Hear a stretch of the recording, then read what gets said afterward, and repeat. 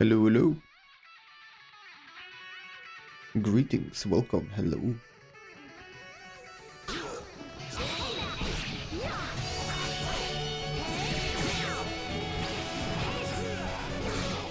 My controller not working.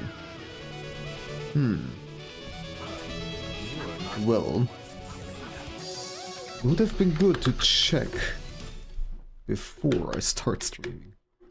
Let me plug it in and see if that fixes it. Nope.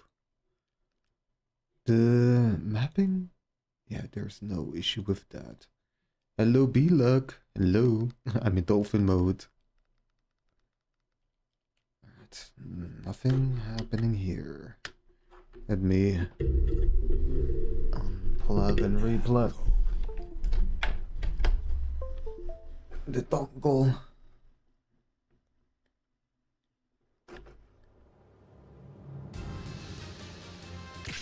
There we go. Soul Calibur 2. Groceries time. Have a good shopping time. We don't need this. Alright. Let's get back to this game. Let's start with something that is a bit harder. And then we go back to the combo and arcade stuff. There is an achievement for defeating 15 enemies in normal survival mode. So let's try to do that at first. This is it. Versus Cervantes. Got you. Got you. The Almighty Ones have granted you a sword to offer your soul. Battle 1. Please give me your soul, Ubu.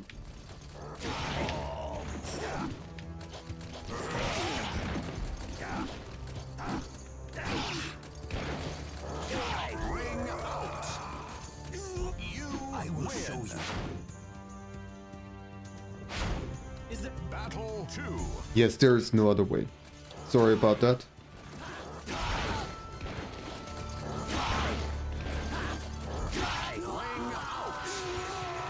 You win.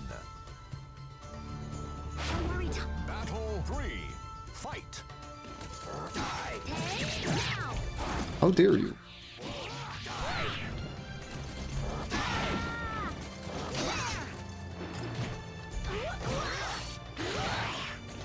I'm still of the opinion that this should throw them down. You win.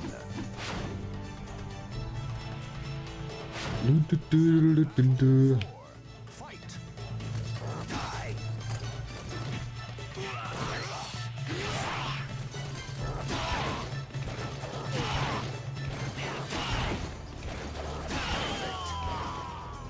It's time to die, die, die. Battle 5. Fight.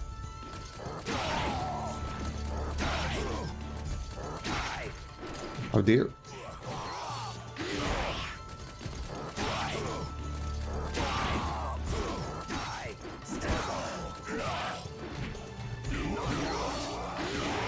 Wah, wah, wah. You win. Versus Charade. Got you. I got you. Battle 6. Fight.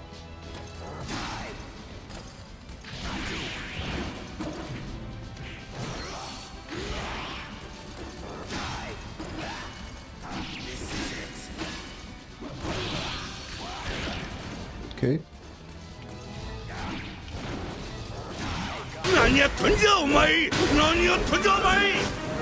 What am I doing?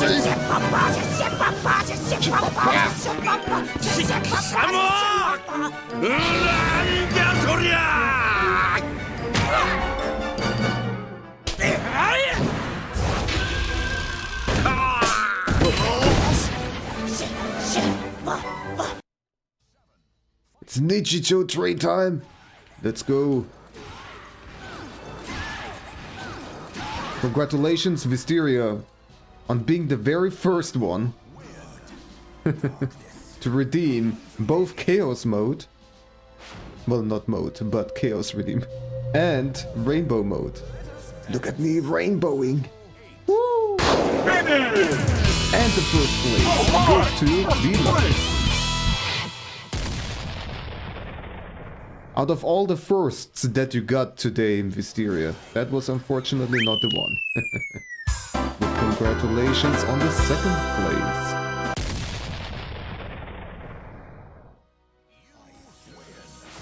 And I hope you're doing well, Wisteria. Battle 9.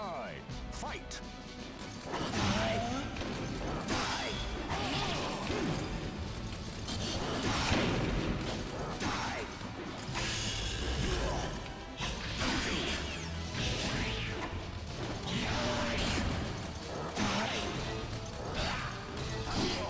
Rude?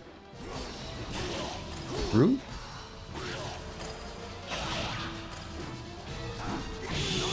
That was very rude.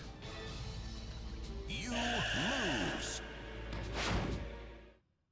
Well, let's try again. But yeah, I spent a lot of hours yesterday and today to prepare a bunch of clips. Most of them are below 30 seconds long. A lot of them are even below 20 seconds. And it's just the most chaotic stuff from Nichijou. I might also add clips from other animes, but Nichijou is just the most delightful kind of chaos.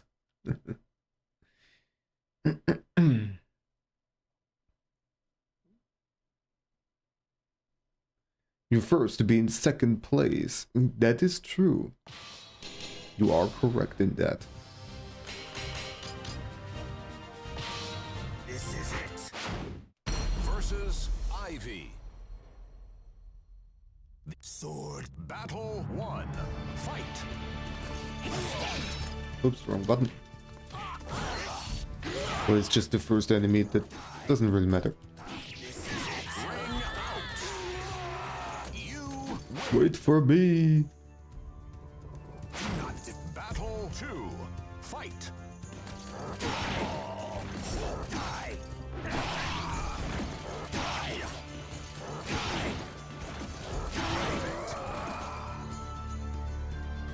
You win. I had a little bit of a headache with preparing the clips, Battle 3.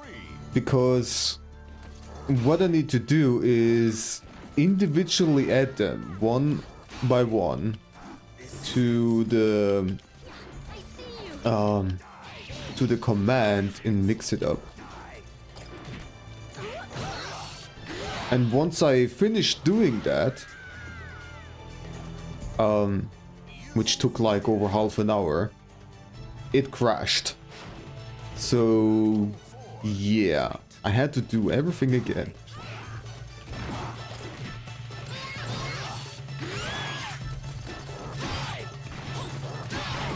But now it's working, and it's saved.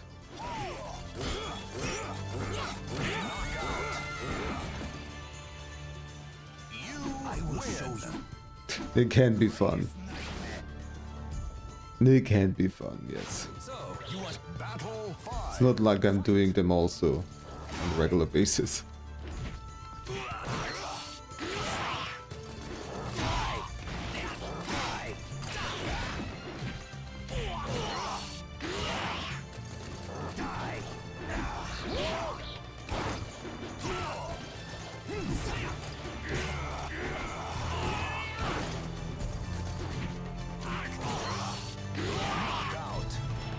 What a cheeky little fellow. You win. Versus Voldo. Got you. I got you. Now you're it. Fight.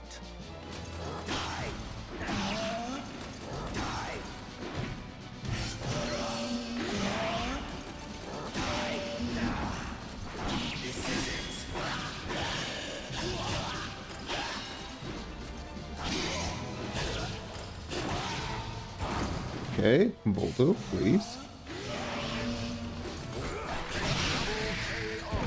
That means what now? That I win. Okay, it counts towards me. Good. Fight.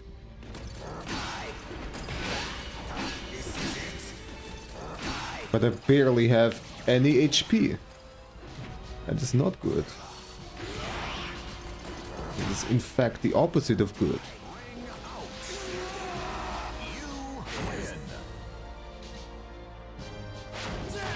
Battle 8. Fight.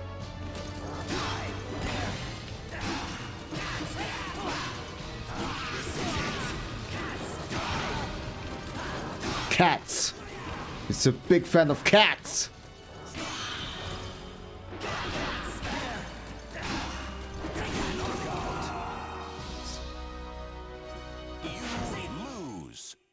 I lost to cats.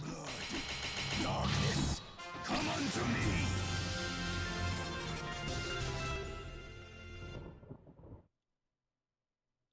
Sold.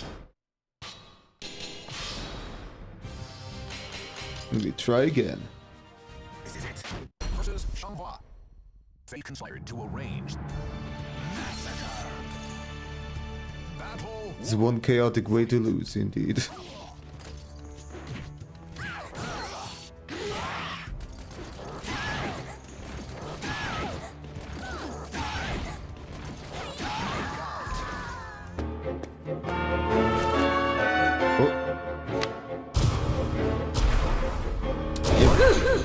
That's the grab them doing.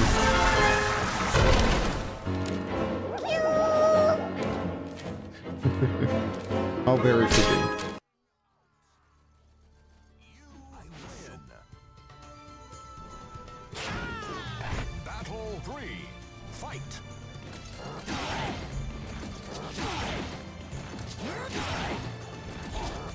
Ring out. Wait for me. Battle 4. Fight. How dare?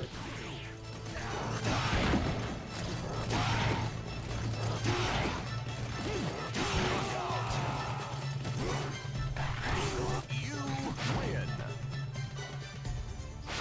Battle 5. Fight.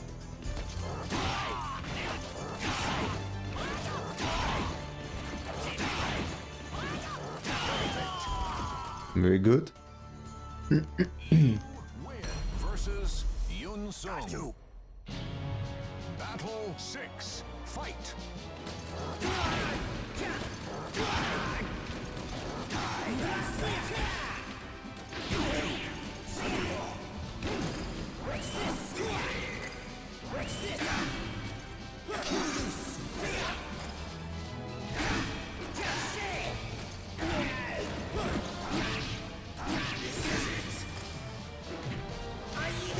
That was awkward.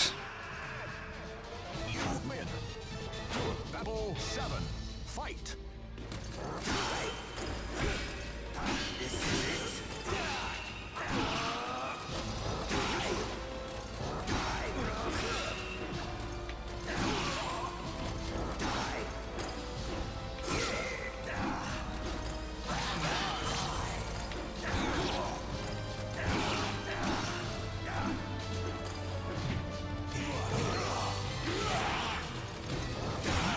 Okay. Ooh. Battle 8. Fight.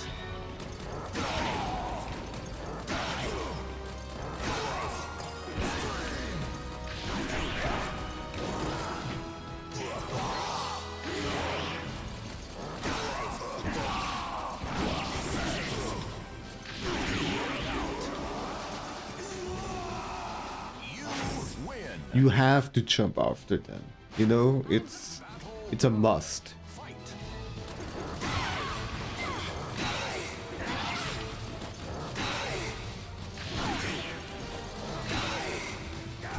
Oh, that was an interesting lag here.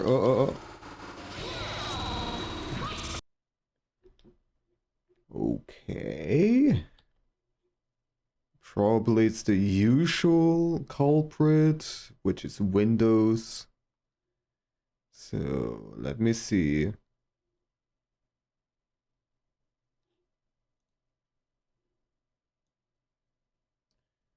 In the tasks and perhaps stop a certain task.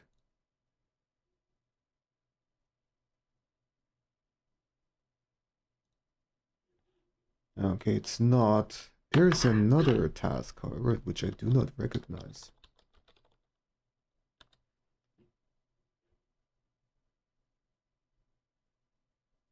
Ah, okay, my antivirus. Ah.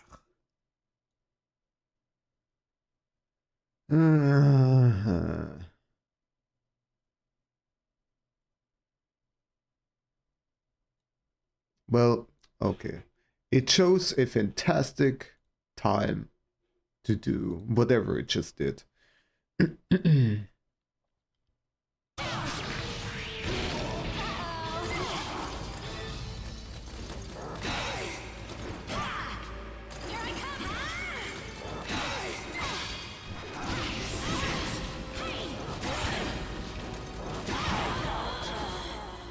Well, that cost me quite a lot of HP.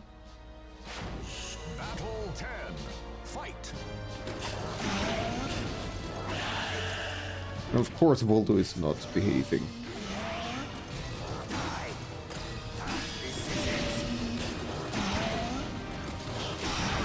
But he was behaving enough. Win.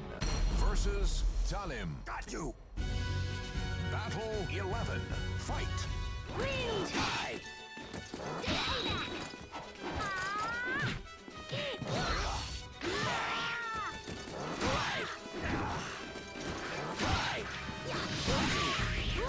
Nice. You win. Battle 12. Fight.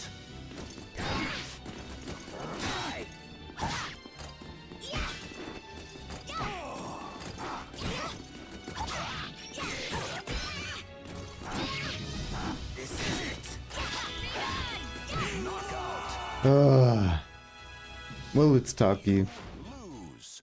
to expect.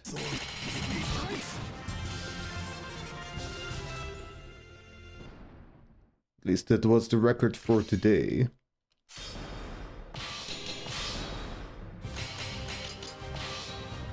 This is it.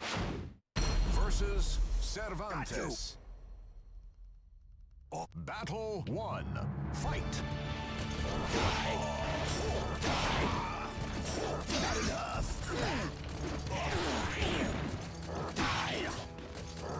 Knockout. You win. Battle 2. Fight.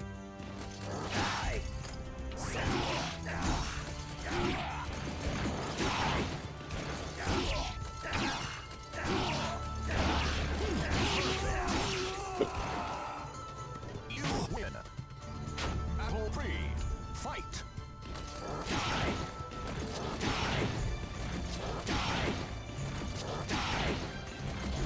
Perfect. Nice. You win. It is battle 4. Fight.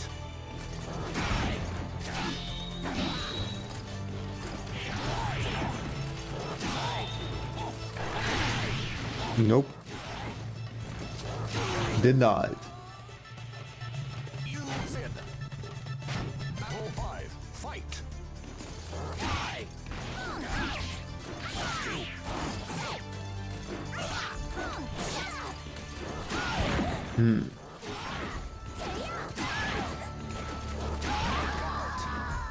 Suboptimal. You win versus Itsuki. Battle 6. Fight.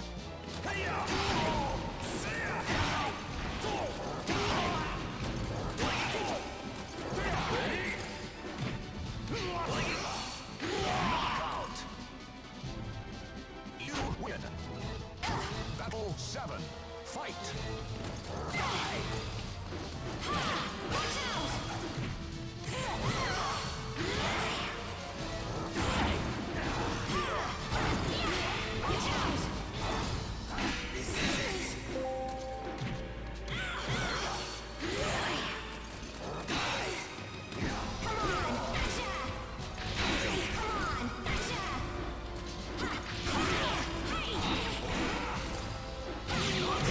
Oh, Cassandra?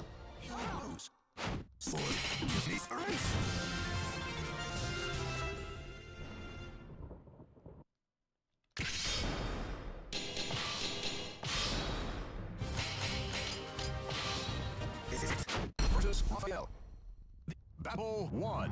Fight!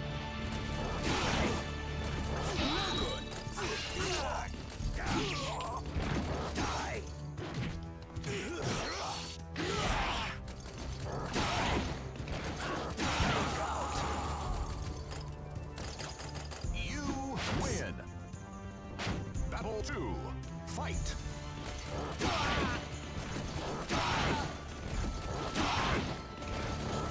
Ring out!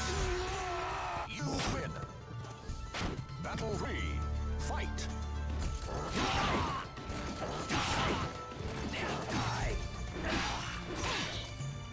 This is it!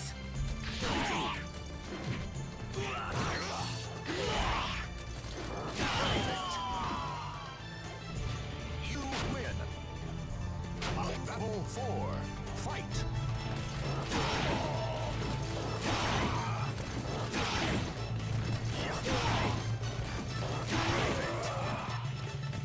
You win! Battle 5. Fight!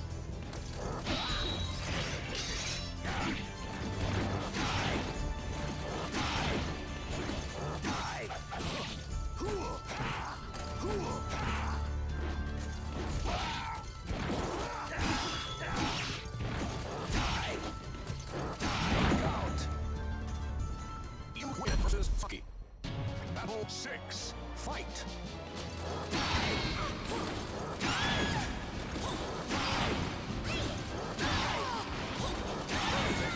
Okay. You win! We got Taki out of our way. Battle 7. Fight!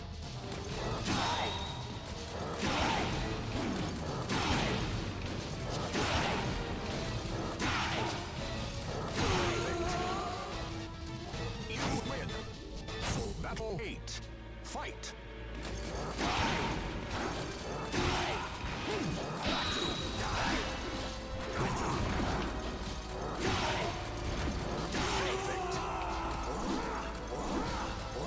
You win! Battle 9. Fight!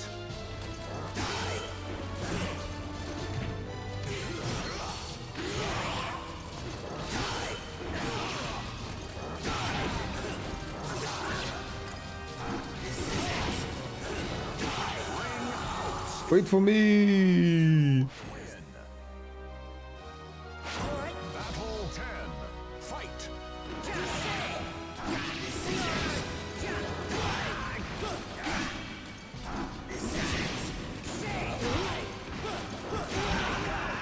Nice. You win versus Salim. Battle 11. Fight!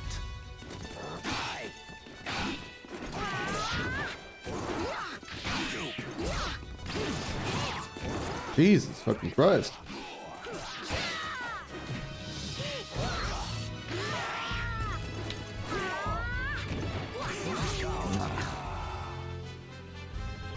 Talim.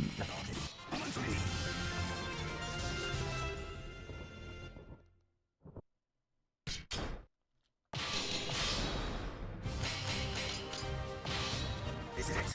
Versus Suki. Of Battle 1. Fight! No use! Got you! You're the first enemy. You're not allowed to block that much.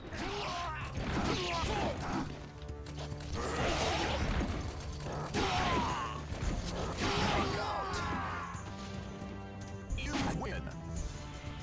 Battle 2. Fight!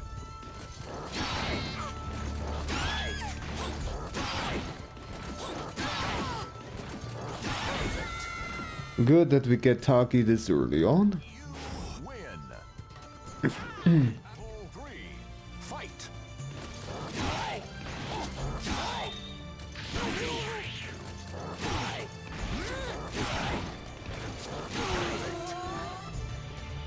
You win! The Battle 4. Fight!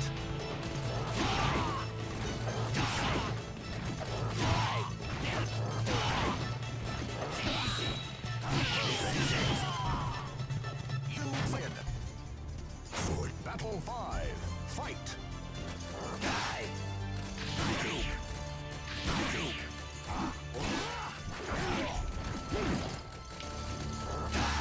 Hello, cursed.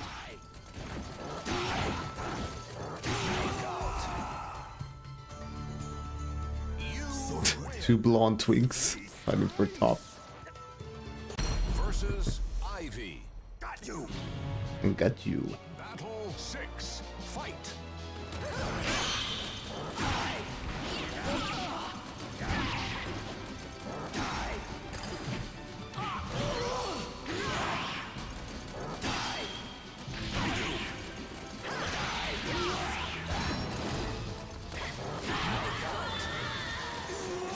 But how are you doing? Hope you're doing well. It was funny seeing Ivy wear clothes. Yes. Hilarious. Battle 7. Fight.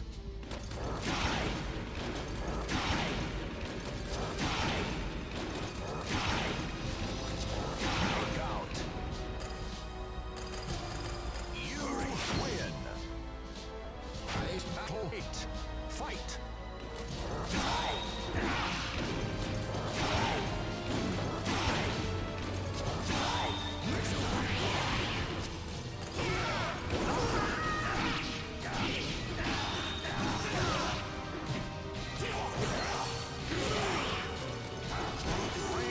I forgot that attack is not something I should not do at the edge. Oh. GG. Let's try this again. Versus Cassandra. Oh god. 1. Fight.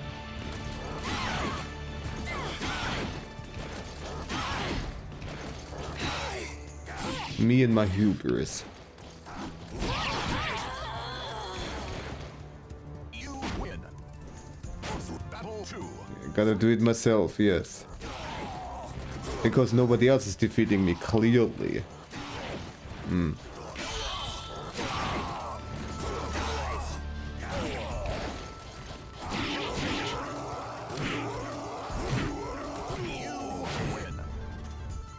Battle 3.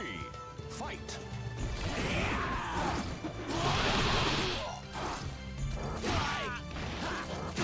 Well, Killig. You win. Battle 4. Fight. Got you.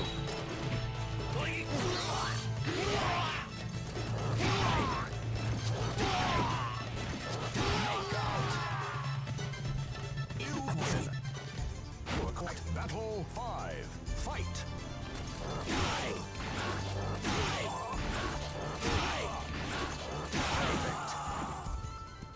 You win. Versus Yunsung. In front. Battle 6. Fight.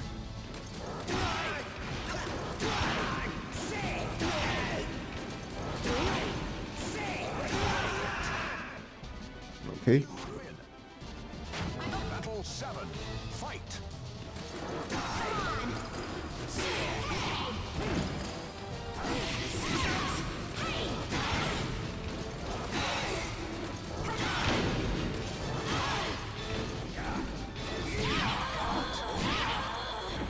You win. Battle 8. Fight.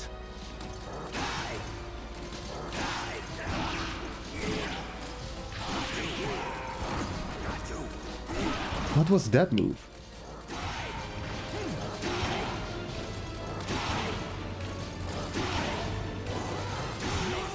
There we go.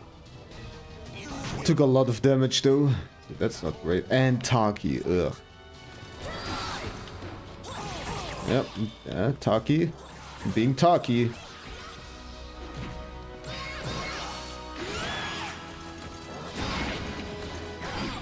Okay, better bring out at least. You win. Battle 10. Sandra.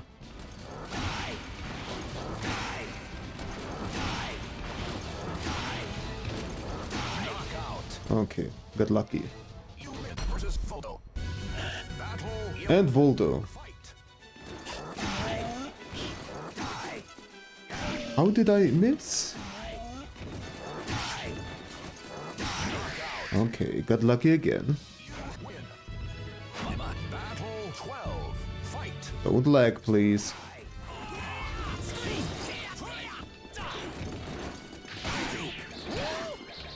The attack that I wanted to do. Chill out.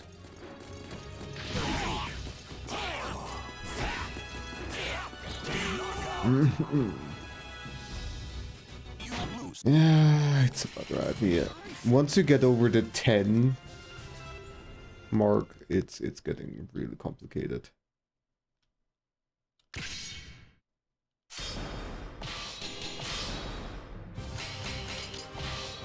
This is it. Versus Shanghua. Watch offers. Battle 1. Fight.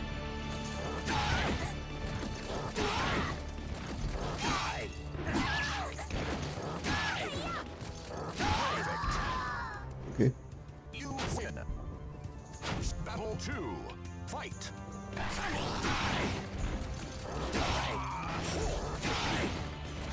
Not so fast.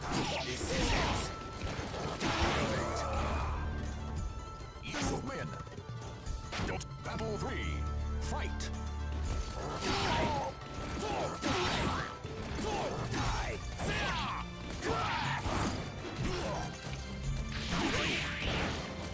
Got you.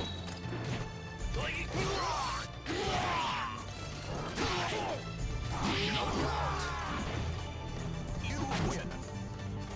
Battle 4. Fight.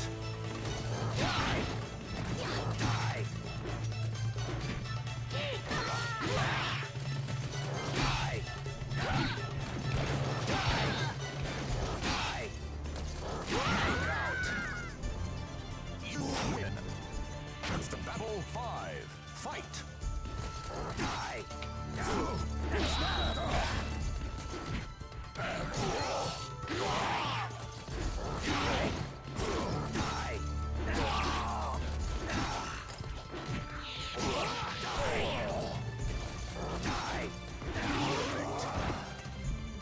You win versus Royale. Battle 6. Fight.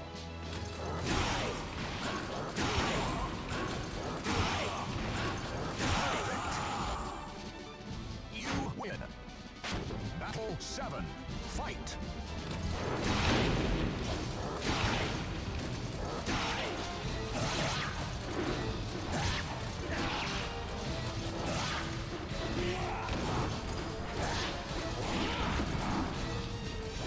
Knockout. You win. Battle 8. Fight.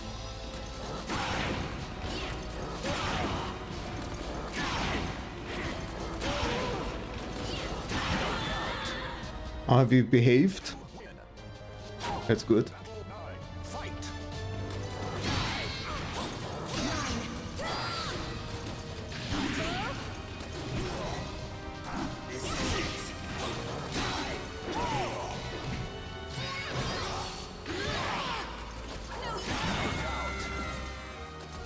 Taki also was okay. Oh, nightmare. Don't be a nightmare. What did I just say?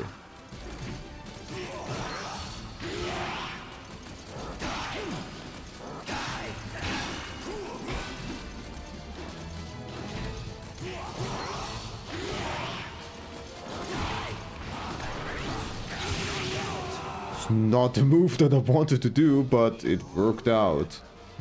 Versus Cervantes. Cervantes. Fight.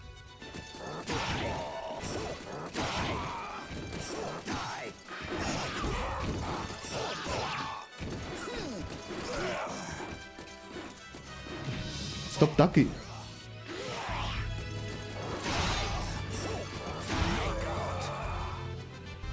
You win.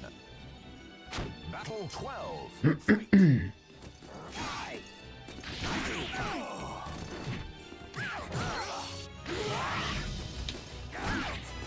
There we go.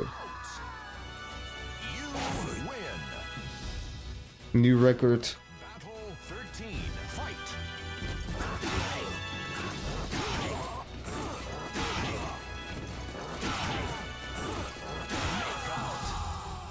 Alright. You win. 2 more. Battle 14. Fight.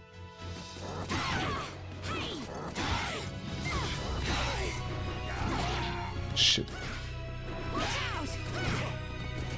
Stop it!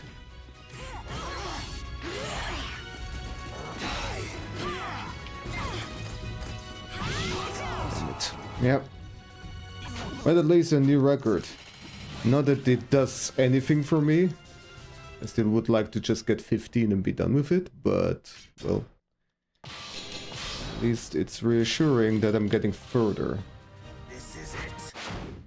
Versus photo. Battle 1. Fight.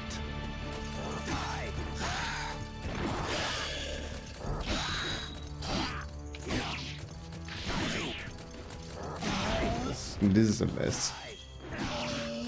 You know what? You know actually what? How about I try a different character?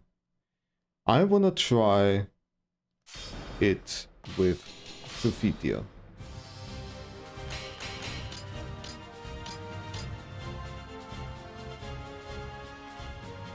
Because I have memories at least of doing pretty decently with Sophia. Battle 1. Fight.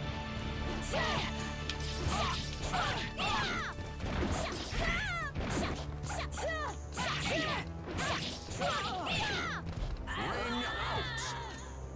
You win. So, Battle 2. Fight.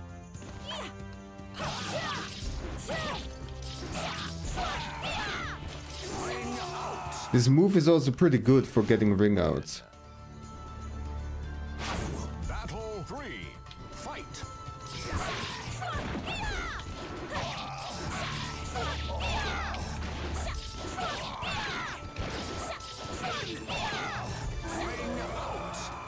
I mean, those are the first couple of fights, so obviously I'm going to dominate here. Fight.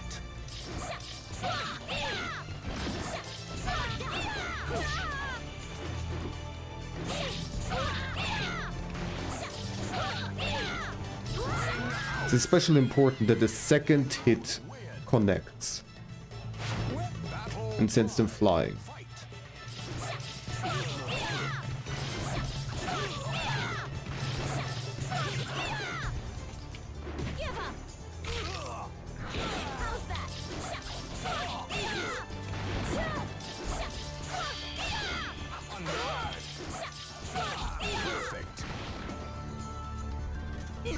This move is definitely not perfect, but Fight.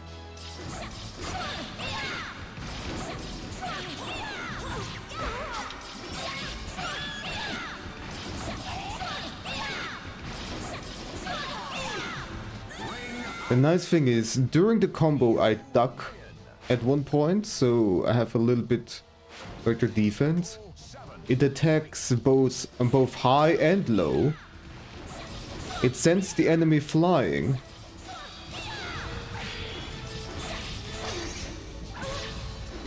And it is faster than Nightmare's attack that I usually use.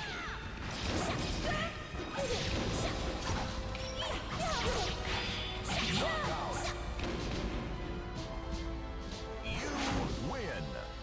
So we'll see. Battle 8. Fight.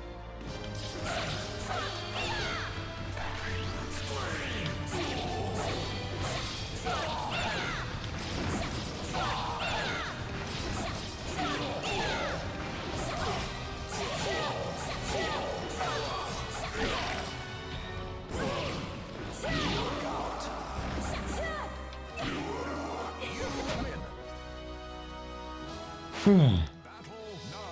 Fight.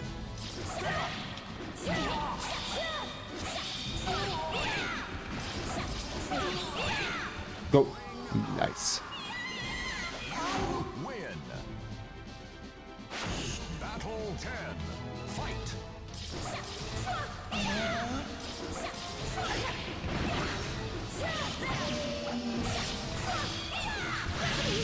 That's not good.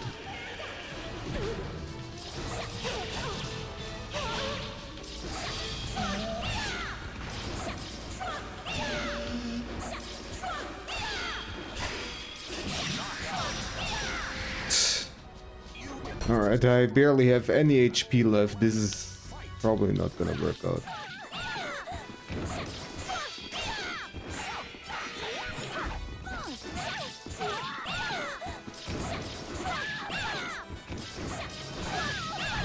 Okay. You win. Battle 12. Fight. Perfect. Dang it. But we got 11 kills with her. And I used her for the first time in this mode.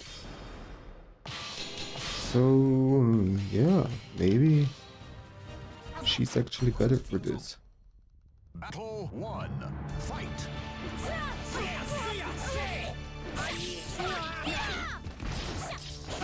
Alright. Have a good job in time. And I might have some work here. Yes, alright. This means I'm gonna pause for a little bit. About 15 minutes once again. We'll be right back. Hey there! In this video I'm going to show and explain to you how I made this picture here of these two lions sitting on the beach in front of a romantic sunset. It was part of my drawing tutorial video about how to draw lions. If you want to know more about that topic, I recommend watching the tutorial video. In this time lapse, I will mainly focus on the other details and stories. The first lion that I'm sketching out is the one from Steven Universe, and I wanted to bring in a little bit of his cartooniness into this picture, but keep the anatomy still mostly realistic. You can for example see that I shaped the nose more like a heart and slightly exaggerated the forehead so that it looks closer to the bean shape that is lion's head. We look at him from behind and he's turning around his head to see what the cubs are doing. Cats can turn around the head quite significantly, that way they can clean themselves on more hard to reach areas too. While doing so, their back bends a bit to the side. The lioness at his side is just resting her head on his shoulder. Of course, that's more of a human than a lion thing to do, but I just want them to look cute. Even their tails are entangled. How romantic. I'm already starting with the second stage of the sketch, even though the cubs are still missing. I wanted to figure out the shape of his mane at first, and also the order doesn't matter all that much. You can see that I made a lot of fine adjustments. Better to do these during the sketching phase than later. And I can tell you, the mesh transformation is such a huge help. His mane is looking extra fluffy and large. Not quite the same size and shape as in the original version, it's a middle thing between reality and the cartoon. The mane looked too rectangular at first, so I changed its shape so that it is slightly more narrow down his back. Making sure that the hind legs are sticking out to the side in their sitting position. Oh, and flipping the picture is also very helpful to notice any mistakes in the proportions. Only a few months ago I got used to it, and I really should have done so much earlier. Now here's the first little brat. That one is looking up, so I'm making sure that the snout is pointing straight forward. And the little paws as it is mischievously looking out of Lion's magical portal mane. A second cub on the other side, currently trying to climb inside. I didn't spend too much time with the proportions and details, since these are just two smaller parts of their bodies. Their poses just have to look cute and silly. I made the orientation of the strands follow the hair flow of Lion's mane and also the angle at which the cubs are positioned. Therefore, on the left the hair is pointing more to the side, while on the right it is rather centered. The cubs were drawn in realistic proportions, but later you will see a little detail that hints at them being Lion's cubs. Now the outlining. pretty straightforward, just using black for the lines, at least for now. I tried to make the eyes more cartoony looking, but in the end I decided to change them. Drawing fur is still challenging to me. I made a tutorial video about it years ago, but it wasn't the best to be quite honest. But I improved in the meantime. Two things I keep in mind is that firstly, I am adding gaps in between the lines. I'm not trying to close off all the hair outlines. And that way I have more control over the density of lines, and also it is easier and quicker to do. Secondly, I tried to put the hair together in strands. It is simply a matter of getting used to often change the curvature of the lines and avoiding drawing them all in the same way, always mixing it up. You can see very clearly how much I struggled. All the times when I hit undo to redraw the lines, it was quite a process.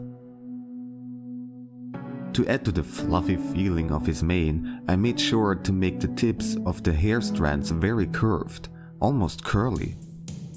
Especially for long lines like these, it is incredibly helpful to turn the canvas so that it is easier for your hand to smoothly draw these curves. And I hope that all that turning and zooming in and out is not making you feel sick. I try to make it not too tasking for your eyes to watch, but if it still is, please let me know. One thing that I taught myself over the years is knowing when to add more detail and when to keep it simpler. If I'm drawing a picture that is supposed to be looked at as a whole and not zoomed in to see only parts of it, then adding a lot of details to small elements of the picture is unnecessary. When drawing digitally, you are prone to make that mistake since you can choose the resolution and zoom level freely. If you are drawing traditionally, then you would have to put a lot of extra effort into drawing super tiny details. One way to prevent that when using digital media is limiting the resolution to just what you actually need. So the maximum would be around what most screens nowadays can display. And that way the resolution itself will limit you in how small the detail you can draw can get. But of course, if you would need to upscale your drawing for some reason, then that would be quite difficult. I personally choose a resolution that is a bit larger, but also try to pay attention to the overall size of the individual elements of the picture. Zooming out to see the whole drawing is helpful for that matter.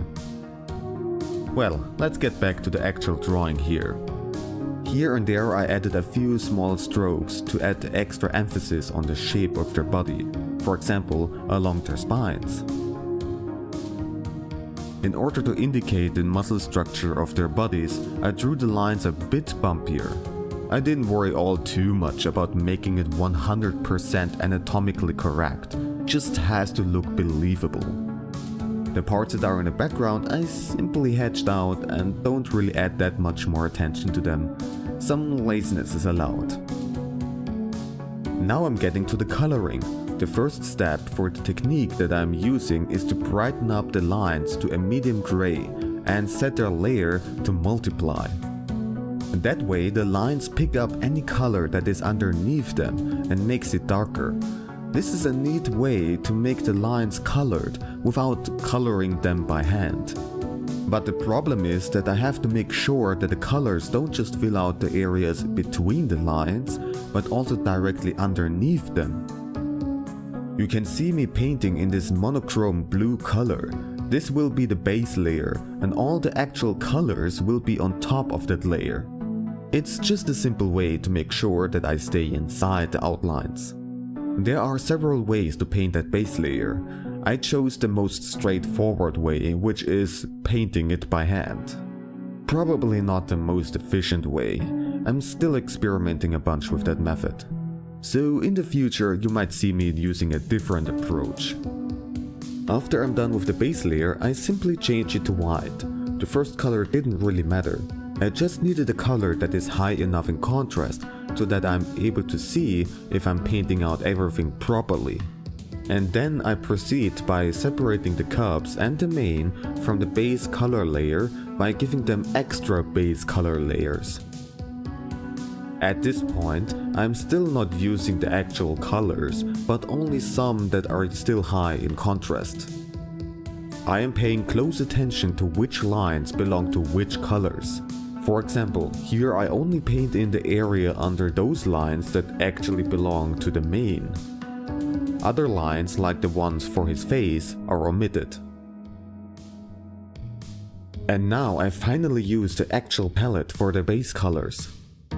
Lions' colors are of course the same as in the original version, and the others have the more realistic palette. Well, almost. As you can see, the little cub has a pink tuft for its tail.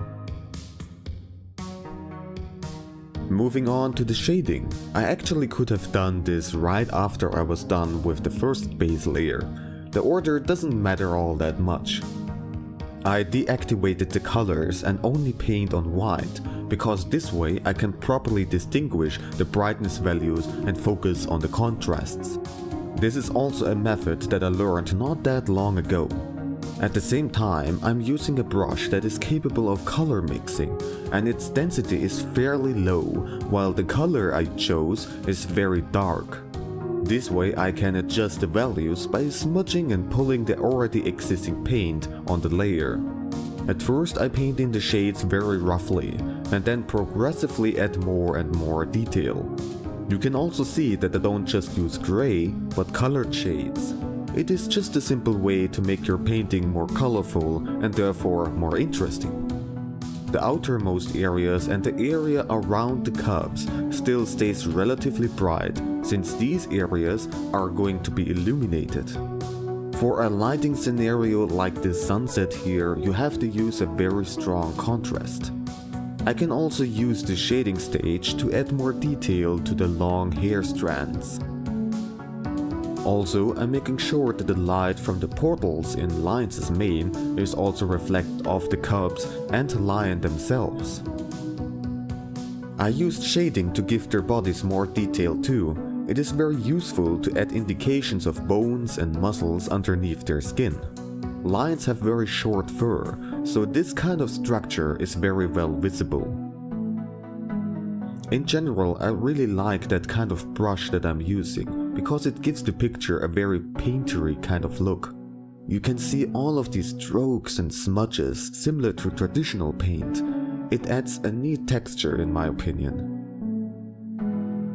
Since the light from the portals is emitted around the cubs, the very front of their body parts is still going to be dark. There is no direct light coming from in front of their face or, well, their butt. When doing the shading, I want to make ridges and overlapping body parts extra dark to emphasize the shapes. For example, the areas between the torso and the hind legs, or the shoulder blades. Don't forget to add drop shadows too, like for Lions' mane or the overlapping tails. These kind of shadows are important to make the painting more three-dimensional looking.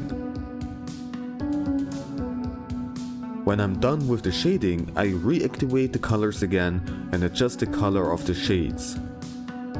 And here I'm moving on to the light that is coming from the portals.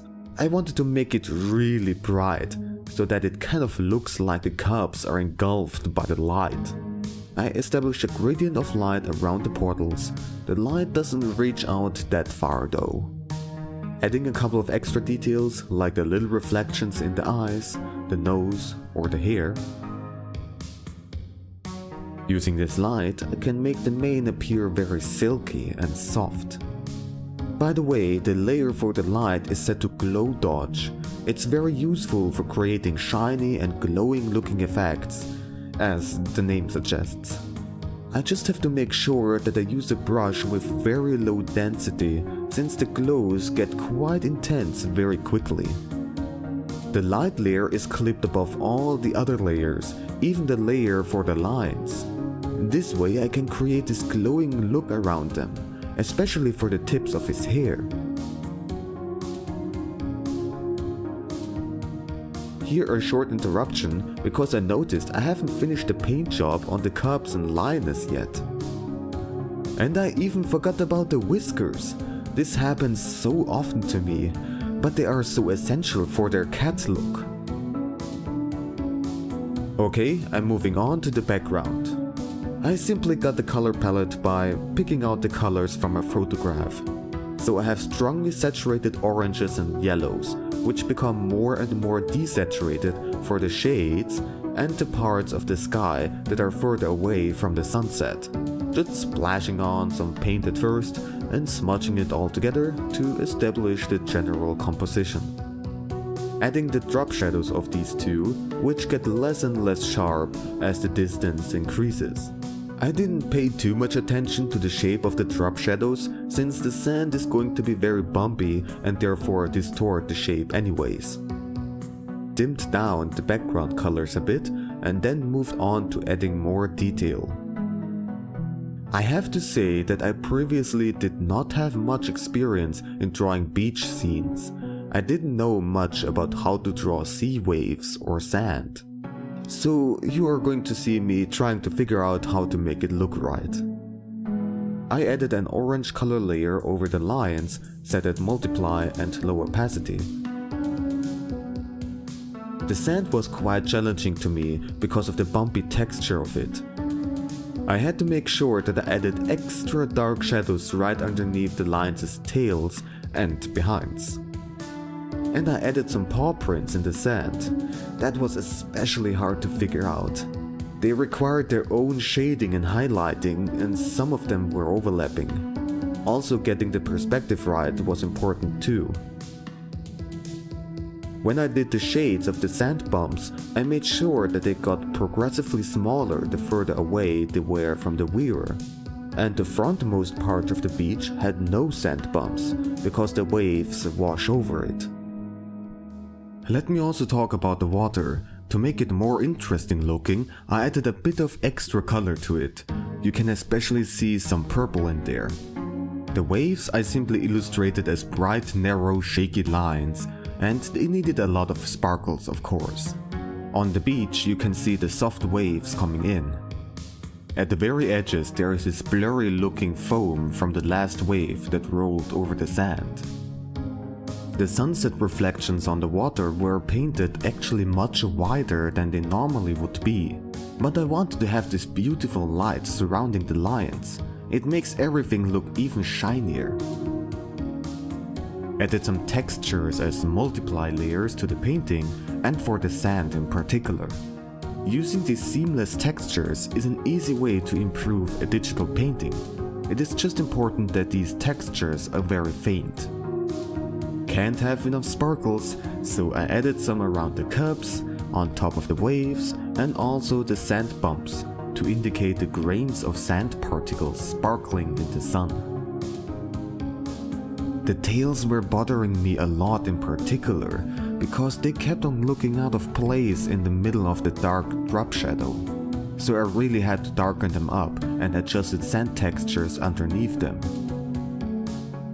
Adding my name tag and a vague vignette effect to make it look more photographic. But the painting is not done yet, because duh, I still need some clouds. The sky looked way too empty. For those, I simply used a purple-ish gray and painted these long stretches of clouds. One of the easiest ways to paint them. I also still need to learn how to draw clouds in general. Well, it is certainly on my list of future tutorials. Added a bit of extra purple color to the clouds and some pinkish reflections on the edges. And then I blended and smudged everything into a somewhat decent looking shape. And that's it. Here's the final result once again for you to see. I gotta say that I'm pleased with how it turned out, even though there was a lot of blind experimenting. Well then, this was my first narrated time-lapse video. If you have any constructive feedback from me, then I would highly appreciate it. Alright then, please check out the description of this video for more information and links, and have fun drawing!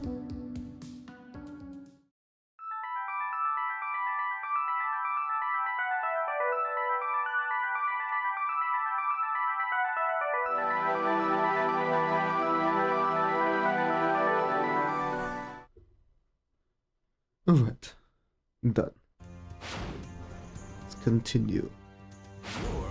Battle 2. Fight!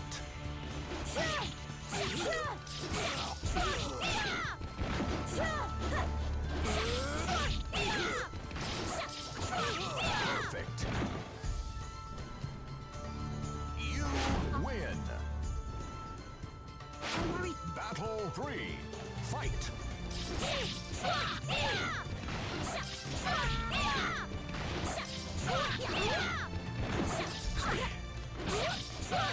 Knockout. You win. Battle 4. Fight.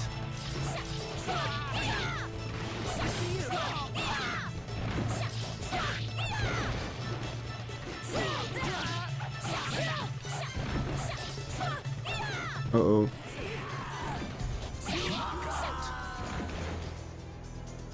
That's the weakness with this combo.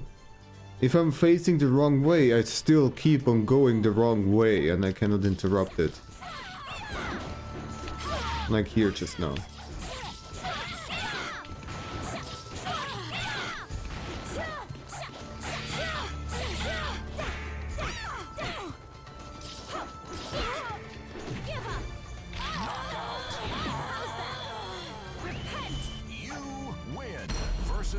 Taki. Sorry. Battle 6. Fight.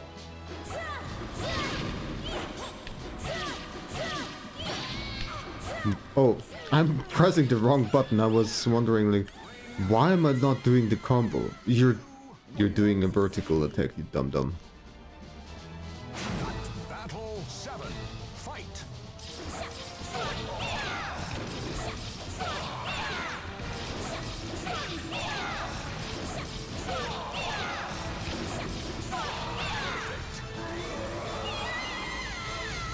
You win. Battle 8. Fight.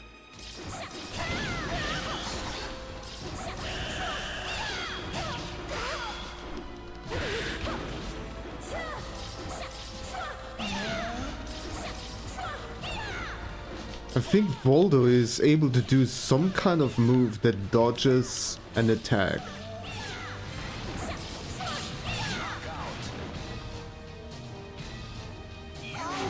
And I don't understand it. Battle 9. Fight.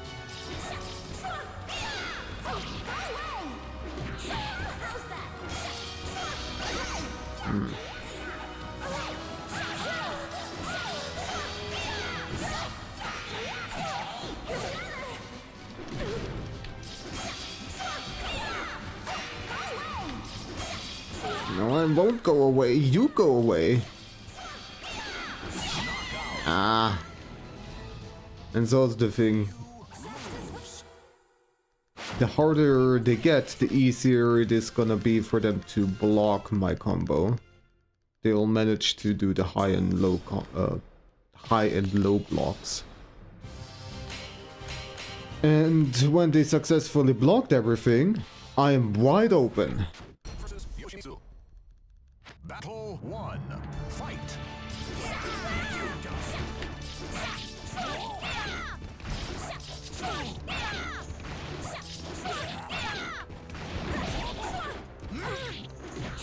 How's that? Knockout. You win. Battle 2. Fight.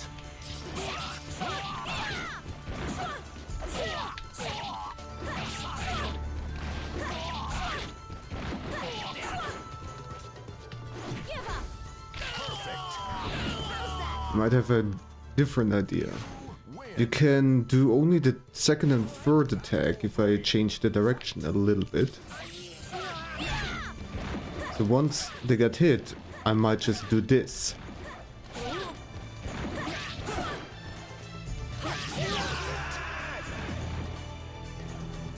You win. Battle 4. Fight.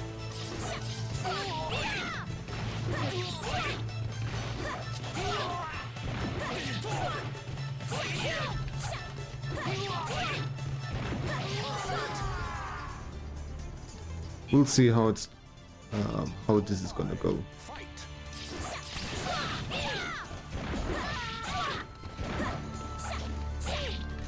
Why are not...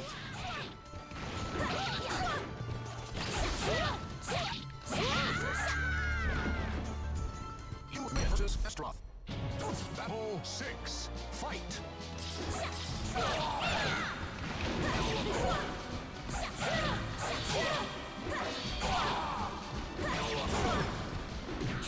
How's that? Perfect. You win. Battle 7. Fight.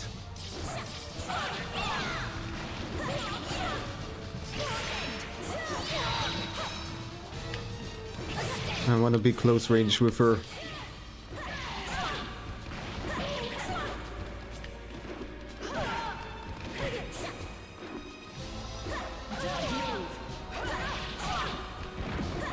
Okay. That was not good.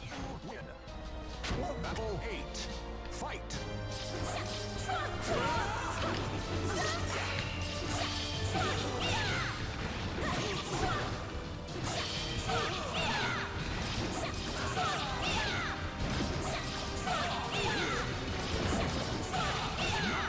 Okay, the problem is with the attack, with the other attack that only does the 2-3, is that if I attack, if the second attack hits them while they're still on the ground, they're not gonna get sent flying.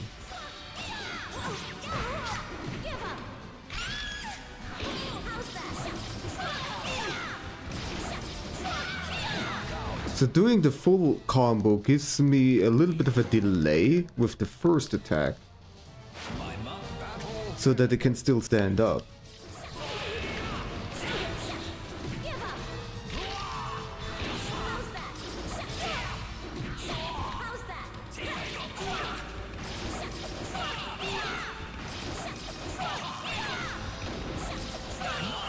There we go. But our health is not looking well.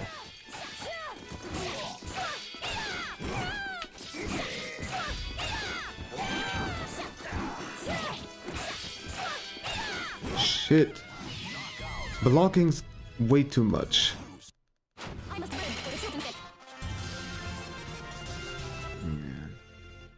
I'm just doing about as well as I did with Nightmare with her. It would seem. We're still gonna keep on trying. Battle 1. Fight.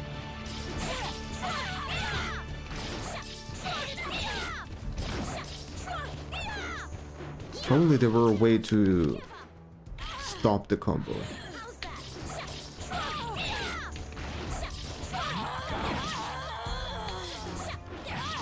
Okay, it seems like I can actually interrupt it if I do another attack.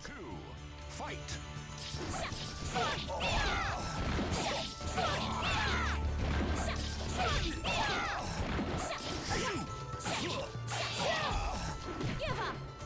Knockout. You win.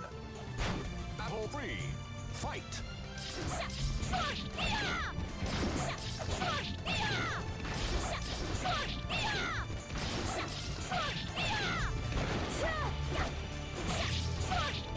Sometimes it just does a completely different attack, even though I'm holding the exact same direction and press the exact same buttons.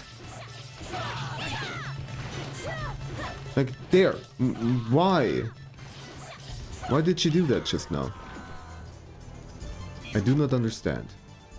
Battle 5. Fight. Okay, let's get into close range with her.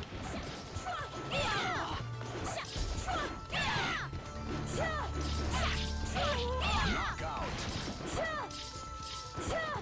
You win. Versus Shanghua.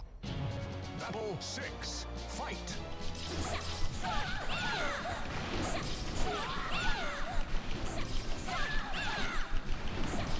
Can I get the ring out? Yes. You win. Battle 7. Fight.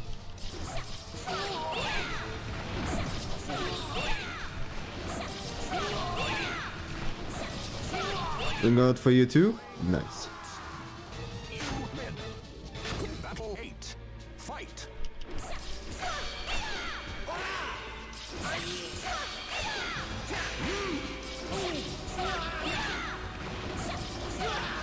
There we go. You win. Battle 9. Fight.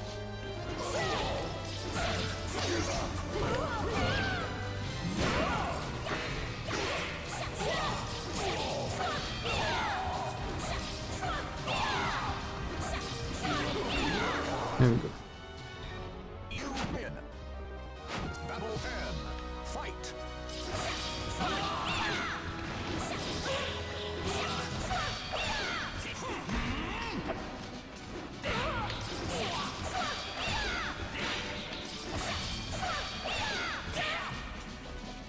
Give up. How's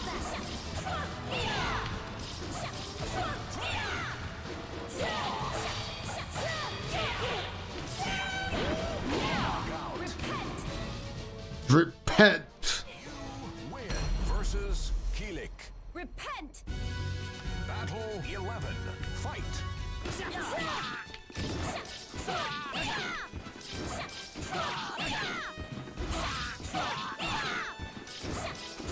Knockout. I wanna run in as quickly as possible with those long range guys. So that's Battle 12. gonna be a bit easier for me. Give up! Sandra, How's that? please please Watch out! behave. Watch out!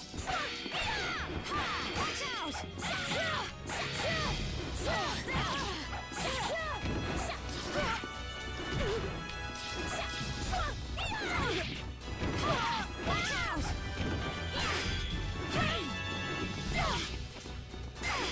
Knockout. Ah, Cassandra!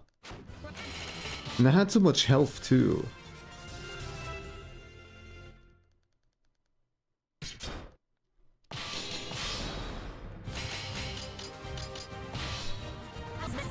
Versus Raphael.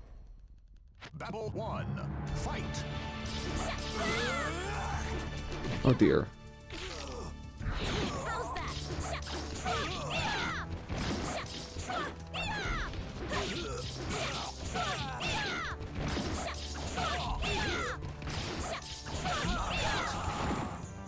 You win. May have got... Nothing personal. Battle 2. Fight.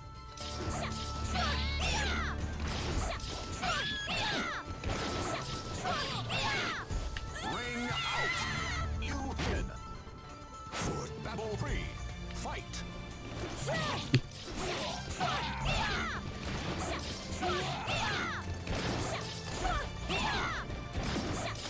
Perfect. You win. Battle 4. Fight.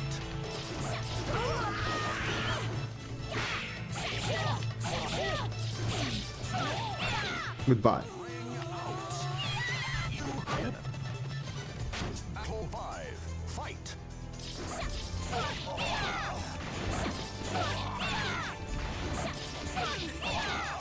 Ring out. You win versus time. Battle 6. Fight.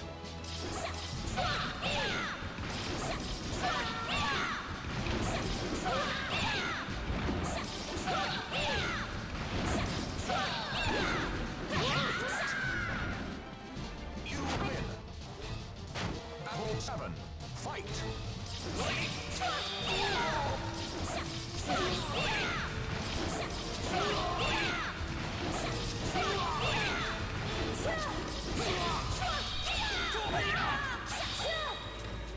Knockout. You win. Battle 8. Fight.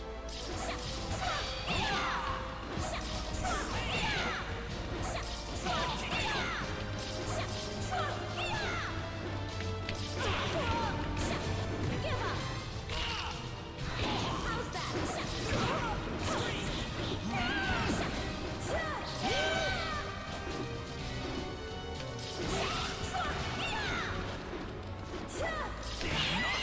Why am I doing that? You lose. I'm doing the completely wrong attack sometimes.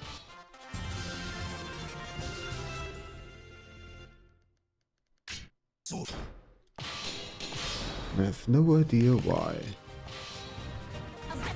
Versus kick. Battle 1. Fight.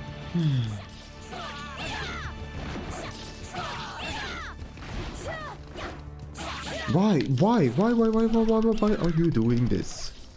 Perfect. You I will heal you. Battle 2. Fight.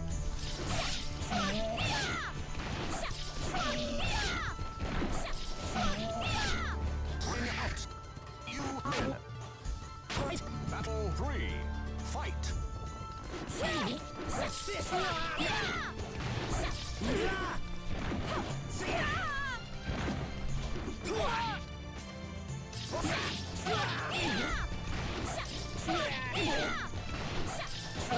Knockout.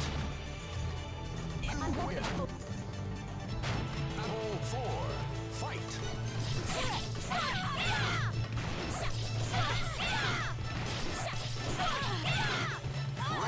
Goodbye. Battle 5. Fight.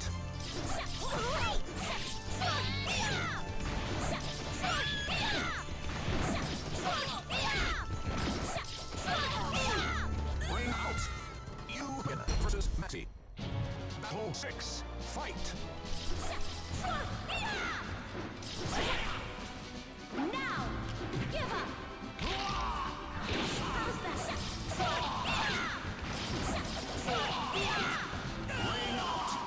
You win. Want to save you. Battle 7. Fight.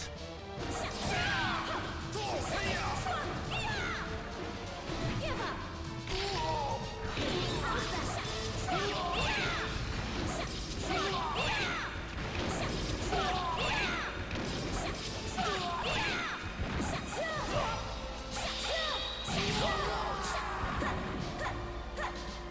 You win. Battle 8. Fight.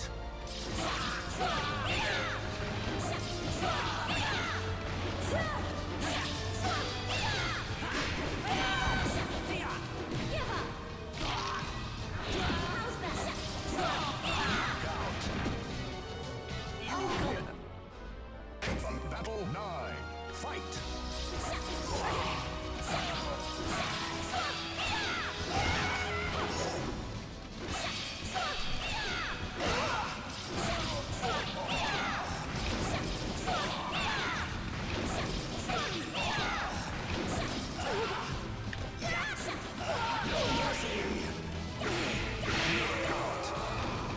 That was too much damage. Battle 10. Fight.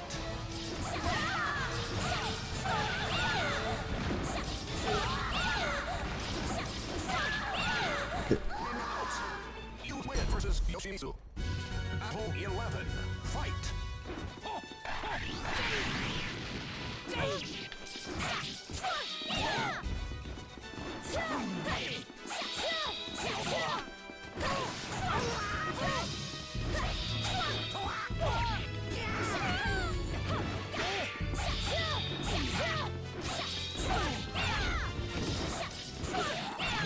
Okay, I tried to lure him to the edge of the ring, and that was not going well. There is work popping in.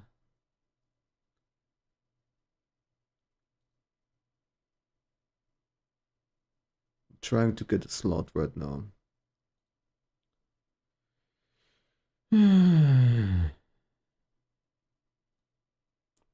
It's just that hundreds of other people are also trying to get in. It's like many people trying to get through a narrow door, and so they're just kind of getting stuck, and only one after another can get through. It's this kind of situation. Everybody's attempting to get in, trying to get some kind of spot there. But eventually I got something. So Battle 12. Let me finish this.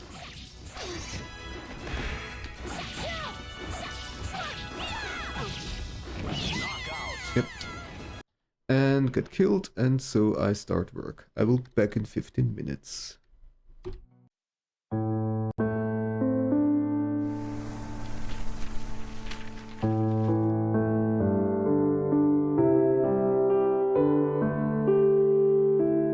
Hey there, and welcome to my tutorial about how to draw roses. Their complex, beautiful shape, with often dozens of petals and a large variety in colors, makes them one of the most popular flowers. And so I have accepted the challenge to draw them myself. Alright, let's start. Thank you. At first, let's take a look at the rose's blooming stages. They start as a bud, wrapped in 5 sepals, which split open when the rose starts to expand. The more the rose petals are unfolding, the further the sepals bend back and dry out. It is up to you which stage you decide to draw. Maybe about midway, and then you often end up with a more cylindrical shape. Or the fully bloomed rose with the outer petals stretched out to the maximum. I personally will focus mostly on the fully bloomed stage. However, you can of course apply what you learn in this video to other stages and other kinds of roses. So there are several different ways to start sketching a rose. Some do it with a cylinder, and that just works fine, especially with a half-bloomed rose. I like to draw circles that represent the height levels of specific layers of the petals. Okay, that probably sounded confusing, so let me illustrate it. This is a strongly oversimplified cross-section illustration, but it gets the point across. The petals are layered over each other and can roughly be sorted into several levels. The innermost layers are centered. Keep in mind that the petals don't grow out of the middle bottom, but along this ring here. Therefore, the innermost petals bend inwards and aren't vertical. Additionally, they are slightly smaller than the outer ones. This leads to the innermost petals being lower than the outer ones that reach up vertically. The outermost layers of a more than half-bloomed rose are curving to the side with strongly folded edges, so their height is significantly lower. So what I normally do is choose a middle point and draw a line downwards from there. The angle of this line defines the tilt of the overall rose, and we have to think about from where we're looking at the rose. In this case, I want to look almost exactly from above.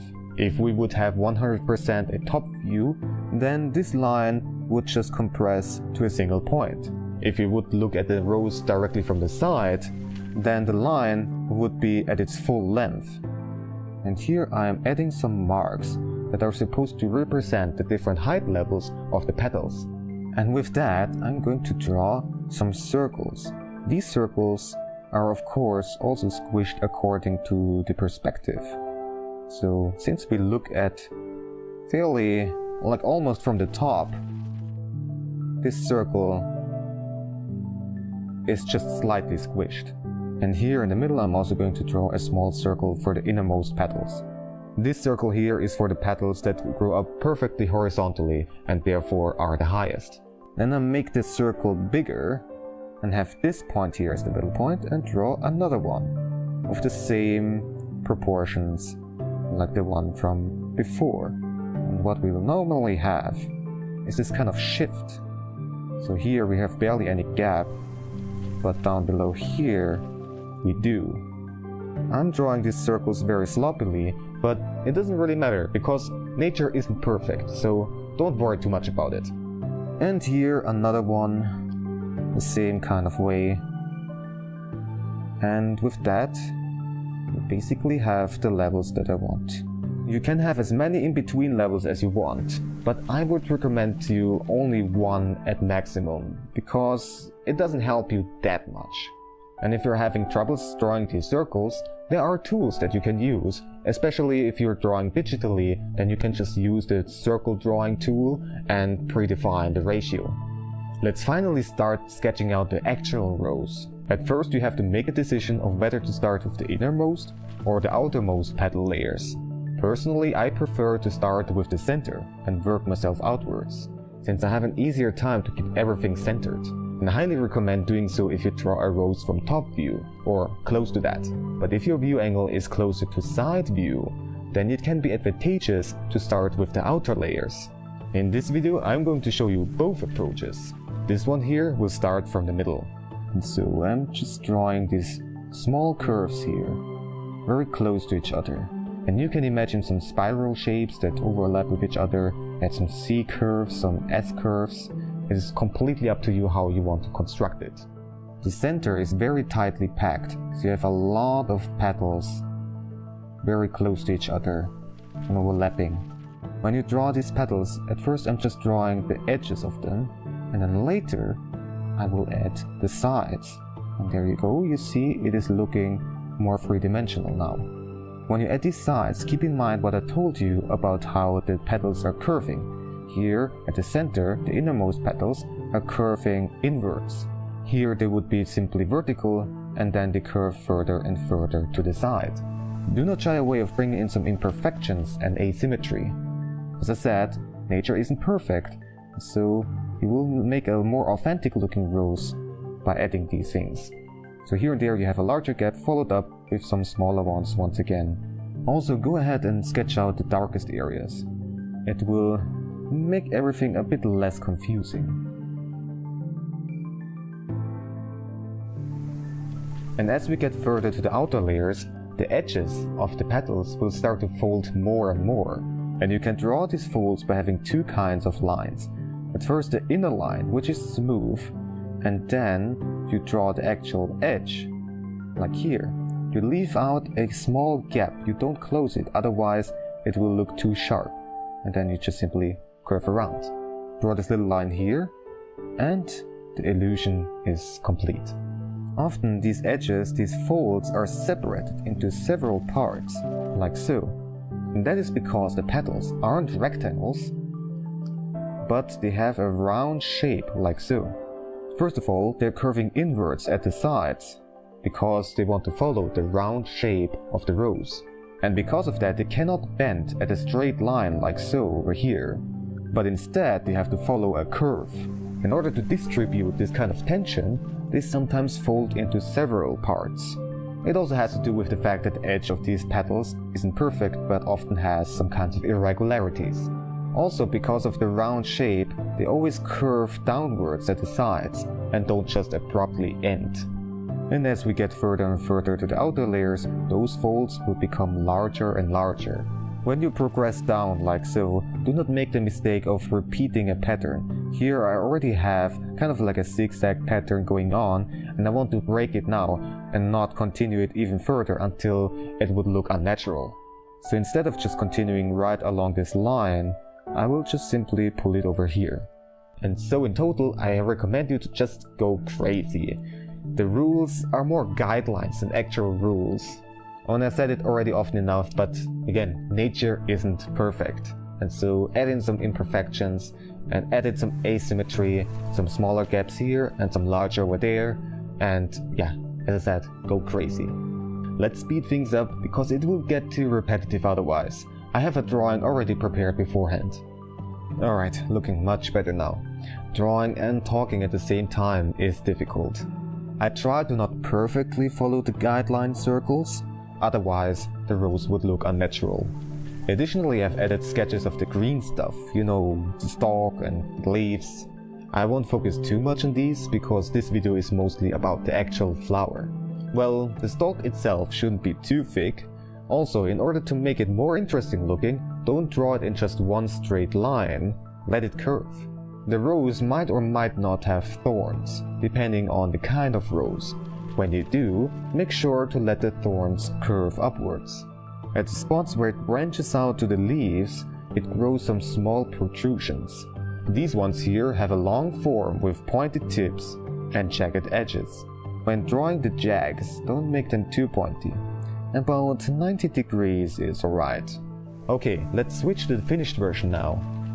As always, in what kind of style you draw your rose in is completely up to you. But I can tell you a little bit about the highlights, shades and colors. I chose the color red because, well, it's the most popular one. There will be other colors too though, no worries. When doing the shading, make sure you are creating a high contrast. The deep ridges should be very dark. Other than that, you mostly have soft transitions, since the petals barely have sharp angles.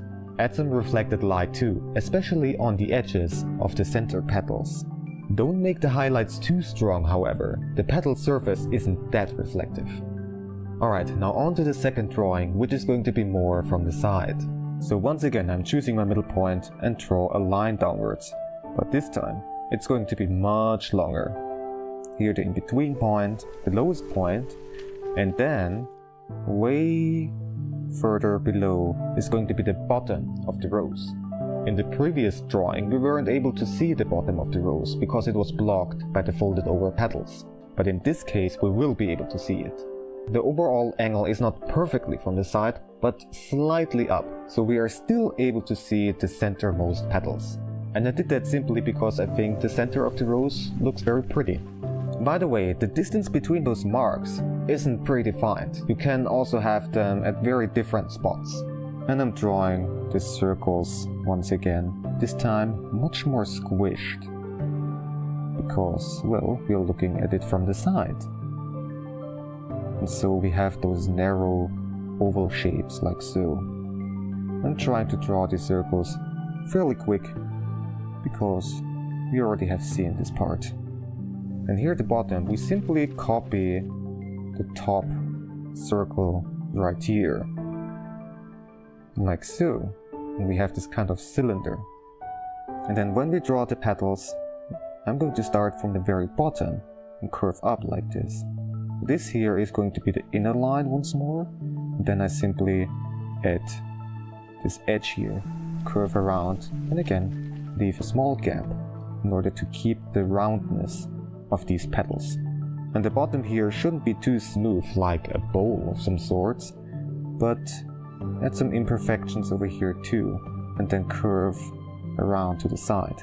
And then we simply work ourselves upwards, one step after another.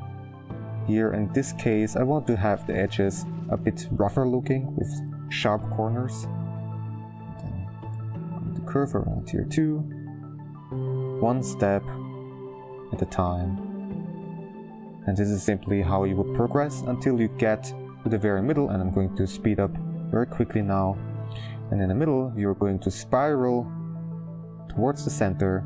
The petals won't really show much of like a folds, it's just simple lines, and then at some point we would get to the tightly packed center. Again, if we would have chosen the view angle to be exactly from the side, we wouldn't be able to see the center, because the center is slightly lower than the highest petals here. Okay, I'm not spending that much time on this one since it doesn't work that differently to the previous drawing. Once again, looks much better. You see that the edges are a bit rougher, a bit pointier with sharp corners, and you can see the asymmetry as it curved up to the left here and gave the rose a very unique look. And also you only really see the outermost petals fold over, just simply because of the view angle. I want to emphasize again that you shouldn't follow those guideline circles perfectly. And here is the finished version, this time in pink. When painting in this color, make sure you establish this kind of transition from a strong pink to an almost white. And even with a bright color like this one here, you want to establish a strong contrast between the brightest and the darkest spots. Okay, I have one more drawing, but this time I will show you a fast forward of its drawing process. And in the meantime, I'll tell you some interesting facts about roses. Alright, let's go. The reported numbers of how many different species of roses exist varies a lot, because there is a significant disagreement over it, but usually the lists exceed 300 different species. There is a rose bush growing on the wall of the Hildesheim Cathedral in Germany, estimated to be at least 700 years old. It's also called the 1000-year rose. The legend around it suggests that it exists since the year 815, and I didn't find any information of what happened about 700 years ago. But either way, it is still the oldest rose bush in the world. Did you know that roses produce fruits called rose hips? I didn't know that before doing the research for this video. They can even be eaten raw, or used for tea, jam, pies, and all sorts of other purposes. And so this is the last finished drawing of a rose in this video. A blue rose. This color is famous, but actually does not appear in nature. As a matter of fact, even crossbreeding and gene manipulation was only able to achieve a lavender colored rose. Pure blue roses, like this one here, require white roses and, well, blue dye. But apparently creating a real blue rose is kind of like the holy grail of rose breeding. They do appear a lot in literature, art and other kinds of media. So that's it for the drawings in this video. Now it's your turn to draw some pretty roses. It certainly was an interesting challenge for me, since I wasn't really used to drawing flowers, and roses are fairly complex too. But I enjoy the freedom you have when shaping all of these petals into a unique rose. Okay, as always, if you have any questions or constructive feedback, then please leave a comment down below. And for more information and links, please check out the description of this video. There is quite a lot in there. Alright then, have fun drawing. You're so crazy.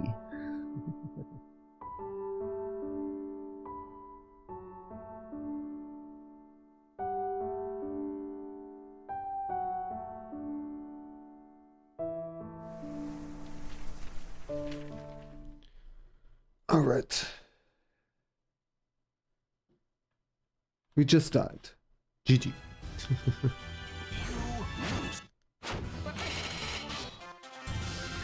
So yeah, I am not certain, I'm not sure if I really want to continue with Sophia.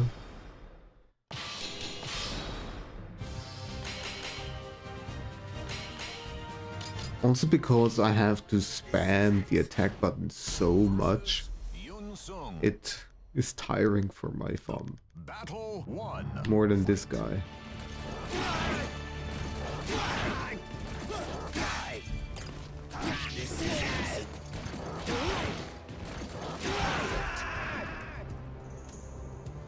You win.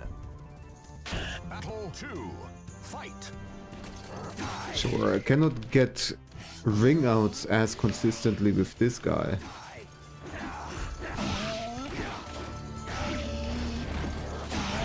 It's also that simply because I'm bad.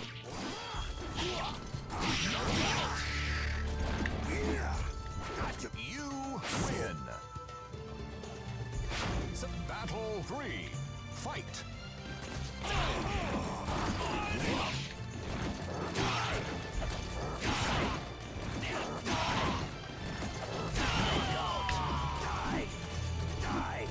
You win. Battle 4. Fight. Oops.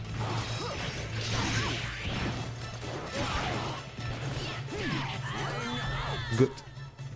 You win. Battle 5. Fight.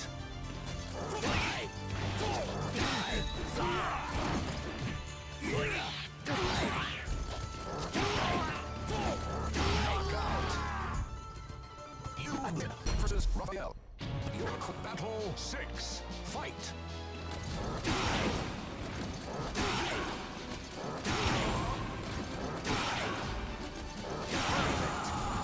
Okay. You win. Battle 7. Fight.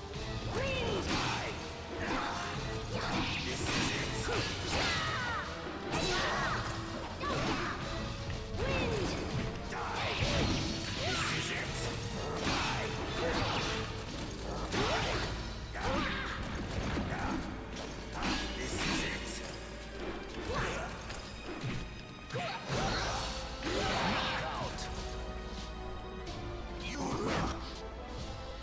Battle 8. Fight.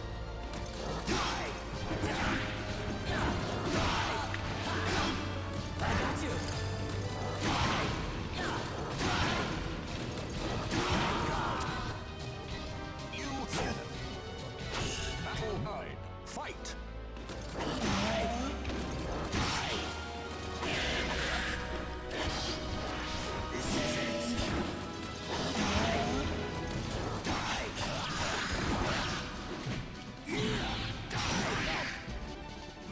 You win.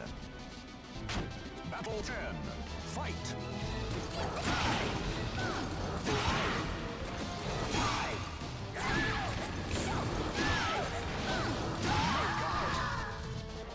You win versus Raphael. Battle 11, fight.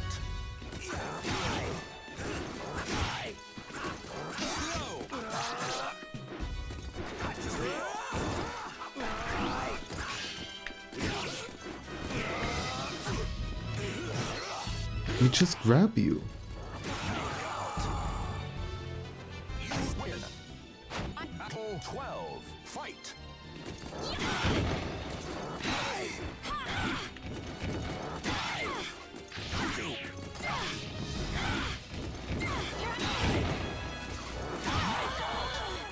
Okay. You win. Battle 13, Taki, oh fight. no.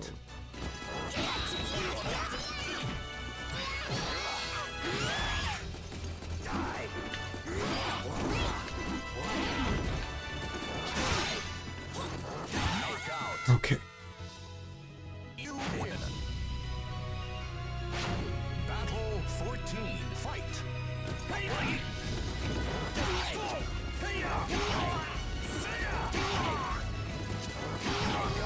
New record. One more. Come on. Battle Cervantes. Oh no. Yes, so fast.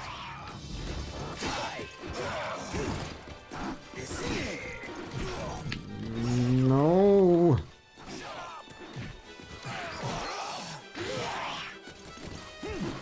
Shit. Shit. He was just staying on the floor for a little bit too long. Twice in a row. As if he knew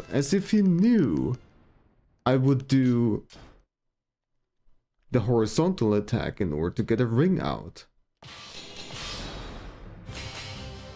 Well, it was a new record, but my god, I wish it would be over. fight.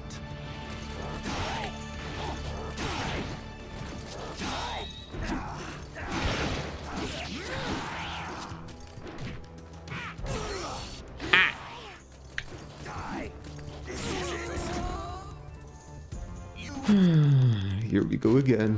2, fight.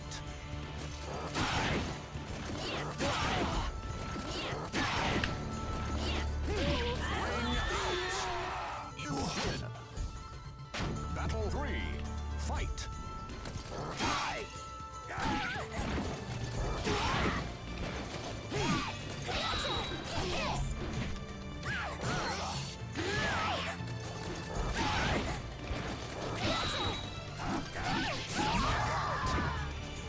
You win. Battle 4, fight.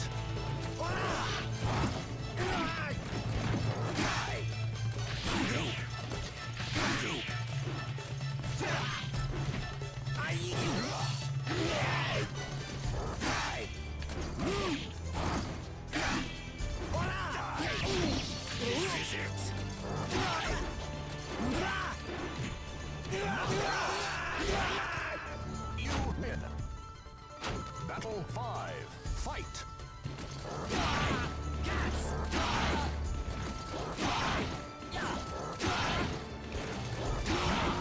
Right? You win versus Cassandra. Battle 6, fight.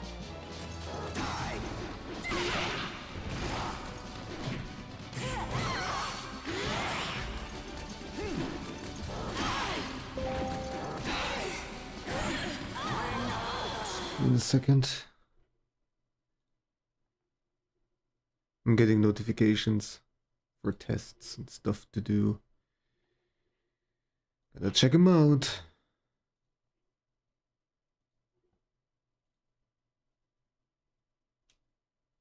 Vinchan Tingle. Ah. Moo moo. It's great. They are giving me the notifications for the test that I already disqualified for. And they repost the same test over and over again. I'm not going to qualify for it the next time if you ask me the same question. Question. Faust. Well,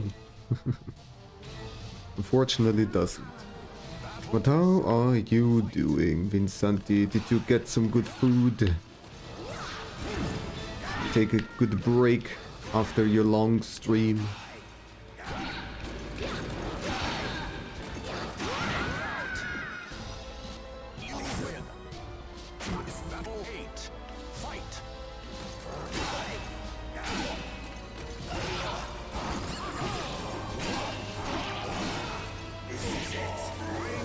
There we go.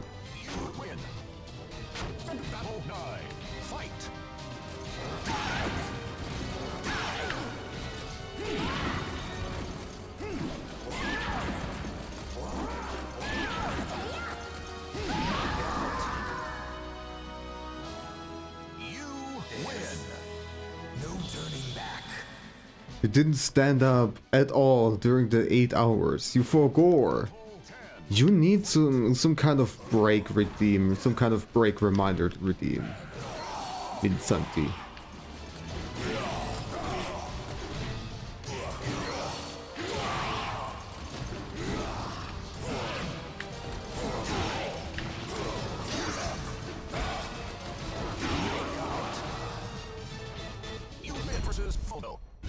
Battle 11.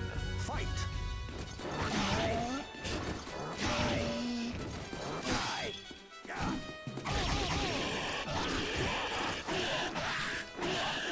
Oh, Voldo! Why did it have to be Voldo? And Taki, I didn't even have Taki yet, so that also would have been an opponent that would have gone on my nerves, so that was unlucky in that regard. Battle 1. Fight.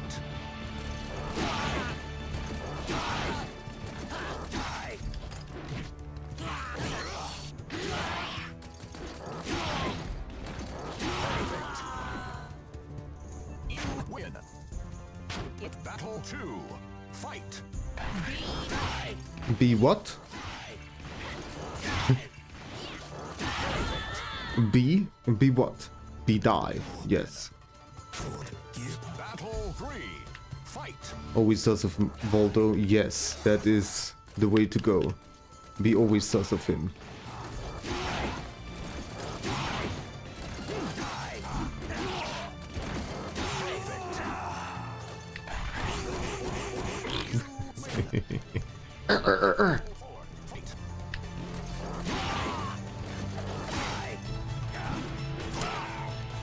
I don't like it when I accidentally do the stab move. That is not very effective. You win. Battle 5. Fight.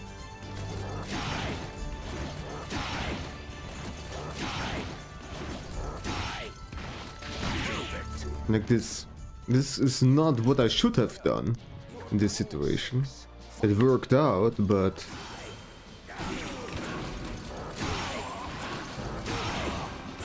oh well.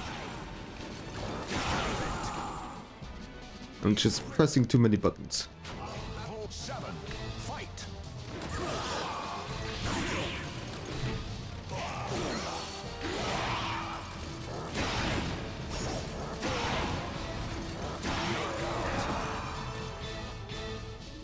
You win. For how long have you been sitting there? Yes, my automated message is calling you out, Vinsanti.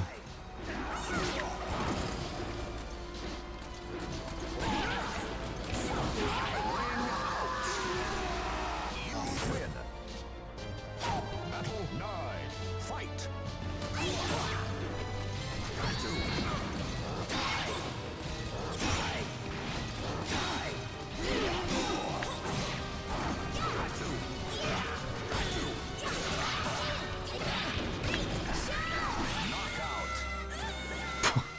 That was beautiful.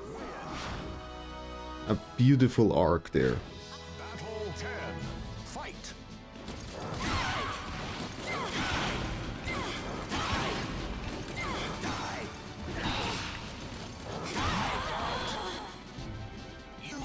versus Phoenix. Okay. Now two. Battle 11. Fight.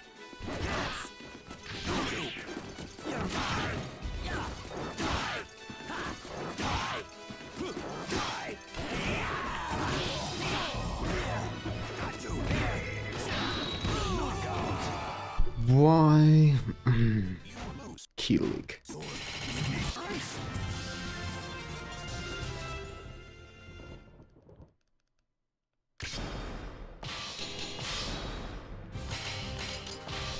This is it.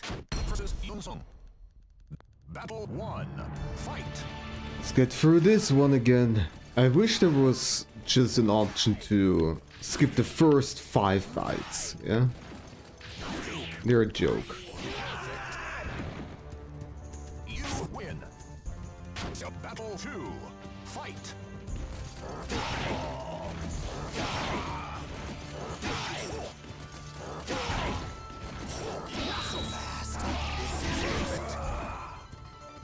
You win. Battle 3. Fight.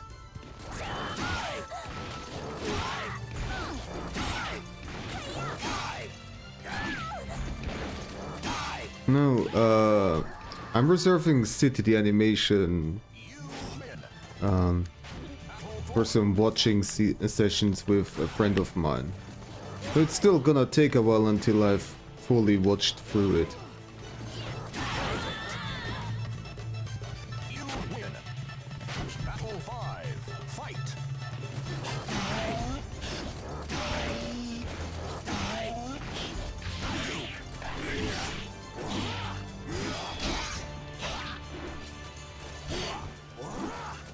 Waldo, that's where you belong. Versus Azeroth. Battle 6. Fight.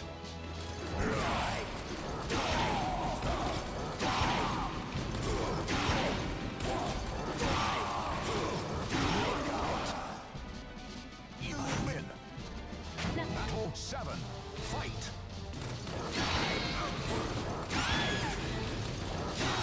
Yes, no spoilers.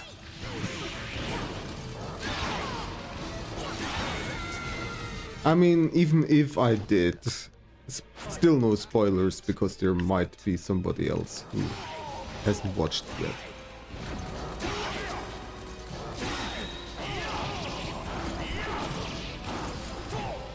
Although I don't know if there is even like some kind of story in that anime, because in Nichijou there was barely any story, it's just skits. Basically just a skit-based show. Except for one little story arc during the second half, but well.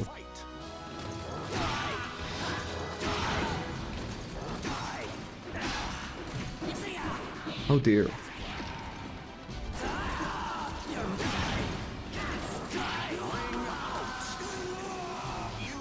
Versus Nightmare. It's Battle 11. Okay.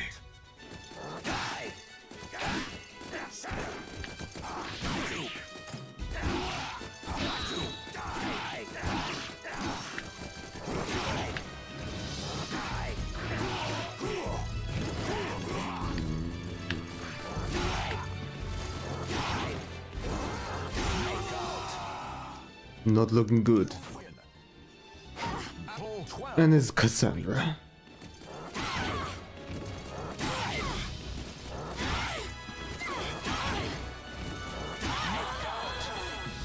Okay. You win. Battle 13. Fight. Perfect. Yeah. You lose. What's to expect?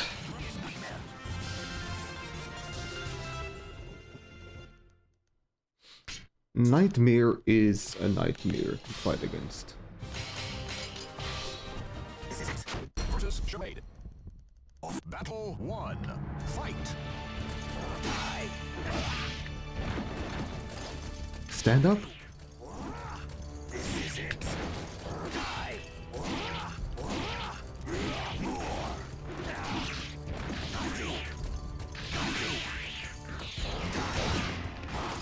Okay. Enough fooling around.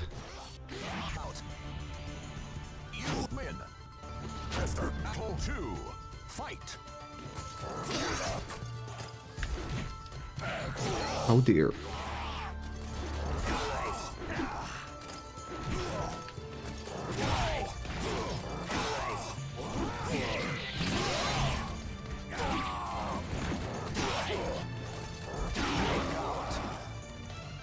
You win. From battle 3, fight.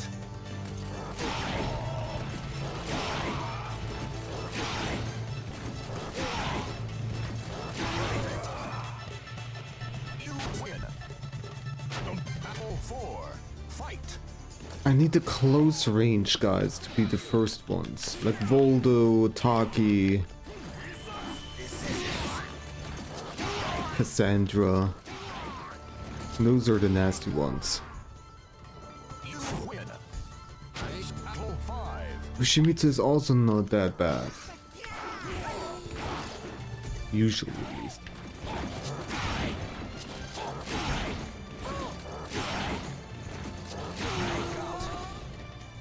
You win versus Yongsung. Yongsung is also not that big of a deal.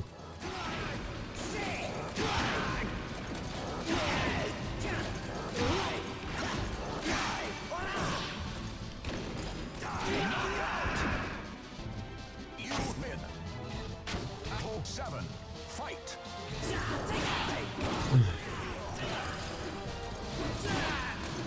If it's wide range sweeping attacks.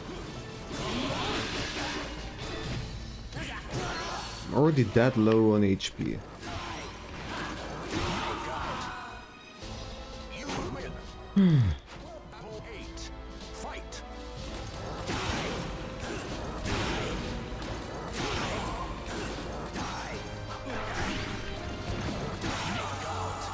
Raphael is also not that big of a deal. Battle 9, fight. Usually.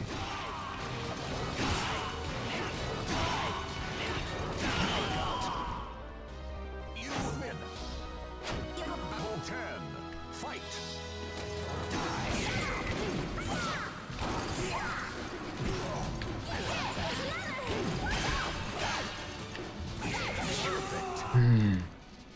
You lose. Yeah, that did not go well.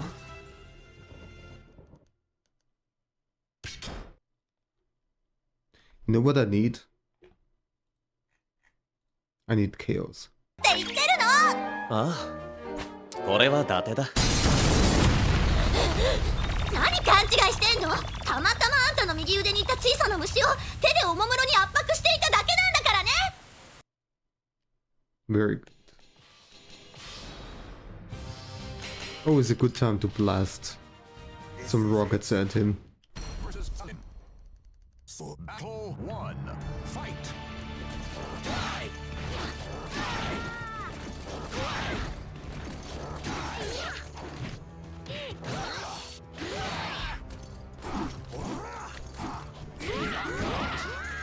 Is she too short for my horizontal attacks to properly hit? Amazing. Rainbow boat. Yeah. Iron Rainbow.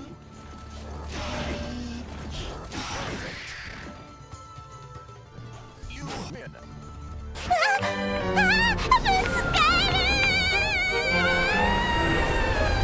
Oh no. Oh no.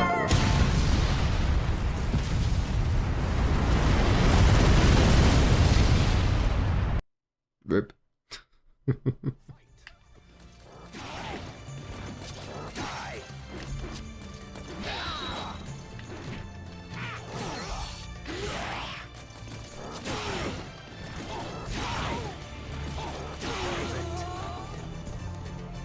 win. Battle 4, fight. Ring out. That was beautiful. You win. Battle 5, fight. Get anti-aired.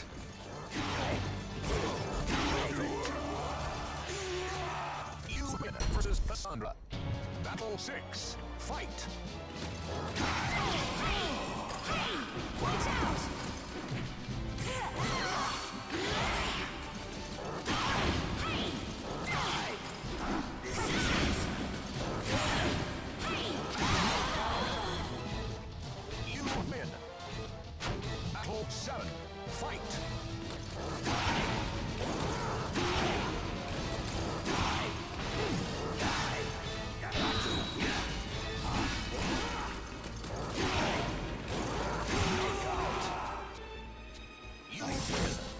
Okay, we got an early Cassandra, Nightmare, and Taki.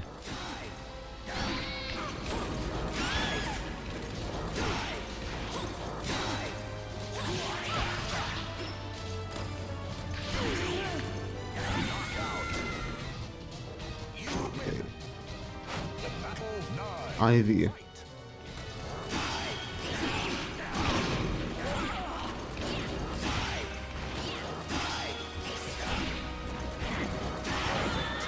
Alright. We got some of the nastiest opponents.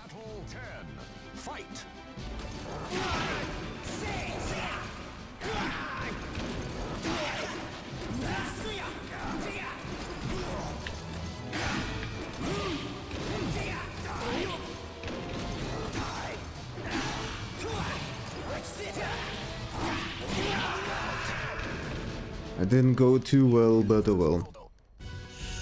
I got another Voldo? What?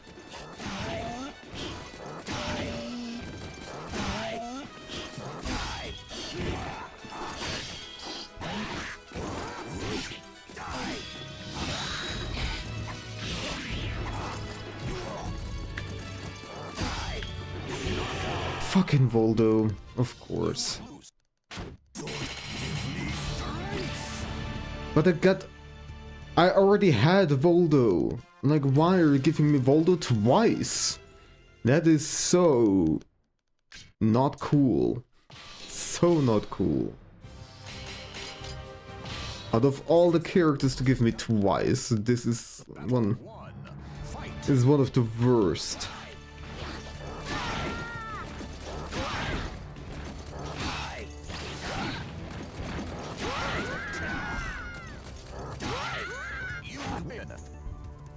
Battle 2. Fight.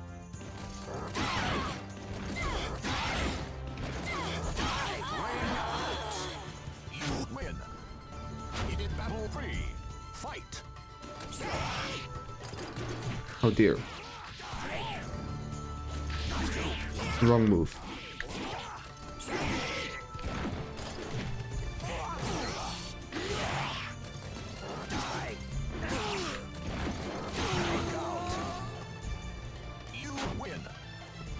Battle 4. Fight.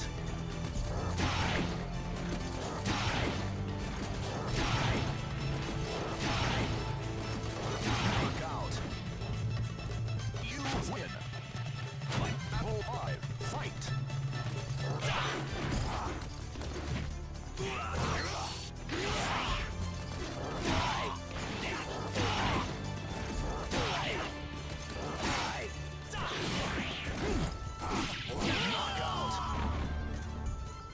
Versus Astroth.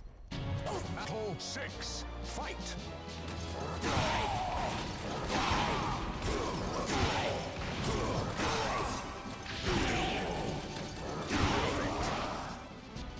You win. Battle 7. Fight.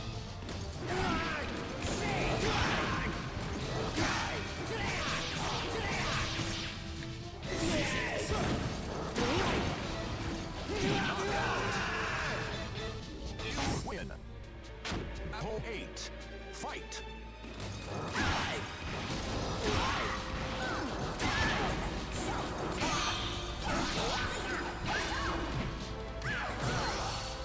Knockout. You win. Battle 9. Fight.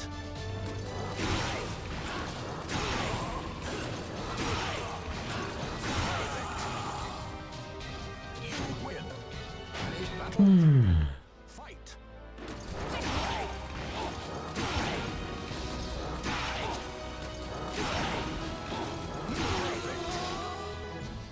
You win versus Taki. All right. Fight.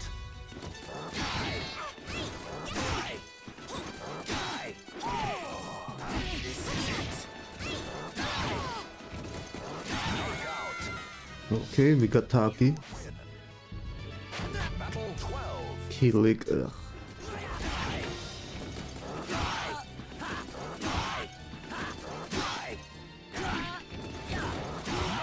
Okay. You win. Battle 13. Fight.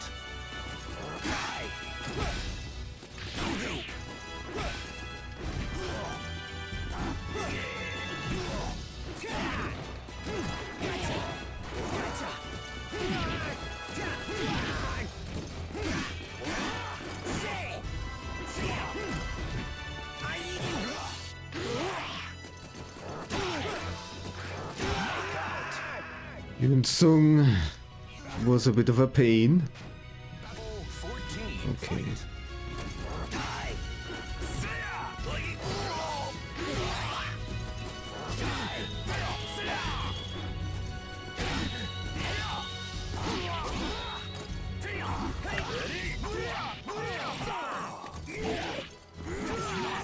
Shit. You lose. I will show you.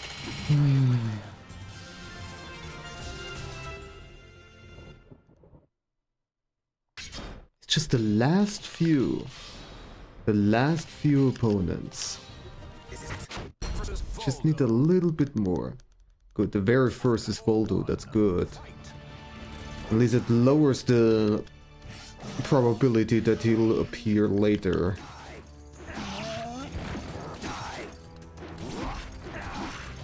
Excuse me? Can you stop sidestepping? You move too much for the first battle. Come on. Your job is to stand still.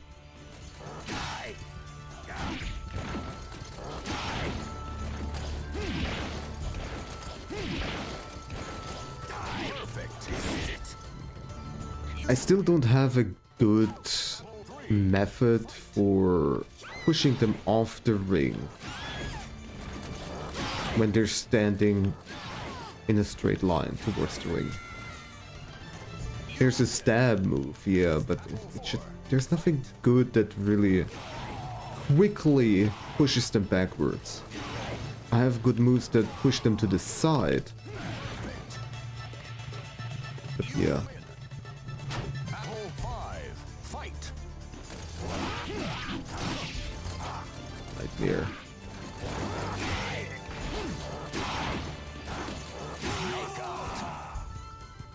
You win. Versus Cassandra. Battle 6. Fight.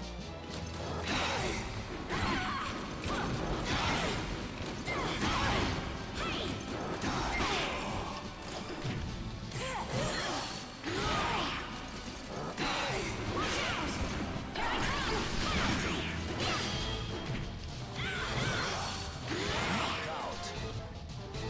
You win. Battle 7. Fight.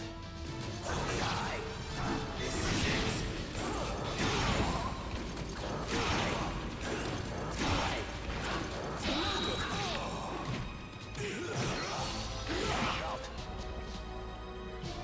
You win. Restored soon.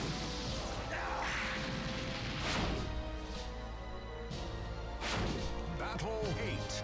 Fight.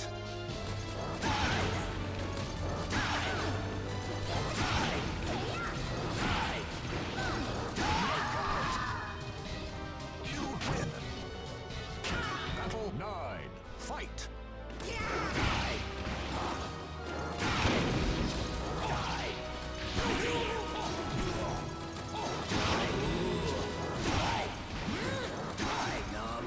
Knockout.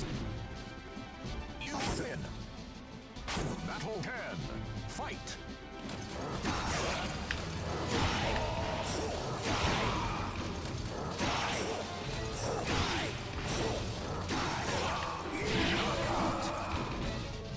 You win versus Azeroth. Battle 11. Fight.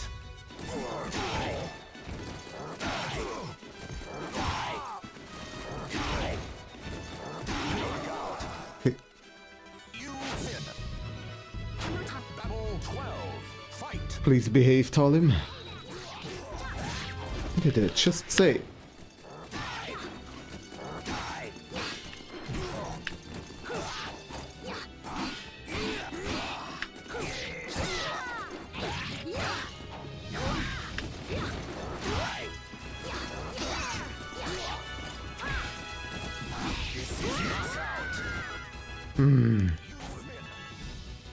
Battle 13. Fight.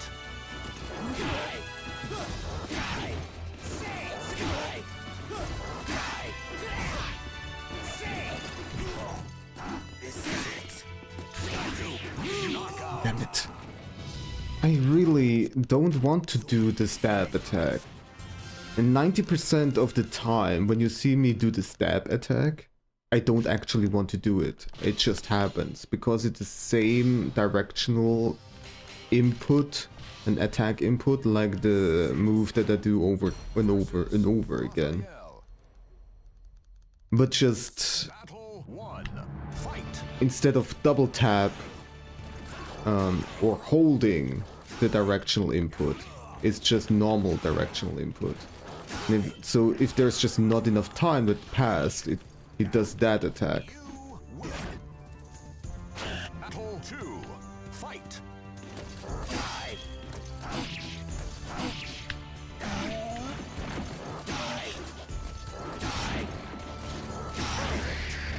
That's just the problem with this attack. You need to double tap or hold the direction in order to execute it.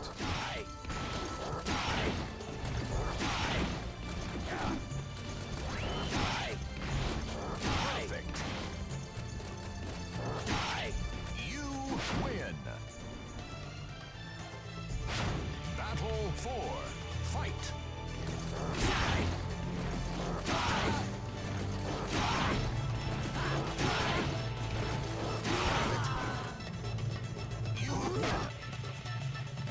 Battle 5. Fight. Really toughy, that's good.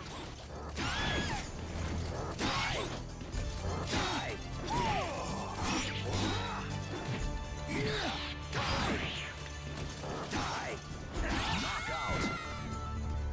You win versus Cervantes. Battle 6. Fight. It's also a reason why I do the stab attack. When I do the die attack, I end with a crouch state. And sometimes when they block, I try to do a normal attack right after, so that I do a quick uppercut attack. But if I'm not quick enough, he goes out of the crouch state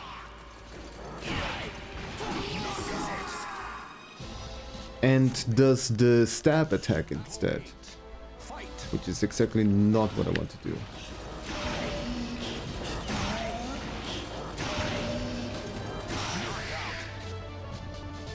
Good, we got a Voldo done. Ivy is also here.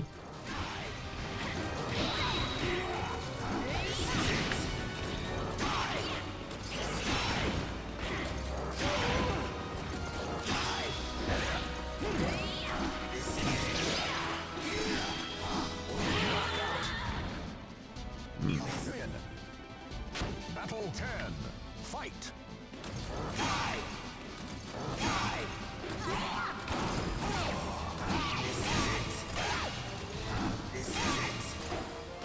Stop with the blocking.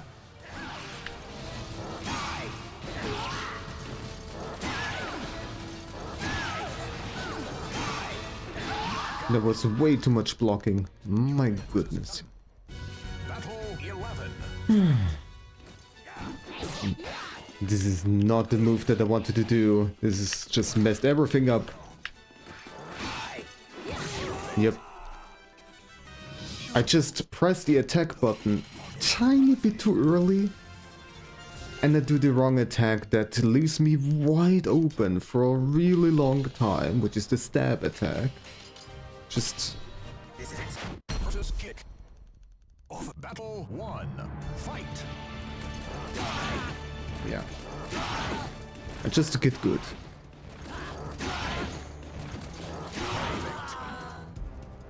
You win. And get lucky. Battle 2. Fight.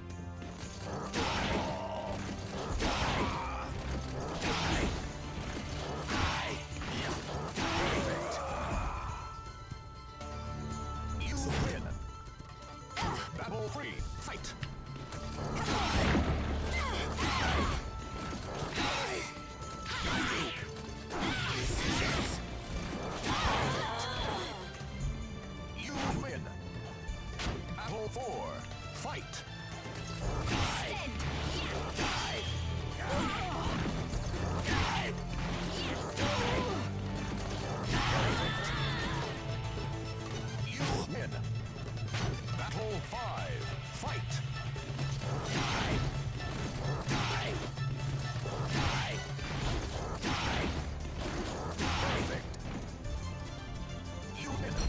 Battle 6. Fight.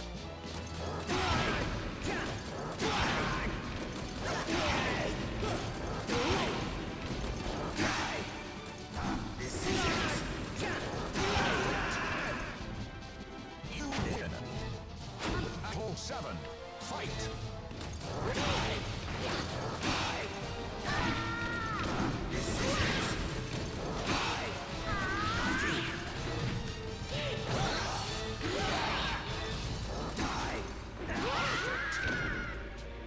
You win. Battle 8. Fight.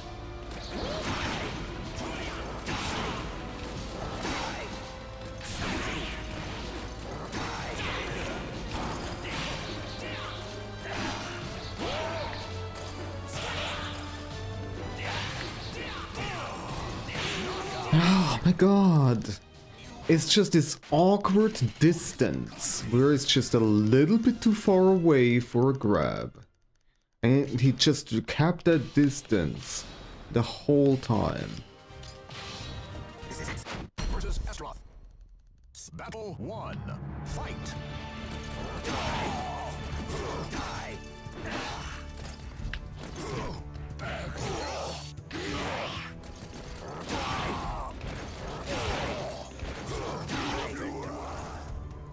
You win. Battle 2. Fight.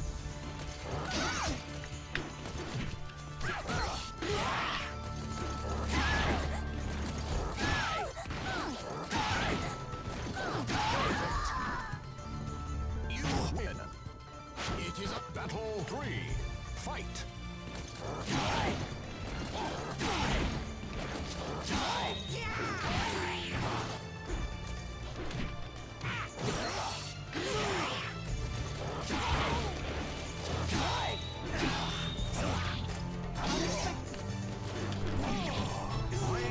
Cool.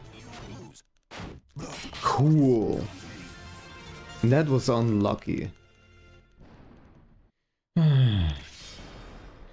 Running towards the enemy when they're just a tiny bit too far away to try to get into grab distance is also not the way. Fight. Because then obviously I'm wide open while I'm running.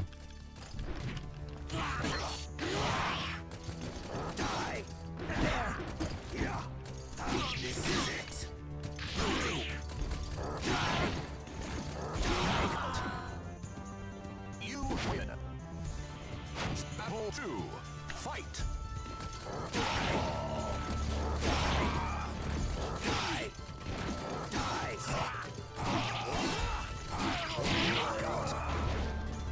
You win. Battle 3. Fight.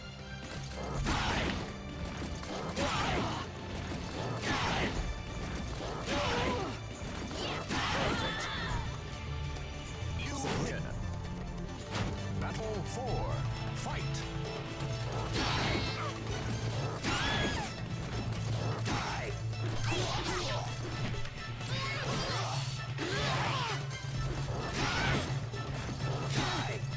Knockout. You win. Battle 5. Fight.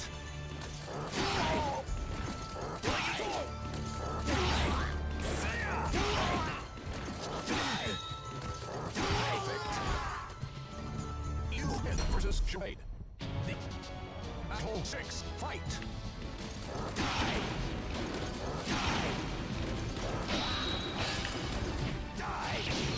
This is it.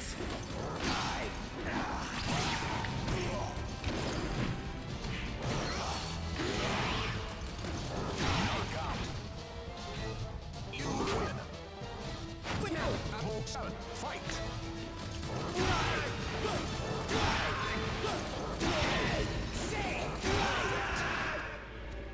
You win.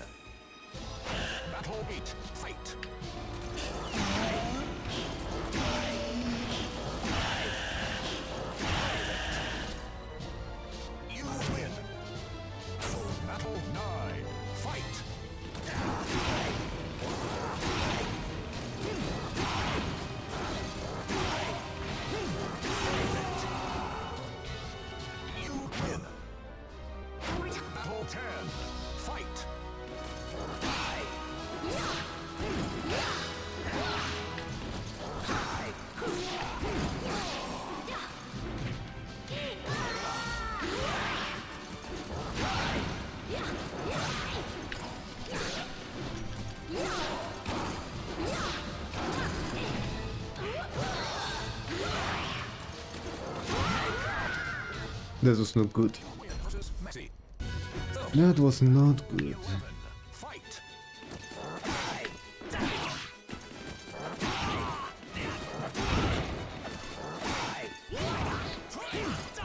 Knockout.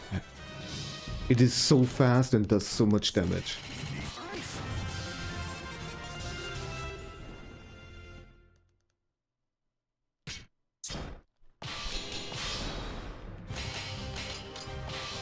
This is it. Versus Yoshimitsu. Offer your battle 1. Fight. This is it.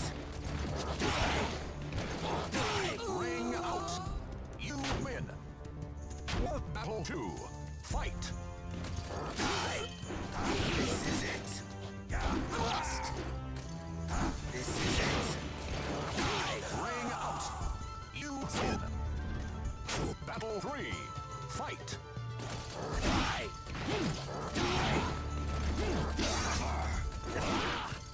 This is it.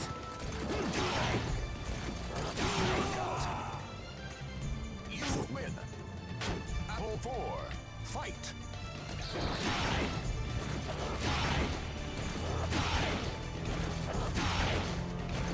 Perfect.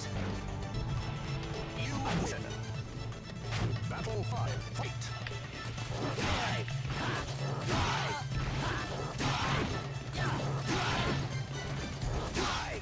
Perfect. You win versus Photo. Battle 6. Fight.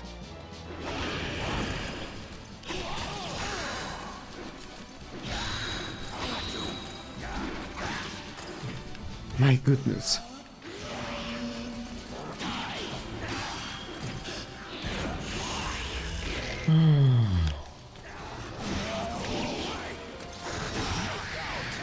That was annoying.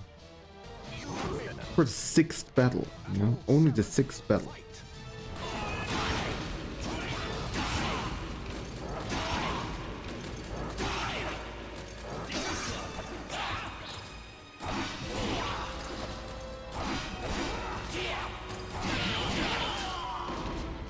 You win. Battle 8. Fight.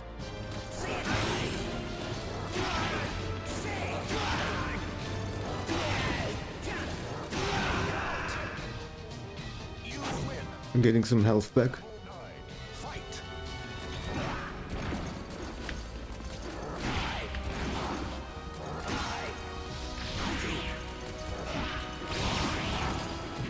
Jesus fucking Christ. The ridiculous damage that Astaroth can do. It's...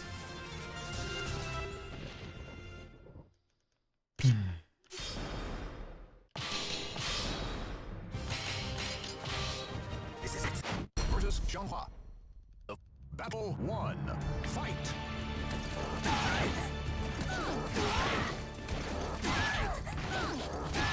Ring out. You win. Battle 2. Fight.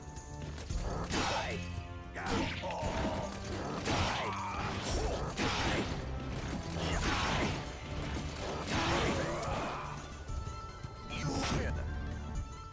Battle 3. Fight. This is it.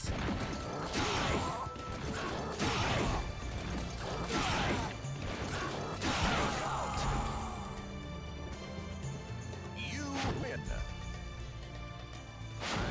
Battle 4. Fight. This is it. Jumped over my attack. It did it again! Stop reading my inputs. You win. Battle 5. Fight.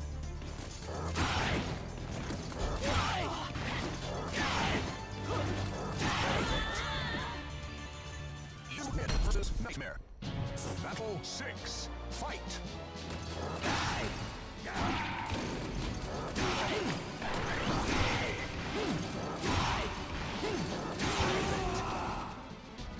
You win. Battle 7. Fight.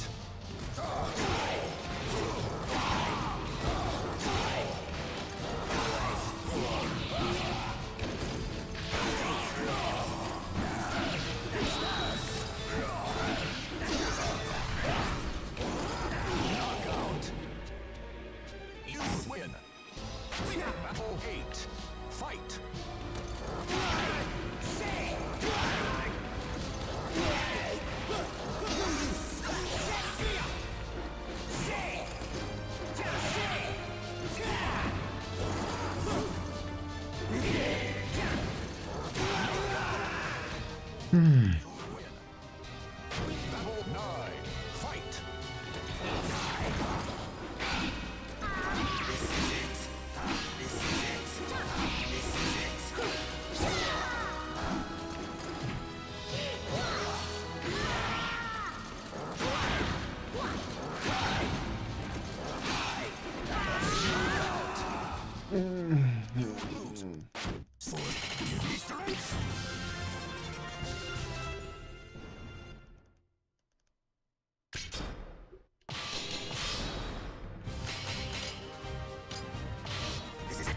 Versus Tucky. Off battle 1, fight!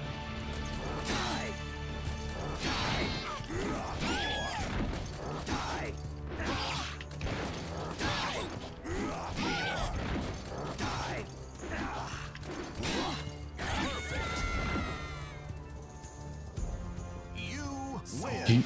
You don't have to ask, Vincenti. Battle 2, fight!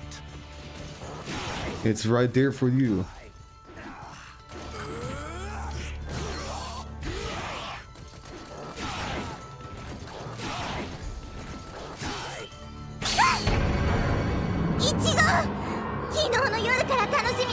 Strawberry. 1日5個限定の私の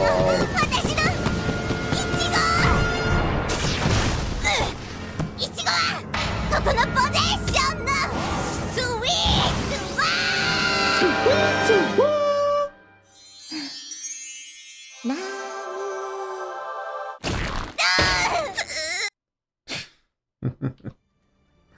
That was a good one. And so I wish you a good night, Vincenti. Sleep well. Have good dreams of chaos.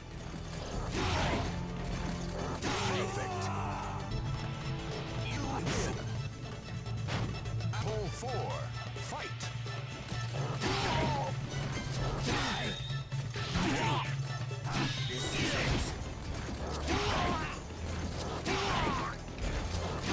And Case also, yes. You win! Battle 5, fight!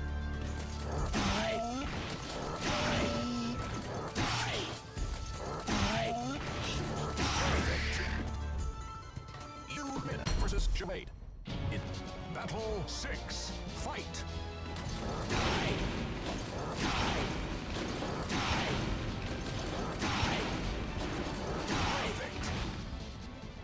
You win! Battle 7, fight!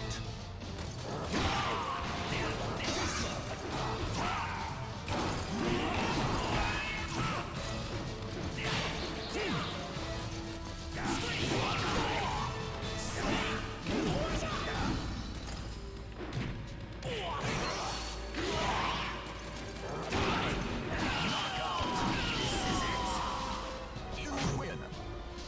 Battle 8, fight!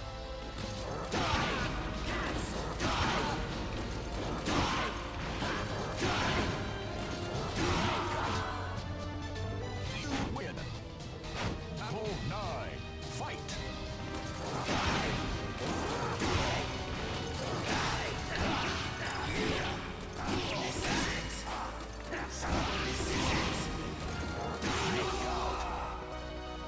You win! Battle 10, fight!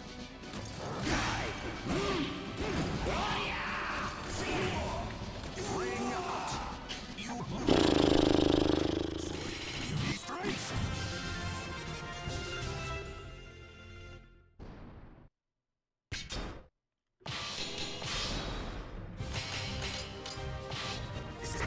Versus Jade.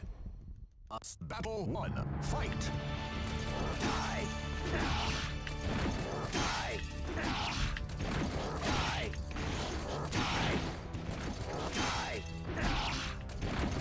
Perfect. You win. Battle 2, fight!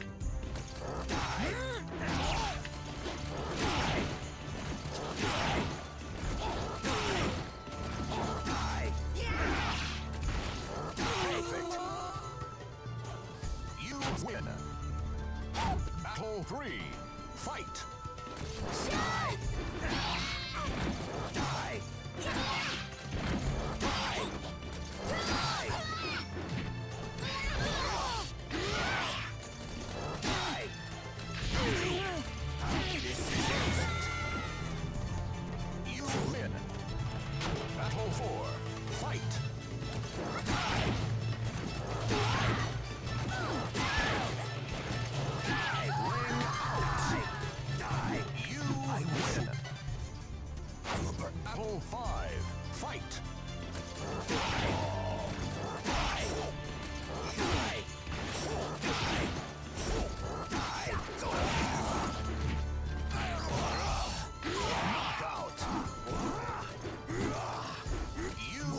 win versus Astaroth.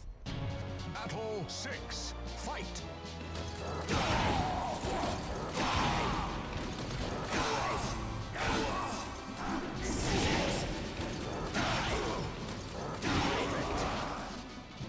You win.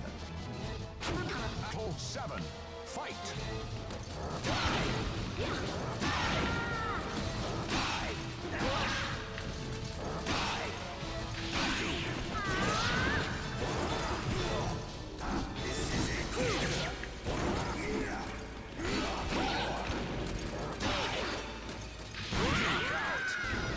Wrong attack, but it still worked out. Battle 8. Fight.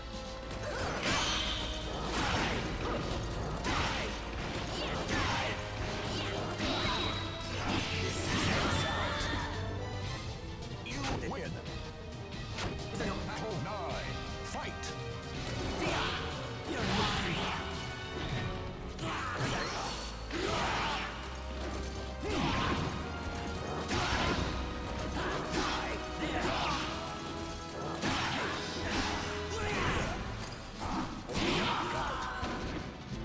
You win. Battle 10. Fight.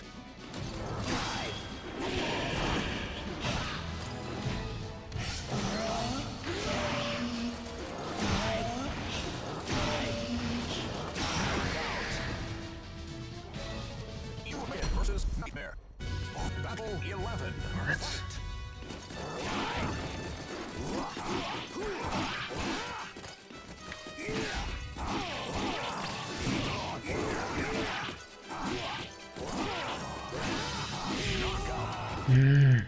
That attack just does not have a follow-up. I am still at this point so helpless when I don't.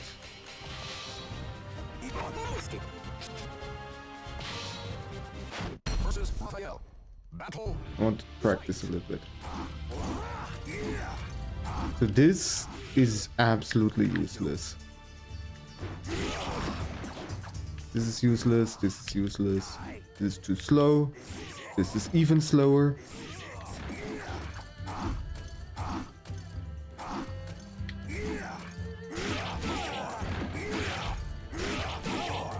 Okay, no. Can follow it up.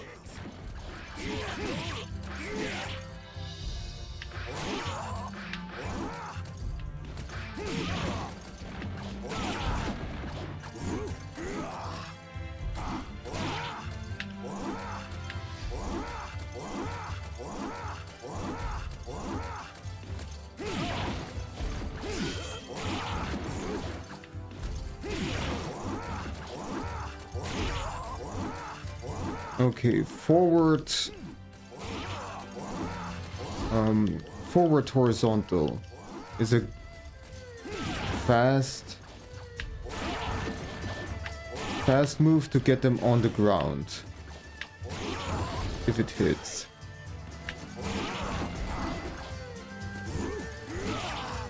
And it can be comboed.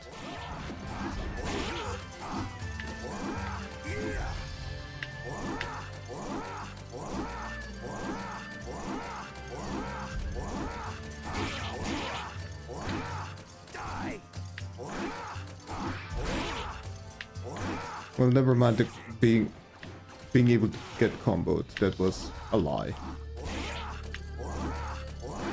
But just spam this. Spam this when I need to get out of a weird situation.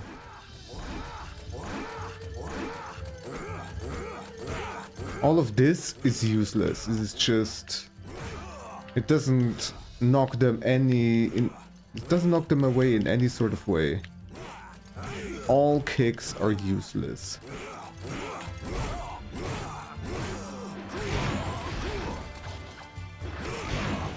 There's this high kick here, but you know, this requires me to jump, which is dangerous. It's always dangerous to jump. And it's not really that fast either.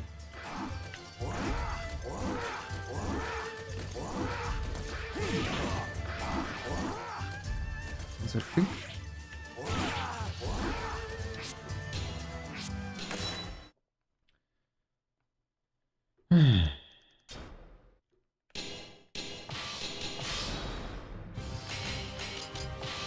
This is it. Versus Mitsuki. So battle 1. Fight.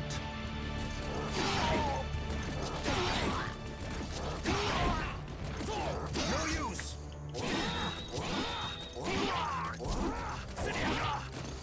Why? Okay, so they only fall to the ground if they're close to me, I guess. Fight. I don't know.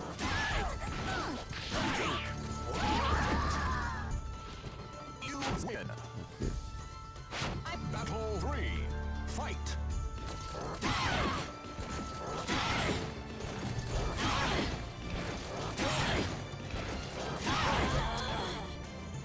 You win. Battle 4. Fight.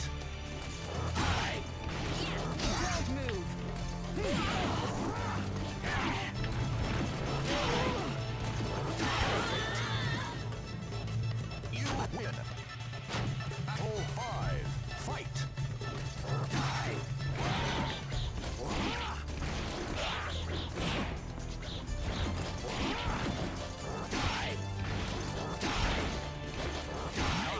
Okay. You win versus Yunsung. I think I can actually work with this strat.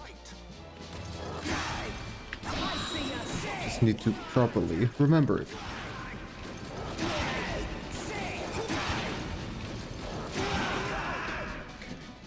You win. Battle 7. Fight.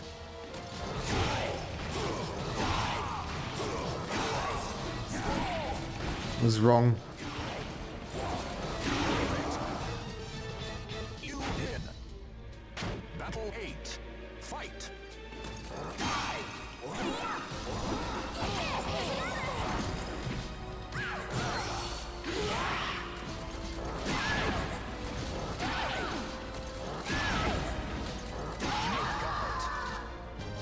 You win. It's a bit awkward, but well. 9. Fight.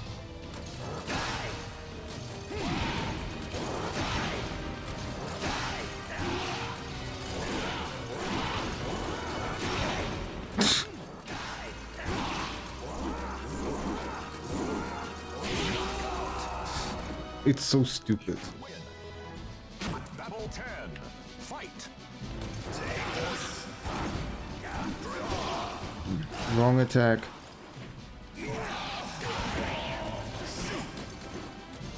Shit.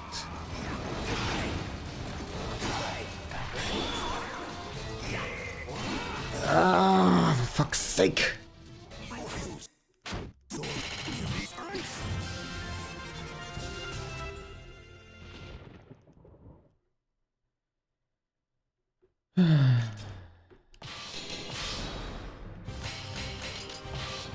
Well, this is the first time trying to get used to a new strategy. Fight. It's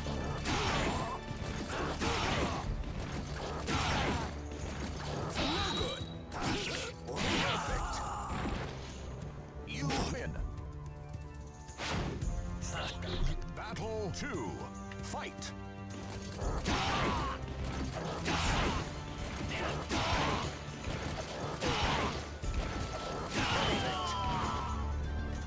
You win. Battle 3. Fight.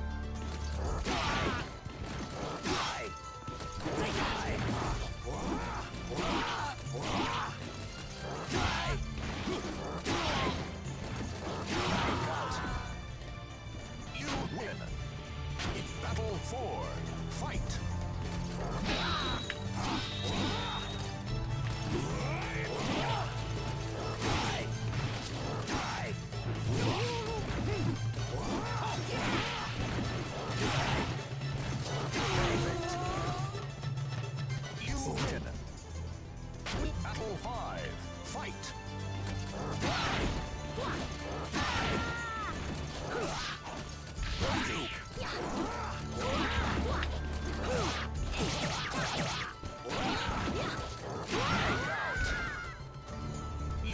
versus Yunzung. Battle 6. Fight.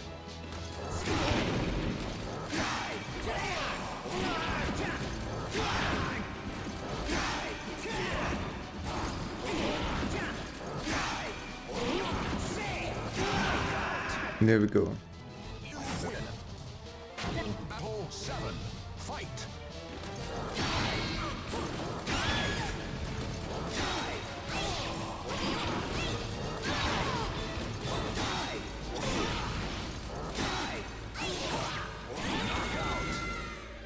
This is the strat. Win. Battle 8. Fight.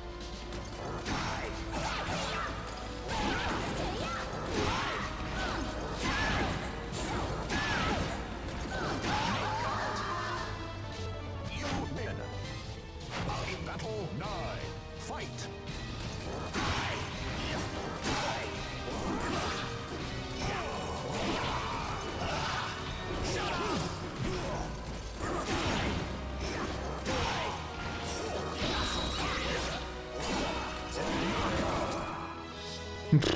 Win.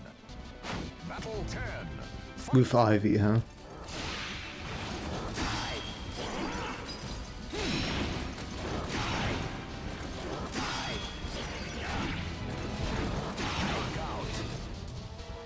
Somehow worked out. Battle 11. Fight.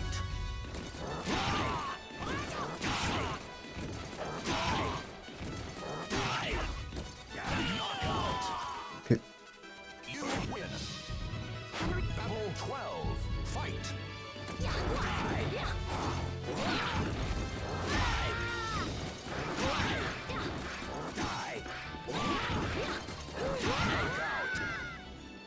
Okay.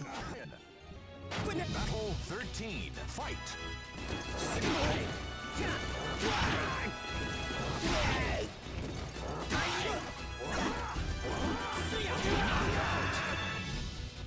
You win. Alright. Battle 14. Fight.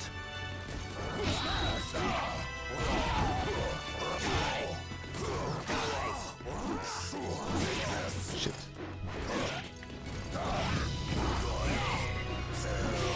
Not against Astaroth.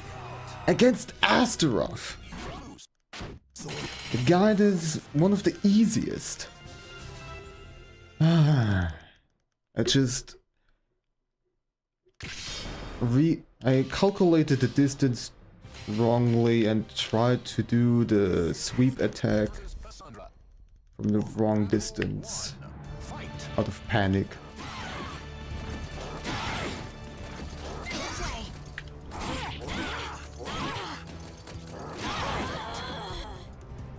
You win.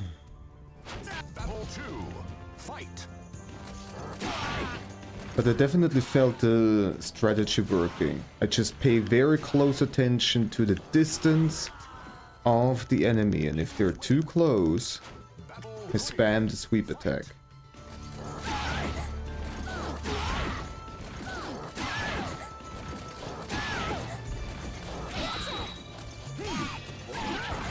It's weird. You win. Battle 4. Fight.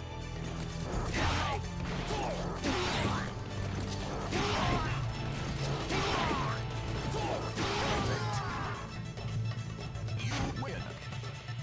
Battle 5. Fight.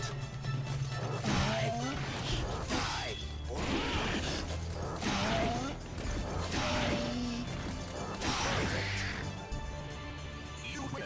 I immediately did the sweep attack when my attack failed. My main attack.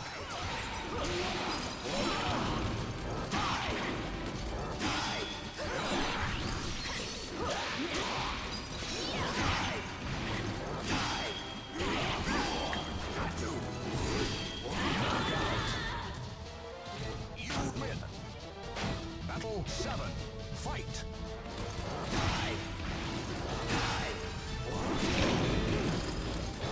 Wrong distance again. Knockout. You win. Battle 8. Fight.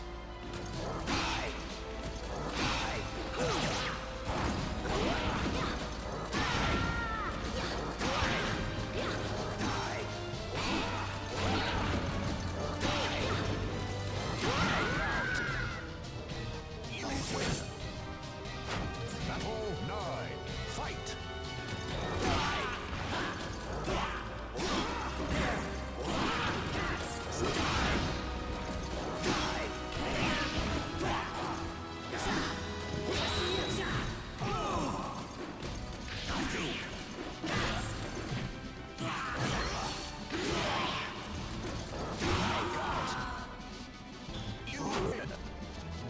Battle 10. Fight.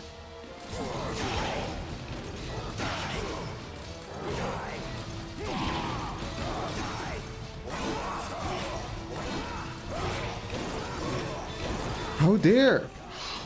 Against Astaroth! I'm also getting a little bit too careless. I'm trying too hard to do the twist attack and not block anymore, which is reckless. This is it. Versus Cervantes. That's my issue here. Fight.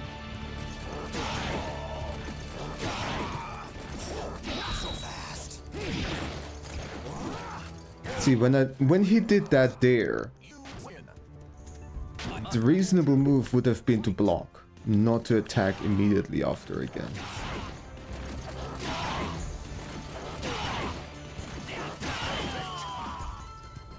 You win. Battle 3. Fight.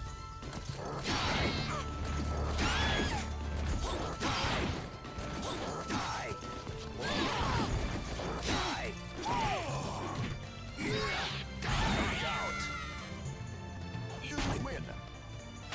Battle 4. Fight.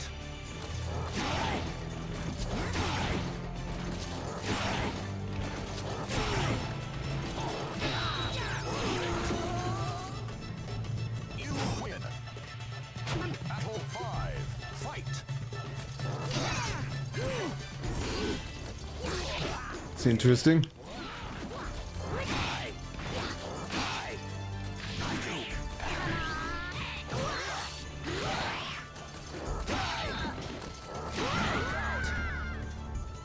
You win versus Cassandra. Battle 6. Fight. Wrong move.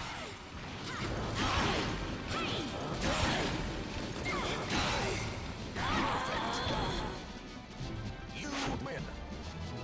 Battle 7. Fight.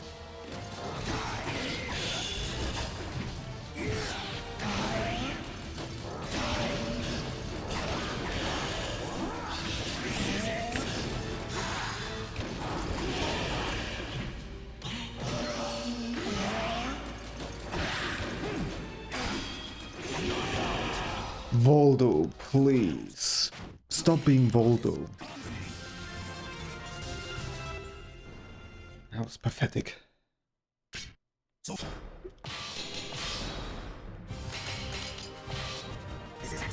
Versus Ivy.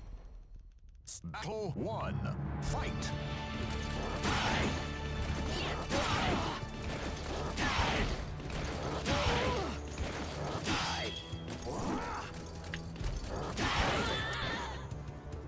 You win. For Battle 2. Fight.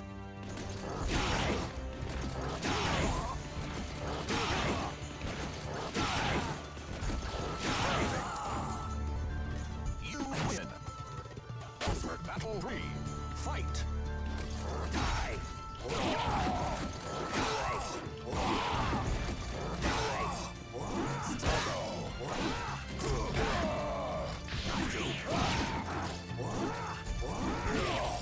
This is awkward distance.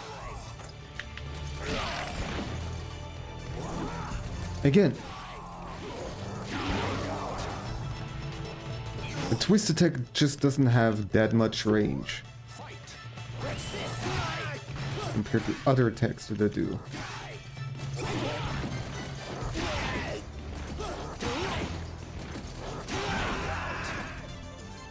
You win.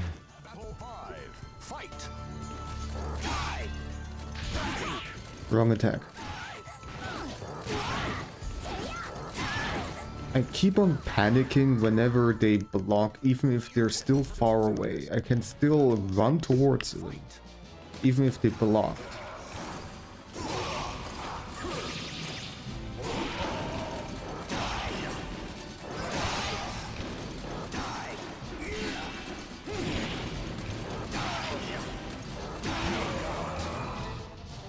You win.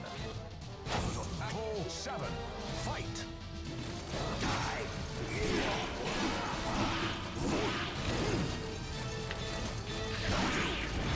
I was running. Why did I do the stab attack?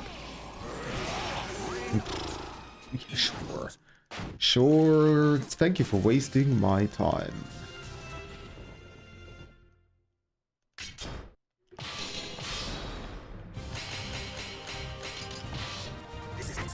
Versus Cassandra. So battle 1. Fight. I have done 0 progress.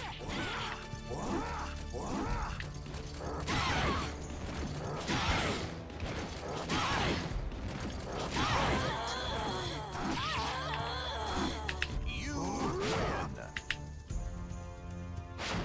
Battle 2. Fight.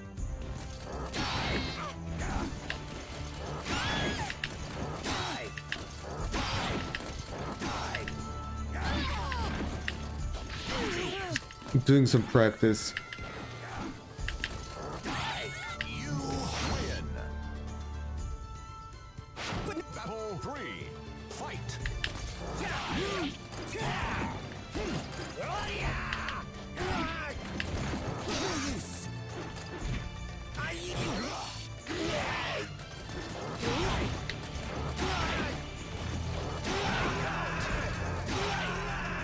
You win. Battle 4. Fight.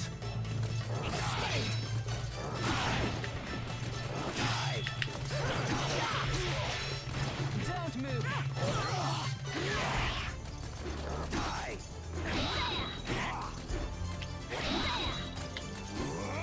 Come on, you're battle 4. Don't block so much. You win. It's illegal. Battle 5. Fight.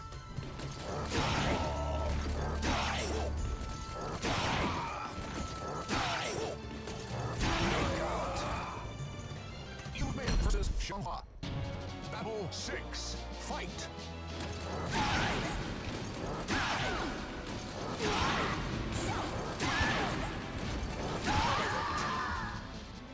You win. Battle 7. Fight.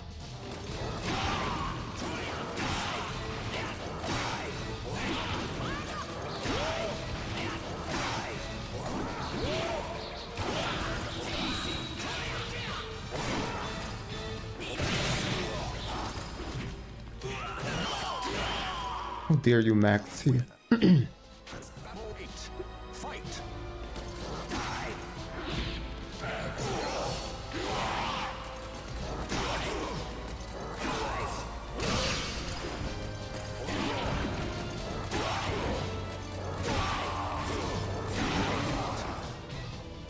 You win. Battle 9. Fight.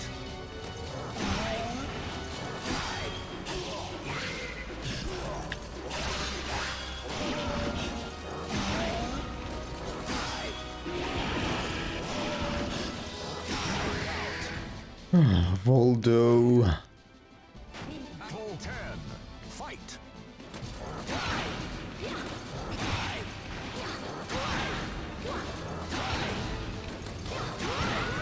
Okay. That at least went well. Battle 11. Fight. Just 3 times in a row. I could not grab her because input reading. The ads are starting, you're not missing anything. This is it. Versus Charade. Battle 1. Fight.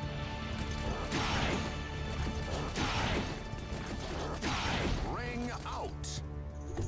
You win. Battle 2. Fight.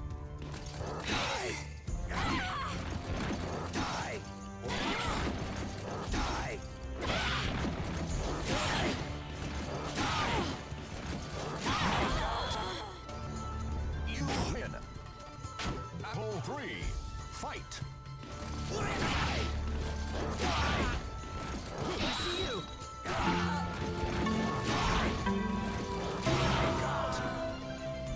You win.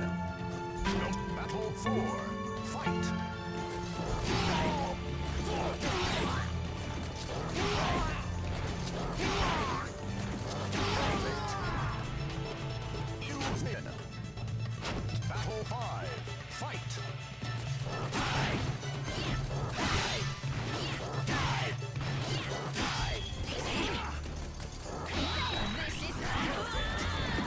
It was the wrong attack at the end there, but it still worked out.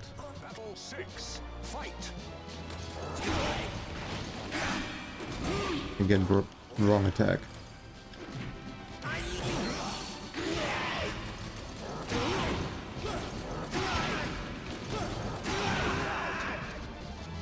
You win. Battle 7. Fight.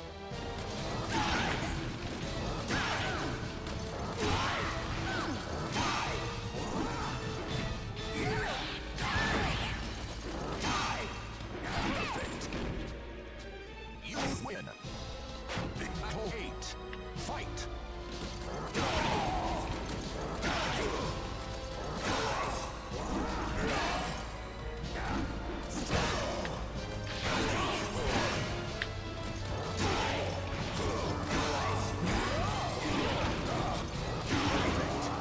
Okay, this was much better. Battle 9. Fight.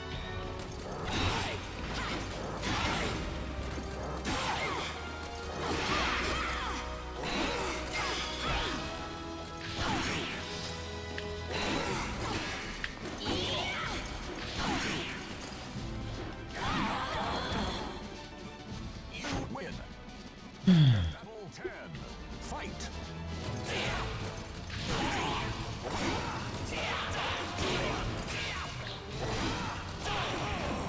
Stop blocking!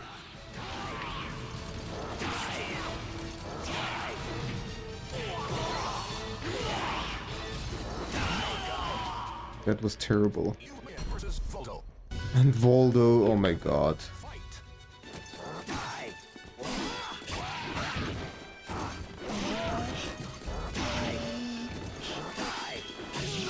Yep. He blocks it, I was dead.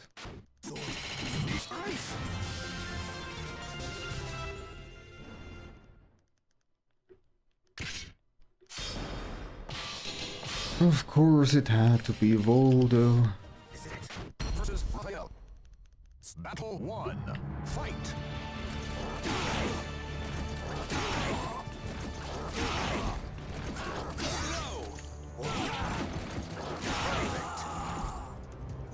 You win.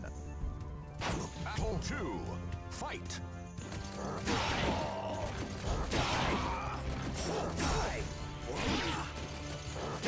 Ring out. You win. Battle 3. Fight.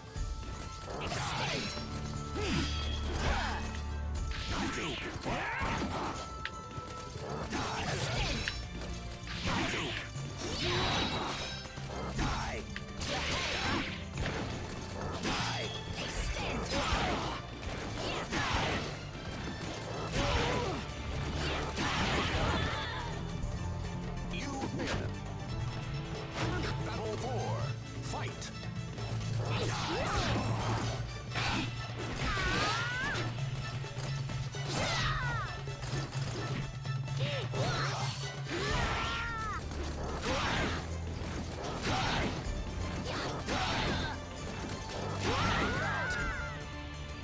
You win.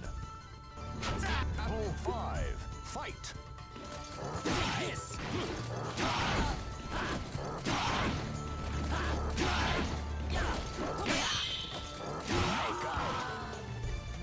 You win versus Mitsurugi. Battle 6. Fight.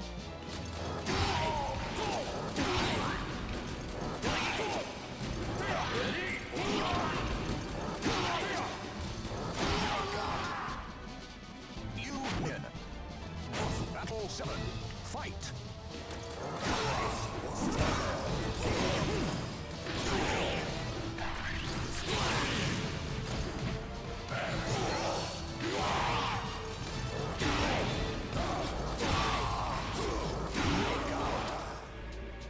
You win. Battle 8. Fight. You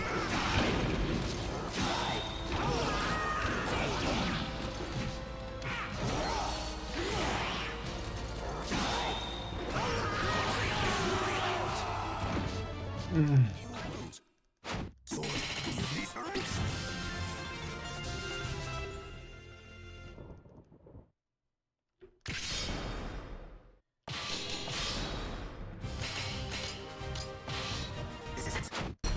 Wansong.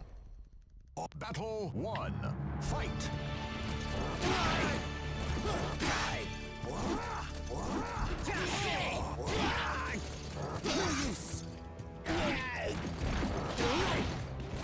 I see ya. You win. Battle 2. Fight.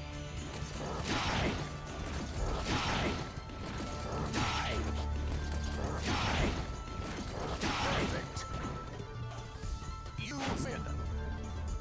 Battle 3. Fight.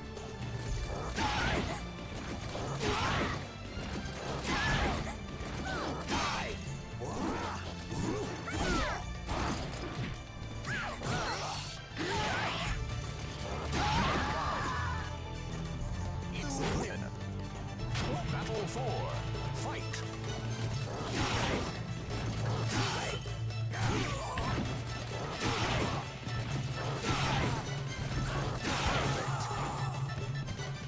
You win.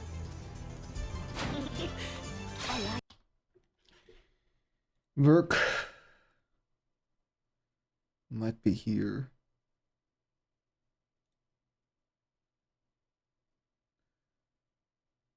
Once again, the situation where everybody is trying to get in at the same time.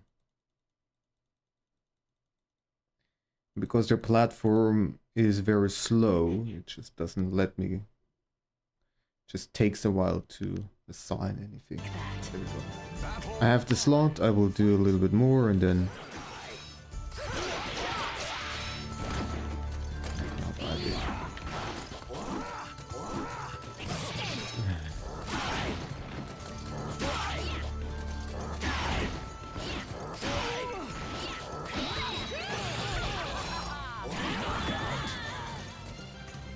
You win versus Azeroth.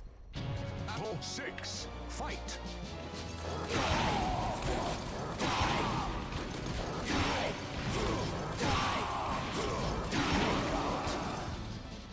You win. Battle 7. Fight.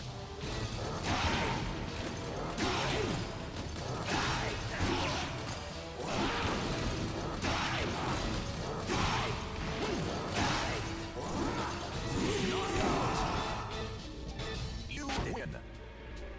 Battle 8. Fight.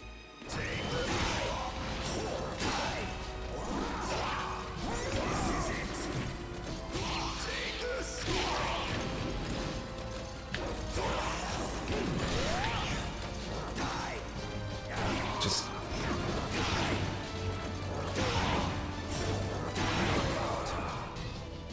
You win. Battle 9. Fight.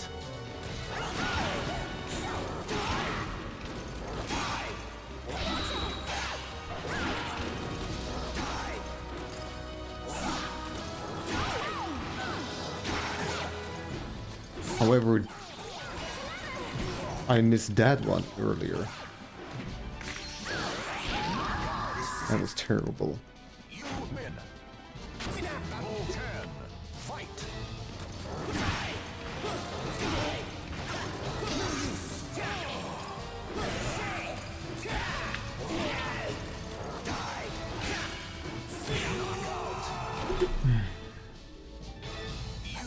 Fuck this game. I am about to actually say fuck this game and I'm not going to complete it.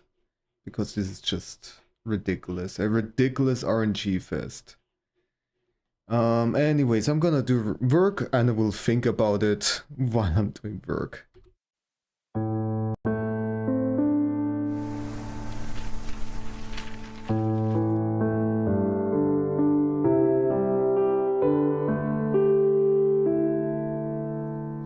Hey there, and welcome to my tutorial about how to draw cats in various emotional states.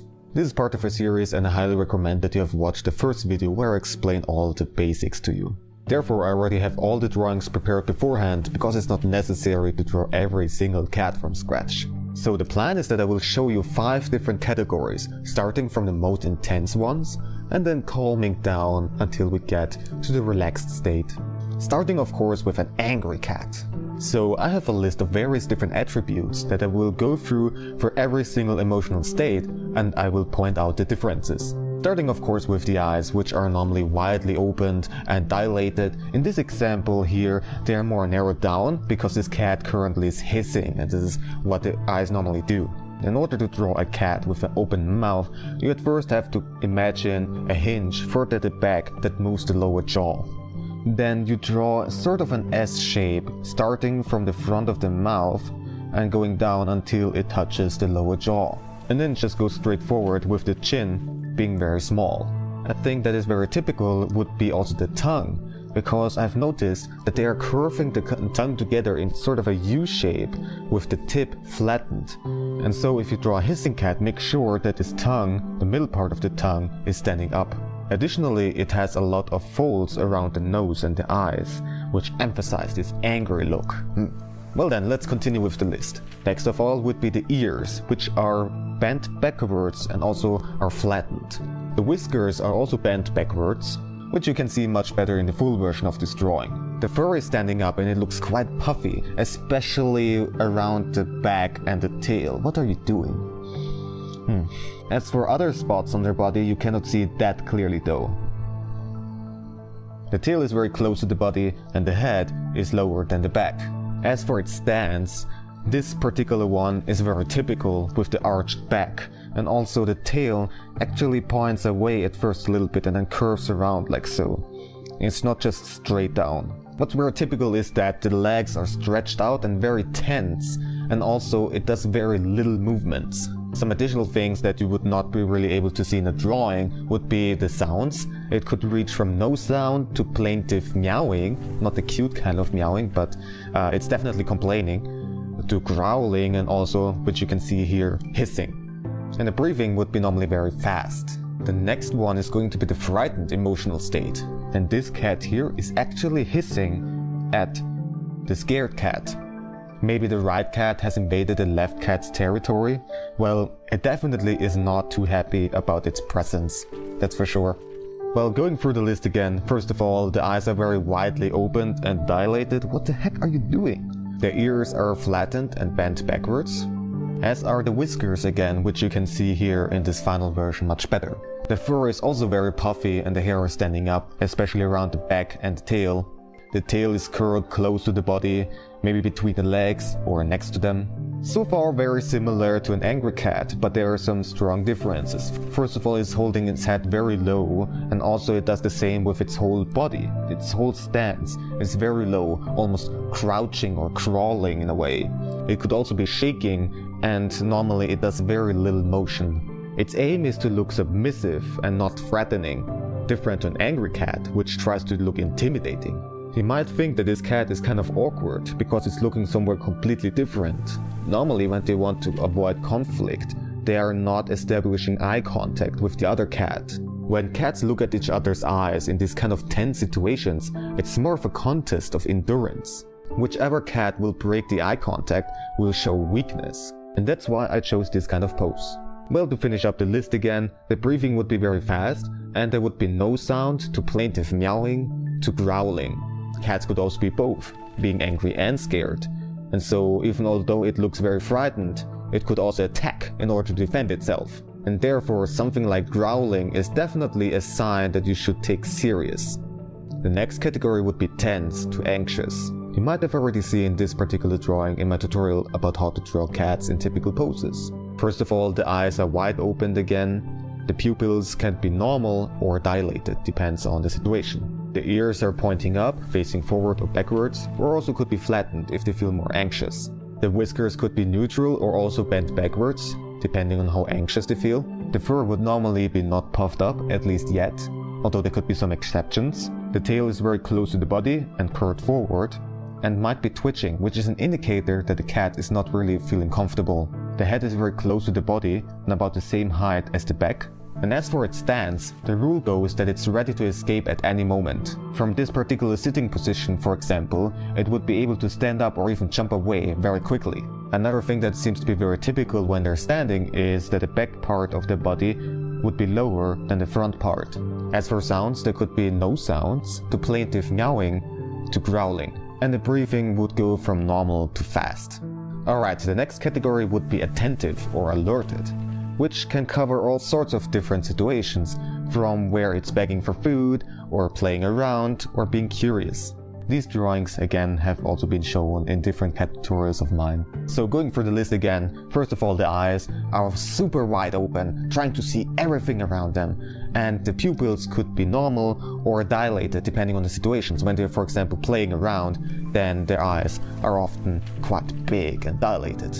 As for the ears, well, you can't really look at this example because this is a Scottish fold, but normally they're upright and tall. The whiskers are this time pushed forwards like so. The hair is normally not standing up, although I know some cats that get puffy very easily whenever they are excited. So also when they're playing around and stuff like that. So yeah, there are some exceptions. The tail could be curved down or maybe upwards, being happy and excited, and might be a little bit twitching, but not as an indicator for them being uncomfortable. The head is held very high, being able to see everything around them and being super assertive. And the stance could be all sorts of things, as long as it's not a stance that I've shown you as for like scared or angry, and also not too relaxed, so it's not just laying down on the side or stuff like that. It makes no sounds or might be meowing, which is more of a happy and cute kind of meowing this time. And the breathing would be normal most of the time. We are calming down, there is no tense situation whatsoever, no dangers, we can just relax. And so here are some examples that are also shown in other videos once again. First of all, the eyes are very narrow, it could be even tired looking, and the blinking is very slow. The ears are also relaxed and just in their neutral position. The whiskers are loose, normally just hanging down. As for the fur, there's of course no reason to get puffy. The head is not in particular held very high or low or anything like that. As for its stance, it could be laying down, maybe even exposing its belly if it really feels comfortable, or just sitting there, might be walking, but then it would walk very slowly. In general, it's moving very slowly. As for sounds, there could be no sounds to little tiny meowing and purring, of course. And the breathing would be very slow and relaxed. Although my cat Hoko is a bit weird in this regard whenever she purrs, even though she is super relaxed and everything.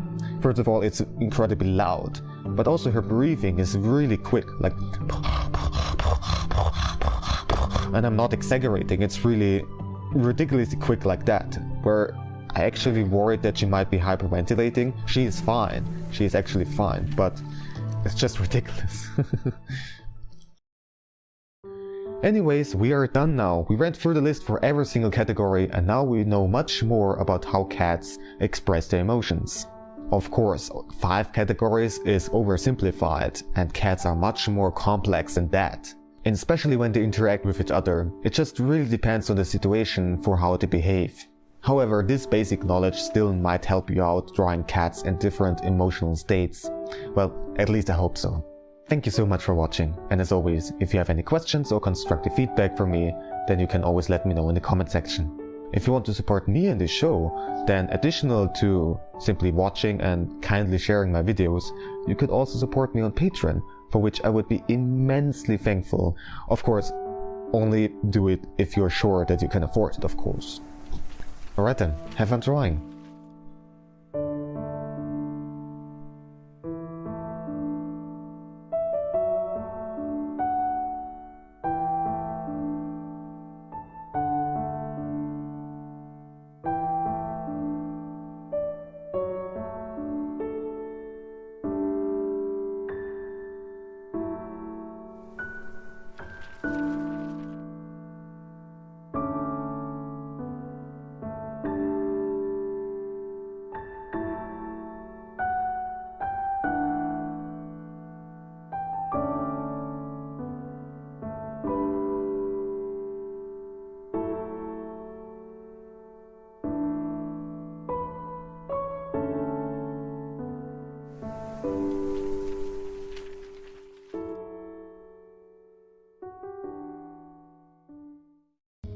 Hey there! This time we're going to draw a simple eye of a tiger. Starting with a sketch, this makes things much easier. Drawing the upper lid in 3 sections, then the eyeball itself in a cut-off circle, the round pupil, the lower eyelid which is a bit wider at the inner eye corner, and the black area around the eye. Now let's paint. In what order you paint is of course up to you. At first some orange for the iris, inserting a small bright spot, and a curved shape for the shady area. Then black for the pupil. Next we leave a gap and paint around the eye with the brightest grey. Then the next shade of grey, carefully shaping the lighter grey. And finally the black for the eyelids, bringing it all together. White for some highlights in the eye and on the lower eyelid. And we have our tiger eye. Thank you a lot for watching and have fun drawing! Turning an image into black and white seems like a simple, straightforward thing to do. However, there are a lot of factors that we need to take into consideration, otherwise some important contrasts and information might get destroyed. There are many ways for making a grayscale version. Some are more accurate, some are more convenient, and some are just useless. And even with the best digital method, there are outside factors like the calibration of your monitor or color blindness that should be taken into consideration. Alright, without further ado, let's start the actual tutorial.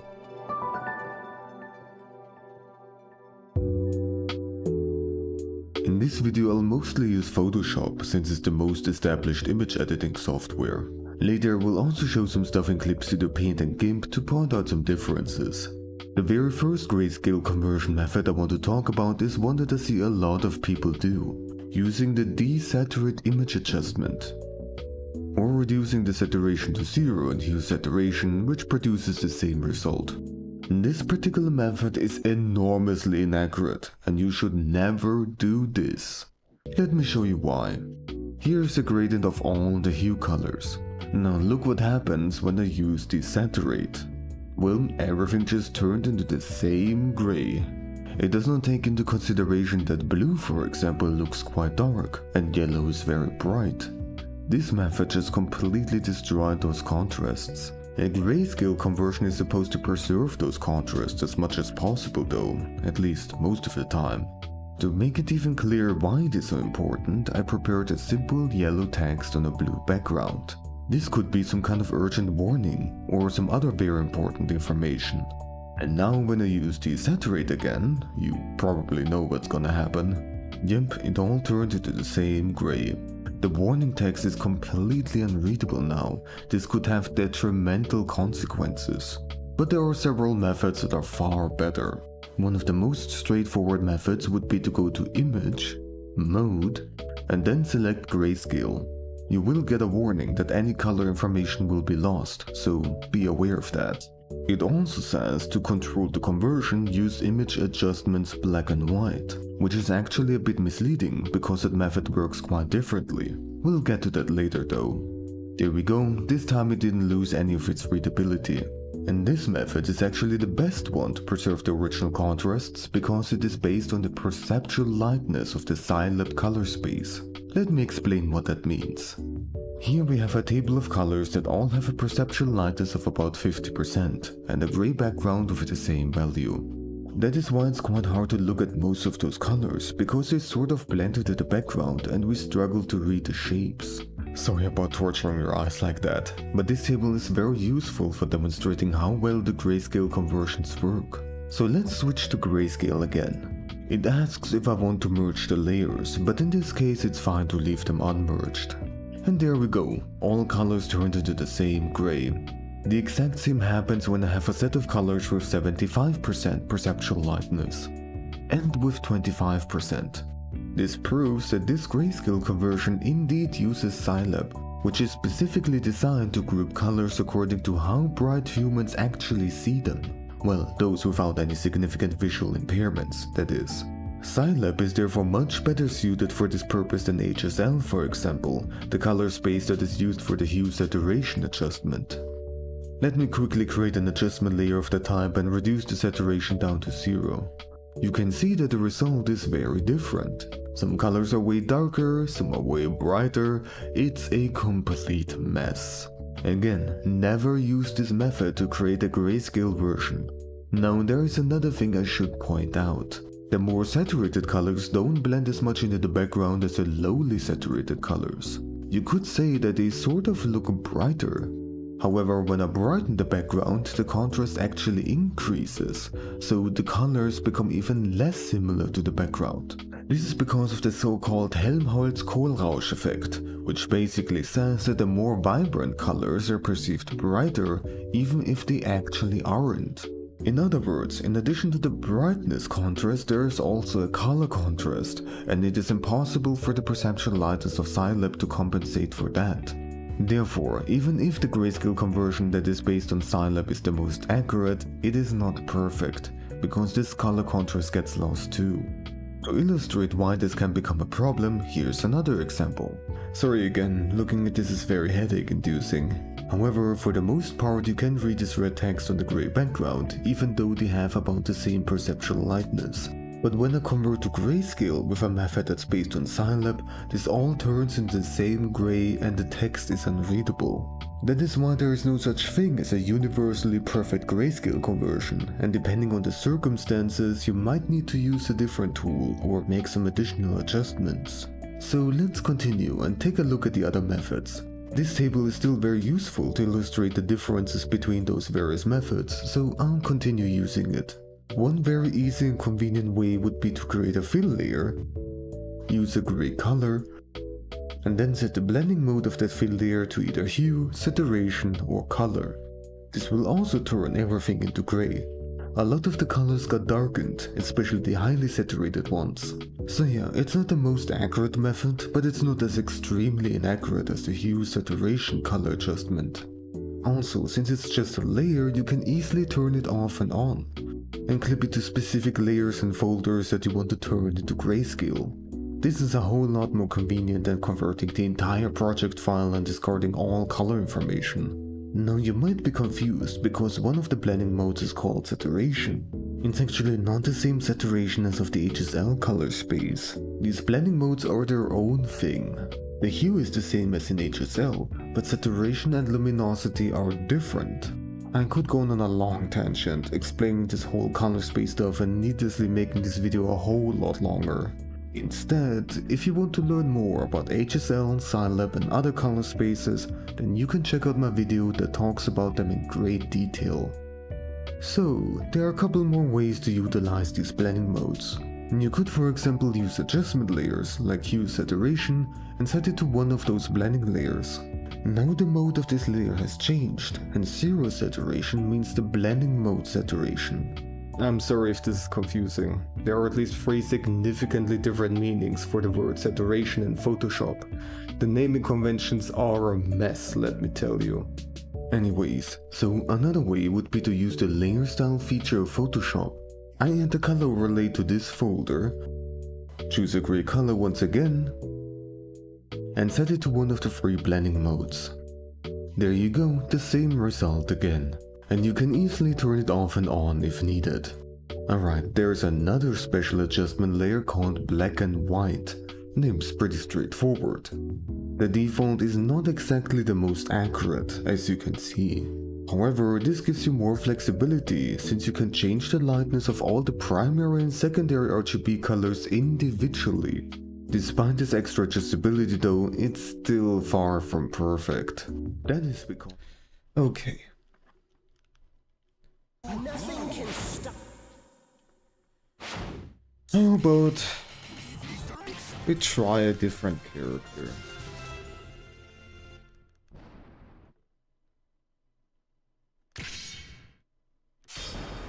Just that Nightmare is so helpless once he gets blocked.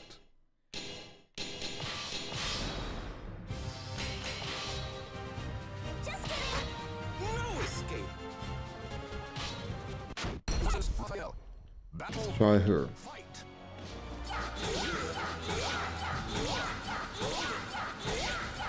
She's pretty fast attacks. This has barely any range though.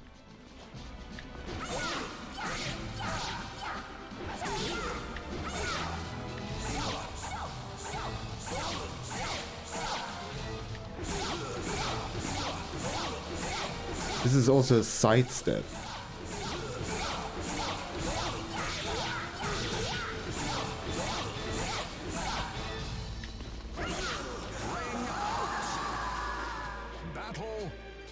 Fight.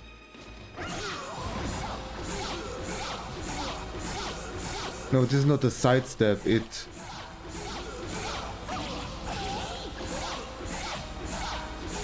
doesn't actually... yeah, it pushes the enemy to the side.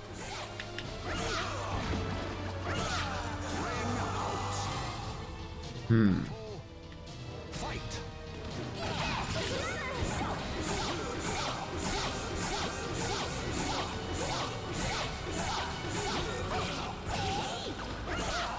Ring out.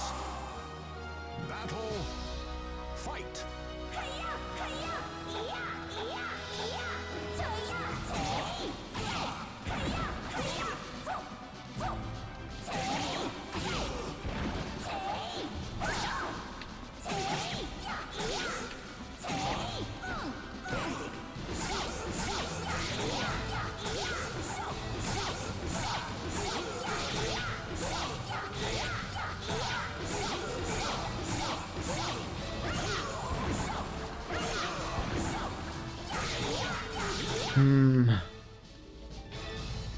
So this is sort of a recommendation that I've found, just A pokes and this attack over and over again.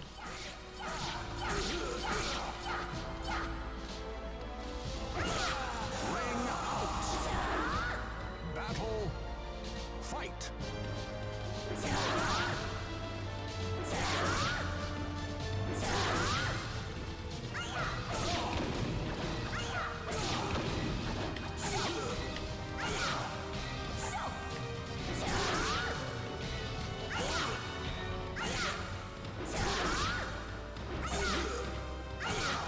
No. I'm not feeling it. I'm just not feeling it. How about Talim? No escape. Versus Raphael. Battle. Fight.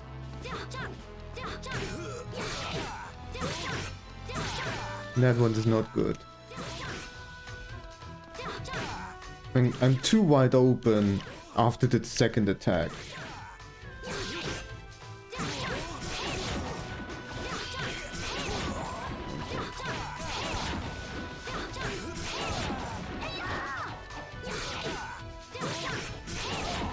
Although this combo is pretty okay.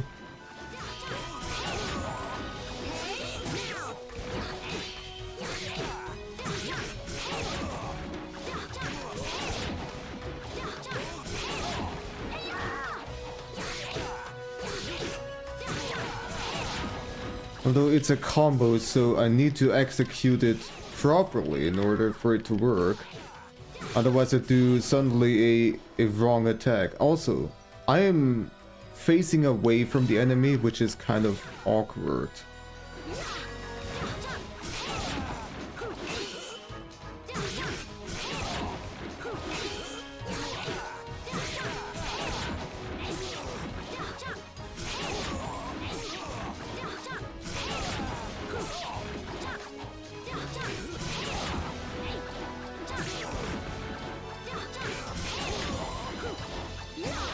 Cannot consistently get that follow-up attack.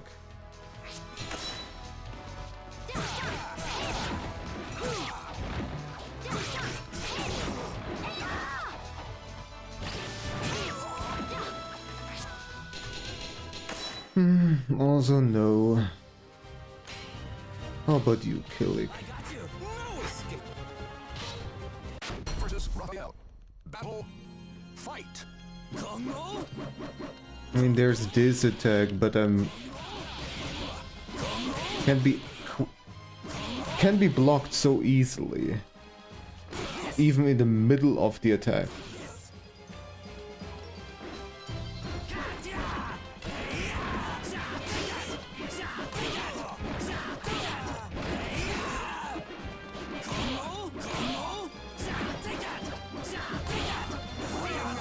That attack is so awkward. Fight. Come here, take that. Come here, take that. Come here, take that. Come here, take that. Take this. Come here, take that. I remember that I did this over and over again during the arcade.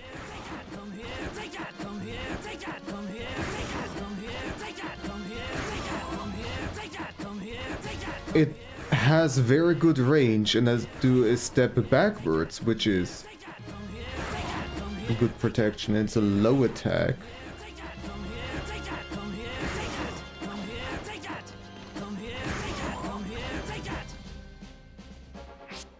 How about we just try this?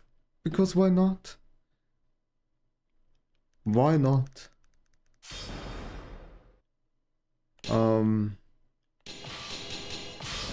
Let's see how it works in action. It's gonna be terrible. Battle 1. Fight.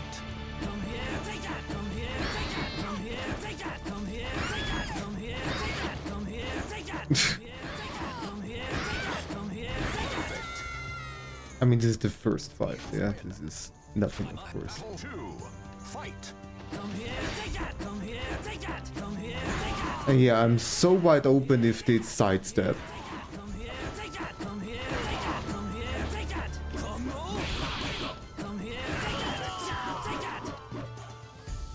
I need some kind of emergency strat when they're just right next to me.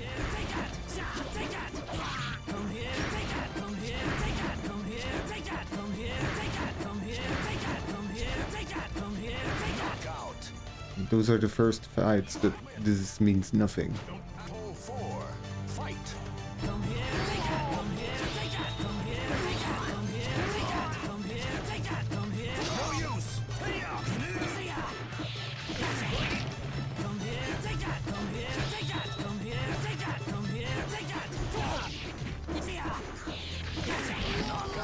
This is so stupid. You win. Battle 5. Fight.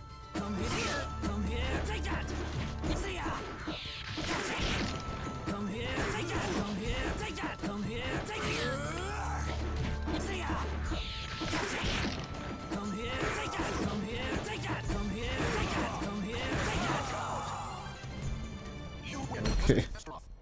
Battle 6. Now slowly but surely the real enemies are gonna start.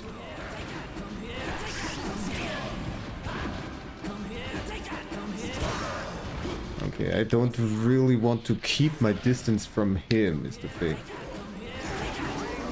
Also, this attack has a potential to ring out, so that's nice too. Fight.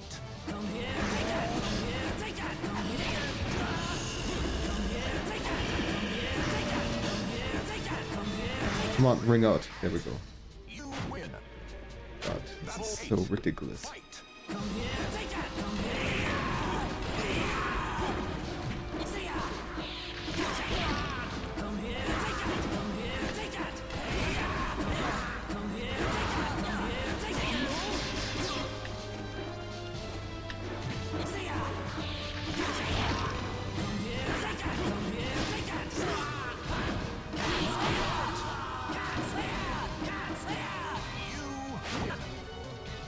Battle 9. Whew.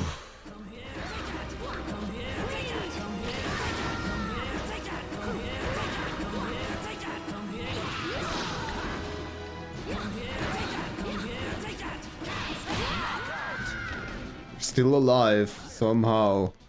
Battle 10. Fight.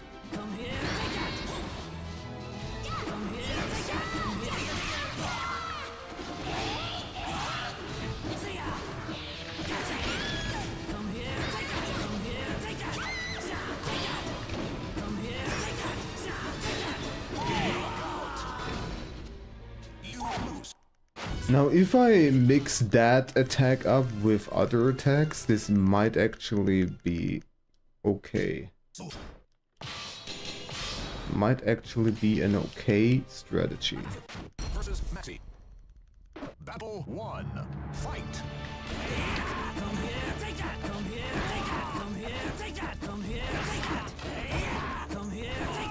I got you.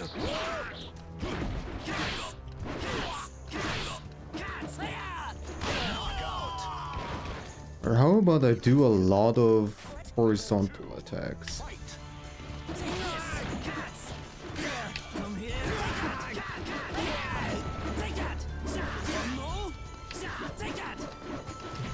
doing a lot of nonsense here.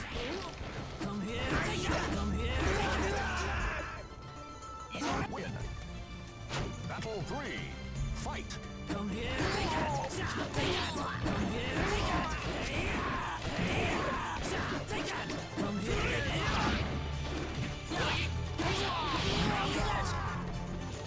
You win.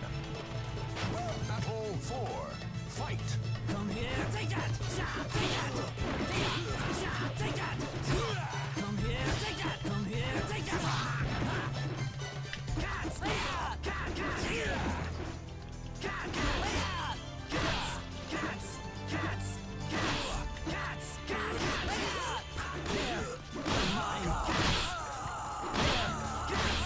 You win. Battle 5. Fight.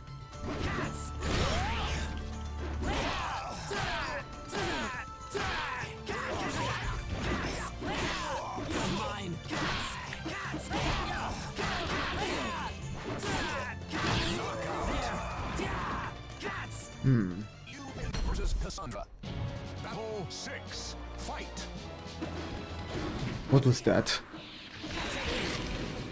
It was the wrong directional input. That is what that was.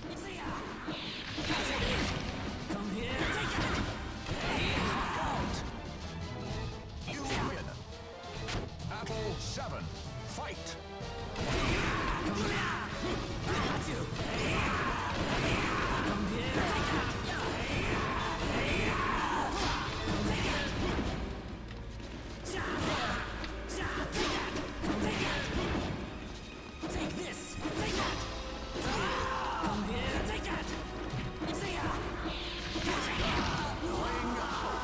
Oh, that can actually ring out. That's nice.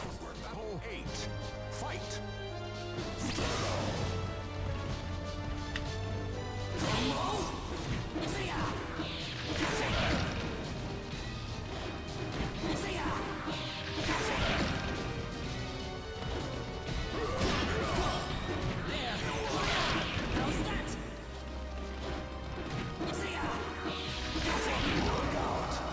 You win. Battle 9. Fight.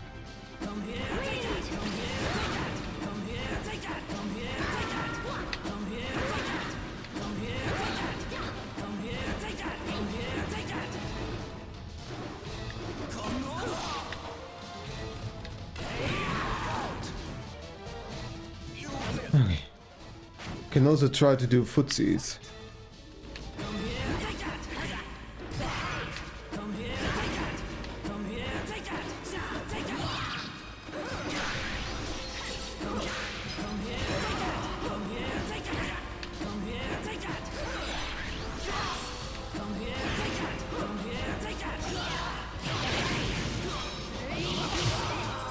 Okay,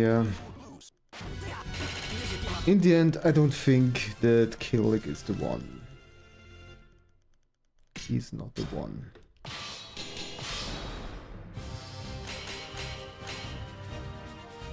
How about Astaroth?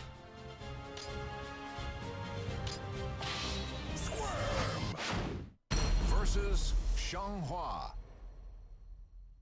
The almighty exterminate. Battle 1. Fight.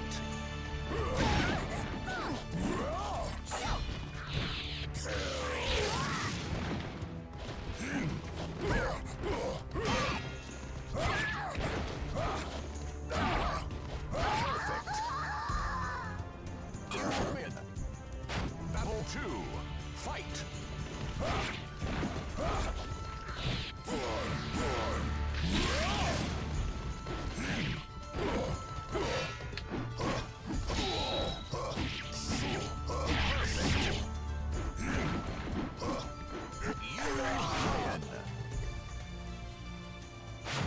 Battle 3. Fight.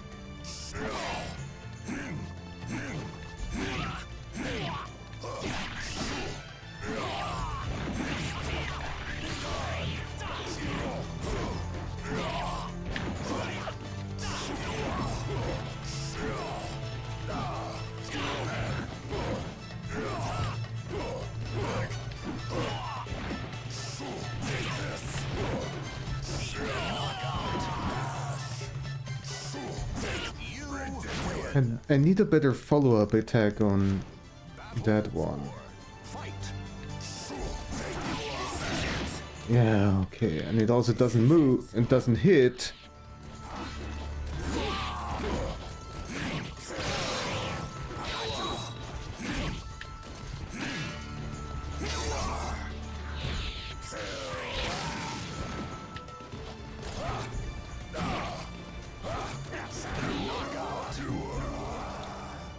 You lose.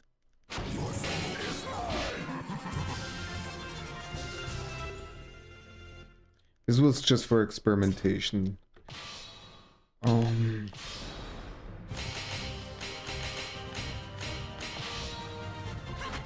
Versus Yunsum. Battle 1. Fight.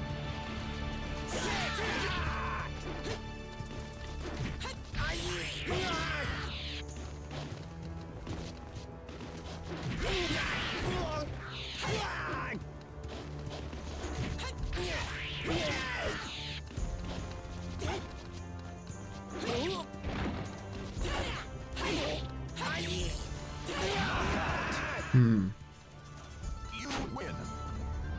Battle 2. I was thinking that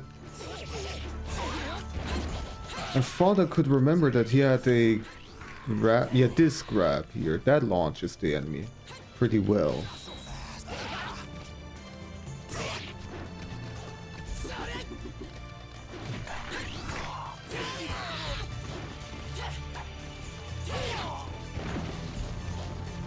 But it's a side throw, and it's just You win.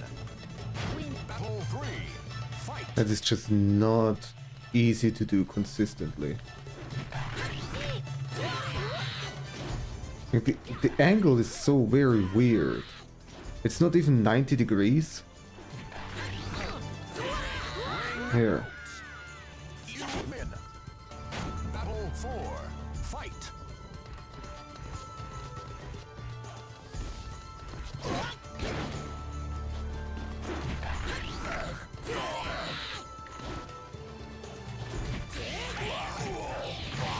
What a weird move. But anyways, Link is definitely not the one. I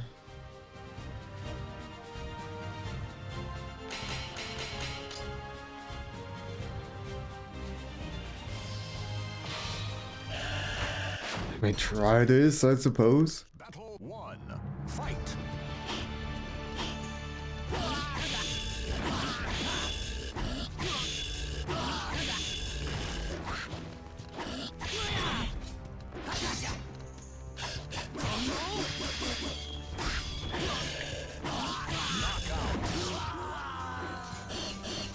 You win.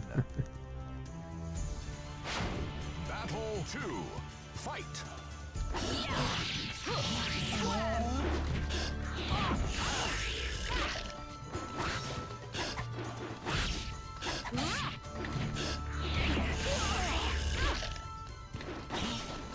Don't move.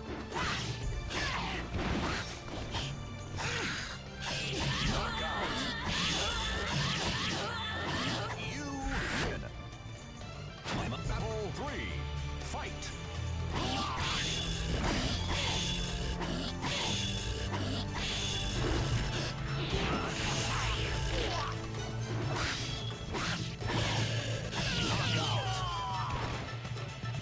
win. Battle 4. Fight.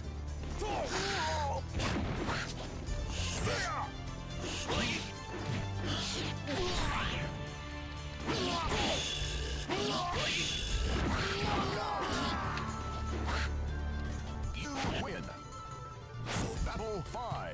Fight.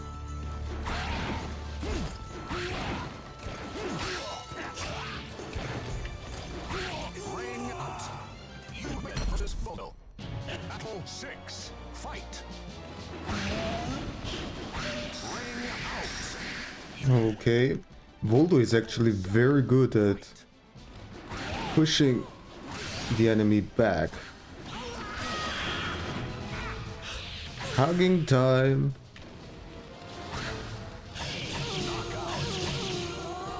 This is surprisingly going well.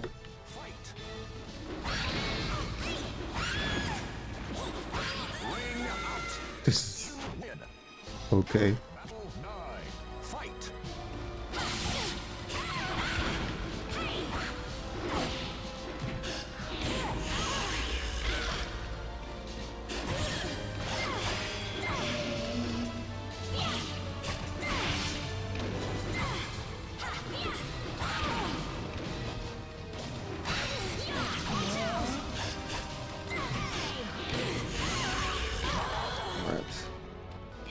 But at some point, this nonsense is just not working anymore. Yeah. But you know what? I'll give Voldo a bit more of a try.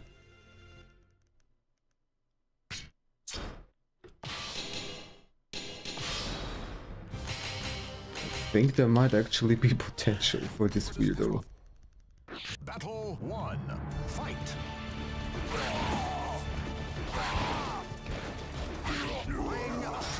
You win.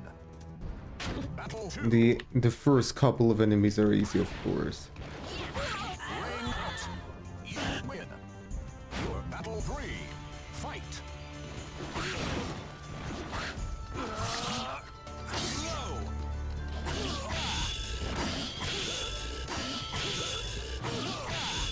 Ring out. You win. Battle 4. Fight.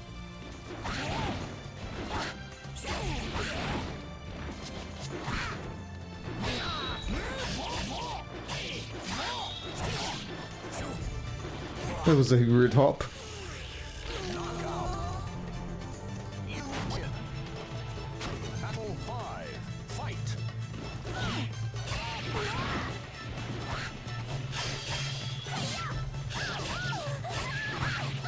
out. You win versus me. Battle 6. Fight.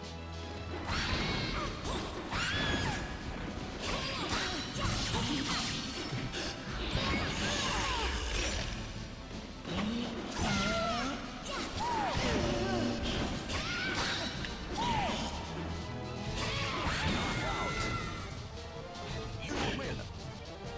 Battle 7. Fight. Ring out. You win. Battle 8. Fight.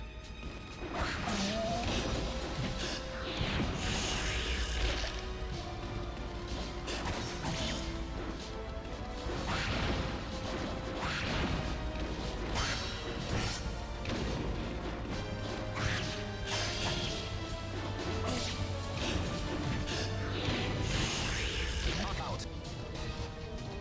You win. Battle 9. Fight.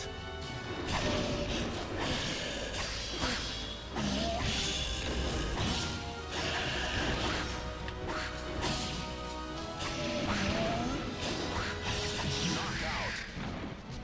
You lose.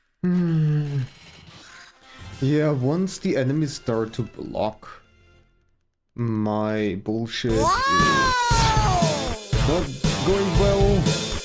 But you know whose bullshit is going well? Greenies. How dare you? Green greedy.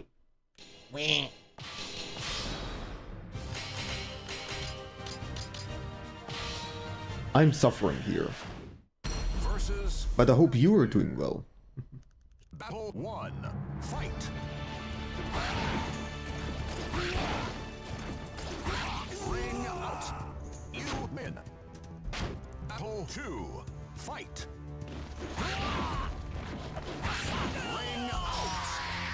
You win. I mean, I can kill them so quickly, so ridiculously quickly, the first couple of enemies, which is nice.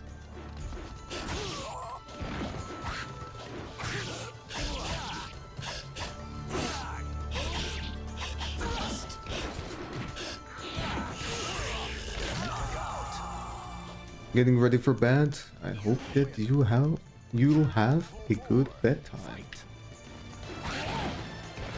I'm glad to hear that you're doing well. I am suffering with this game. I am unsure if I will just simply drop it, because some of the achievements are just too freaking hard. But we'll see, I still give it a try. I'm still experimenting around. Right now I'm playing as Voldo.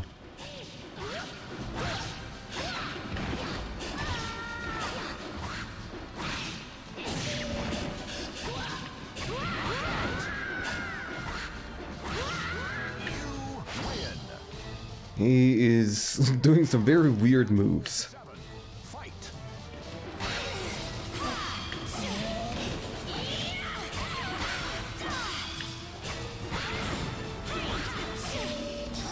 But that was not nice. Also, I don't like the twitching of his ass. I really do not like this.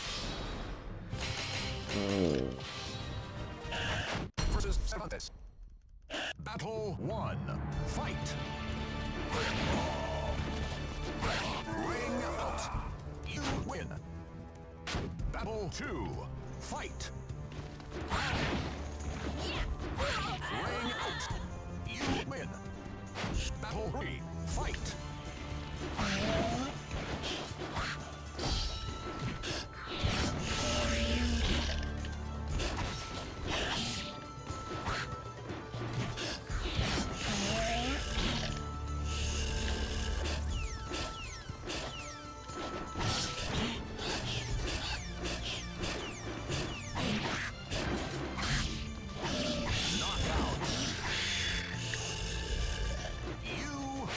I have no idea what the hell is going on with this character. Battle 5. Fight.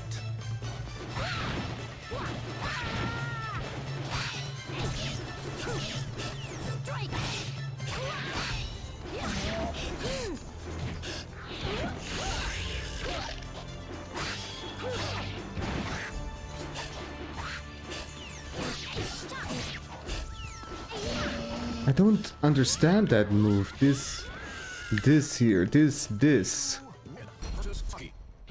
Battle 6. Fight.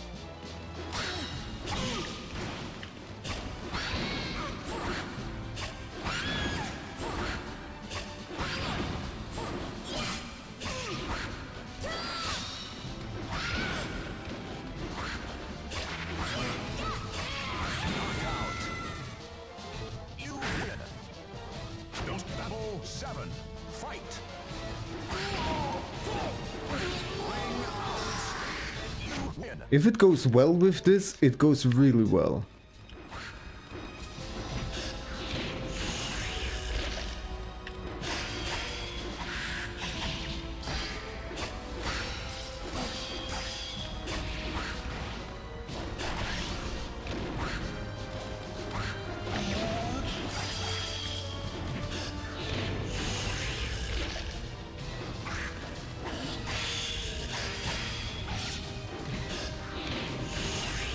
Knockout. You win. Battle 9. Fight.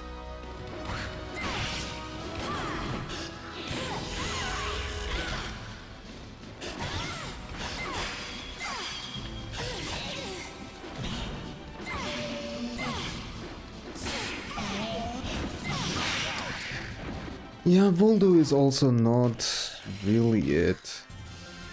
He's just way too complex and confusing. Let's go back to Sophitia, I guess. Yeah. Everybody else is just not really suited for anything.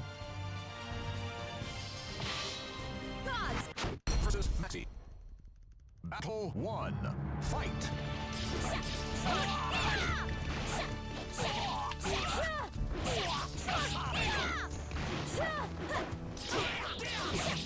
It's just this weird issue again where she sometimes just does not direct the right attack.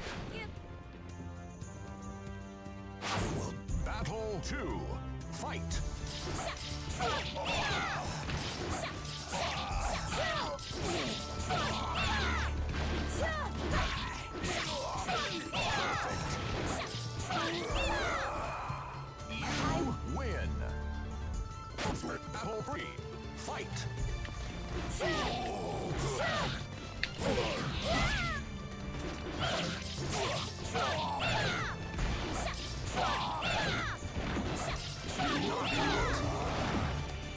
You win. Battle 4. Fight.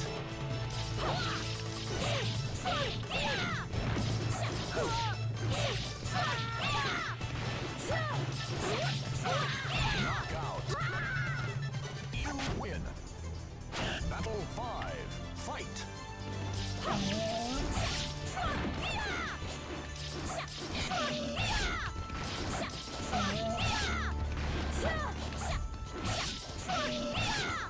Ring out. You win versus Yoshitsu. Battle 6. Fight.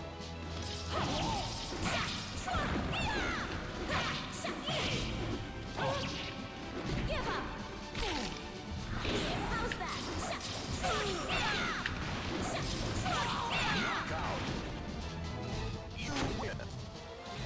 Battle 7. Fight.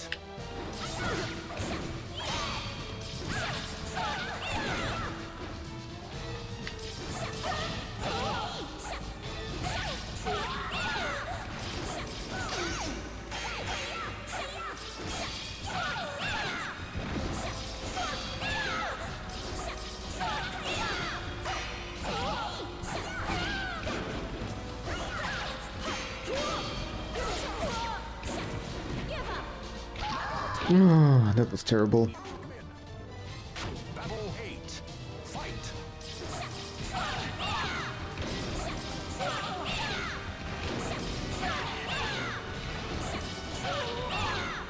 Okay. Good. You win. Battle 9. Fight. Rude.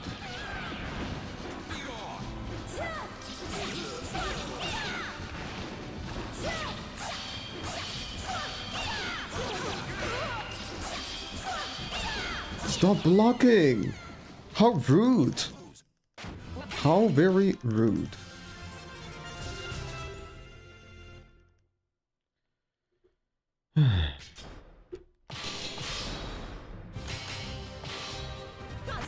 Versus Kick. Battle 1. Fight.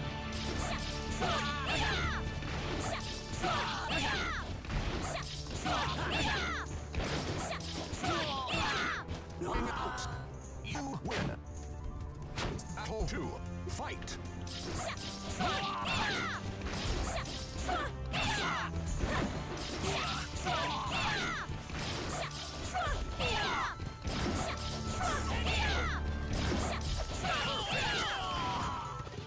You win. Battle 3. Fight.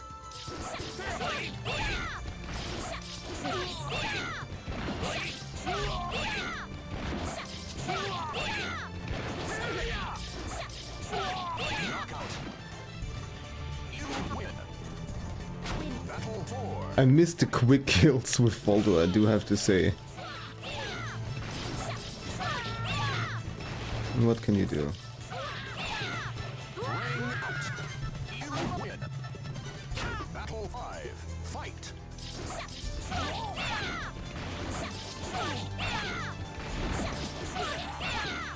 Ring out.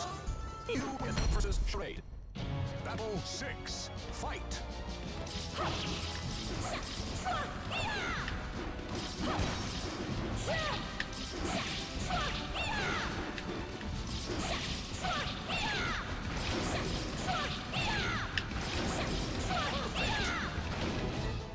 You win. Battle 7. Fight.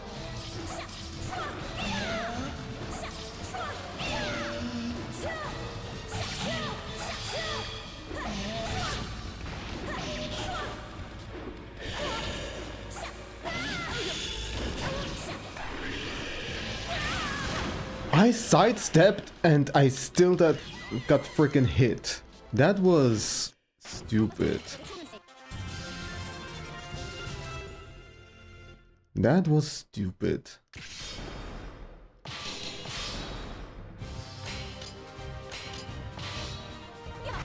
Versus Cervantes.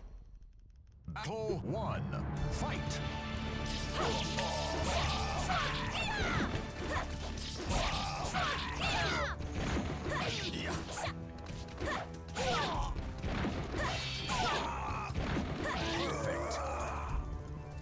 You win. Battle 2. Fight.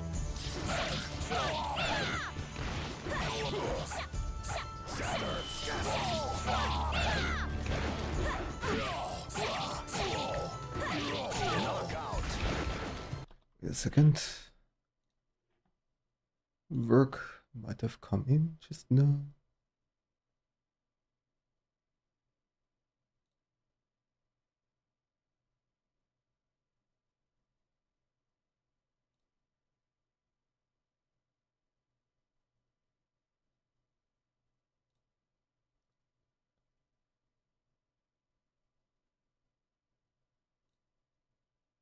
Trying to get in.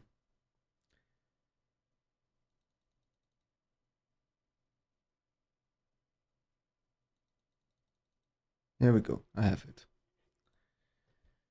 Alright, it's reserved for me for the next 10 minutes. Play a little bit more. Battle 3. Fight.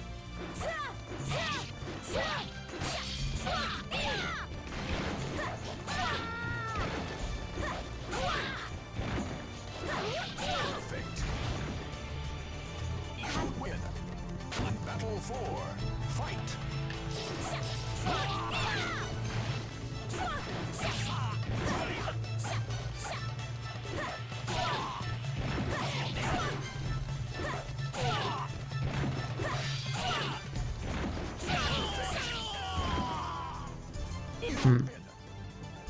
Battle 5. Fight.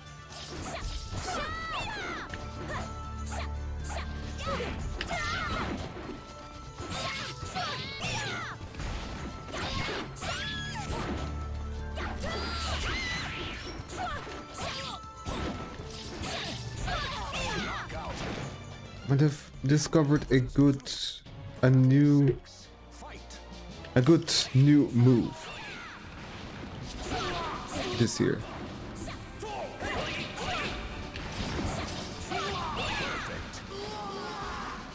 You win. Battle 7. Fight.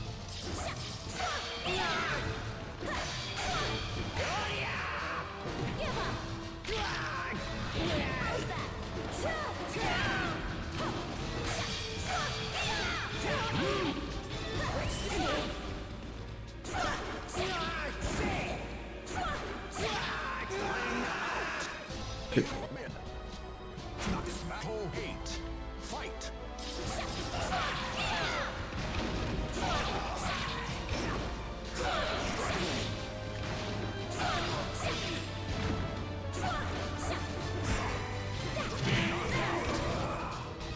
You win. Battle 9. Fight.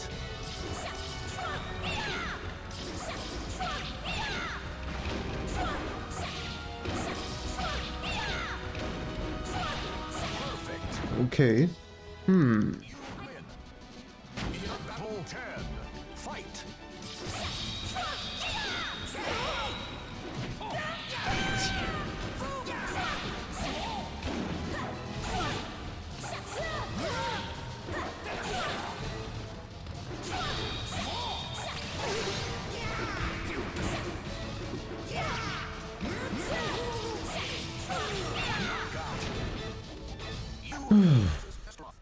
Battle 11. Fight.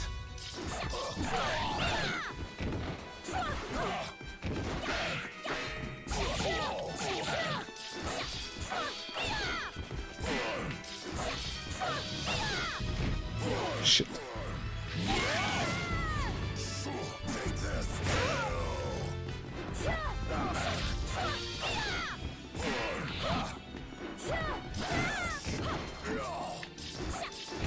Shit.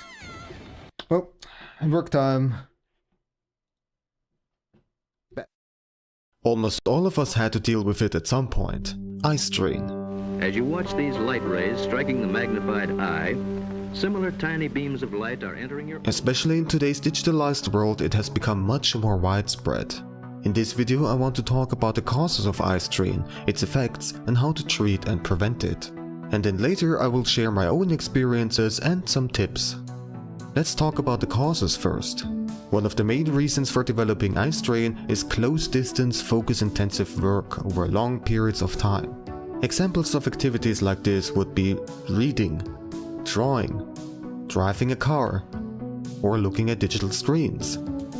There are factors, however, that can worsen the strain on the eyes. Looking at blurry images is one of them. Our eyes then try to constantly focus on something that cannot be focused on, exhausting them even more. Double images caused by printing mishaps or faulty displays can also have this effect. Flickering from room lights or screens can be pain-inducing too, even the kind of flickering that we don't actively perceive. The iris of the eyes contracts every time the light is briefly turned on again. And then there are more underlying causes of eye strain. For example, refraction errors of the eyes, so near or farsightedness, or your glasses or contact lenses have the wrong prescription. Muscle spasms can exhaust them faster, misalignment of the eyes, or drooping brows or lids, and various other eye diseases that cause blurred vision, light sensitivity, glare, or high amount of floaters. However, in this video I am mostly going to focus on external eye strain sources, like computer screens, drawing, or the like. If you have or suspect having a medical condition that causes eye strain, then getting the advice from a doctor will be far more helpful. Let's talk about the symptoms next. Pain in and around the eyes can be an indicator that your muscles are overexerted, especially the ciliary and extraocular muscles. Dry eyes are very common. When focusing, we just tend to blink less. Or sometimes the eyes get teary, the opposite therefore. Intermittent double vision can also be a symptom. Fatigue and dizziness, light sensitivity, blurred vision, problems concentrating, and also very common are headaches. I know that all of this can sound quite scary, but these symptoms normally aren't that serious or cause long-term issues. So I've been lied to as a kid. Looking at screens doesn't make your eyes rectangular. What an outrage! However, if you experience more serious symptoms like nausea or severe eye pain, then please consult a medical professional. So what should you do in order to treat and even prevent eye strain? The most recommended method is very simple. Take regular breaks. A lot of experts say that a 20-20 approach would be good. After 20 minutes of eye straining work, close your eyes, or look at a simple non-moving object in the distance for 20 seconds or longer.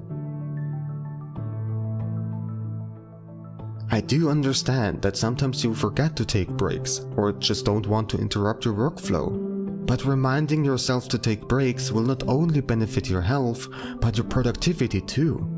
Also, if you frequently overexert your eyes and don't take breaks, there is a small chance that the symptoms will occur more often.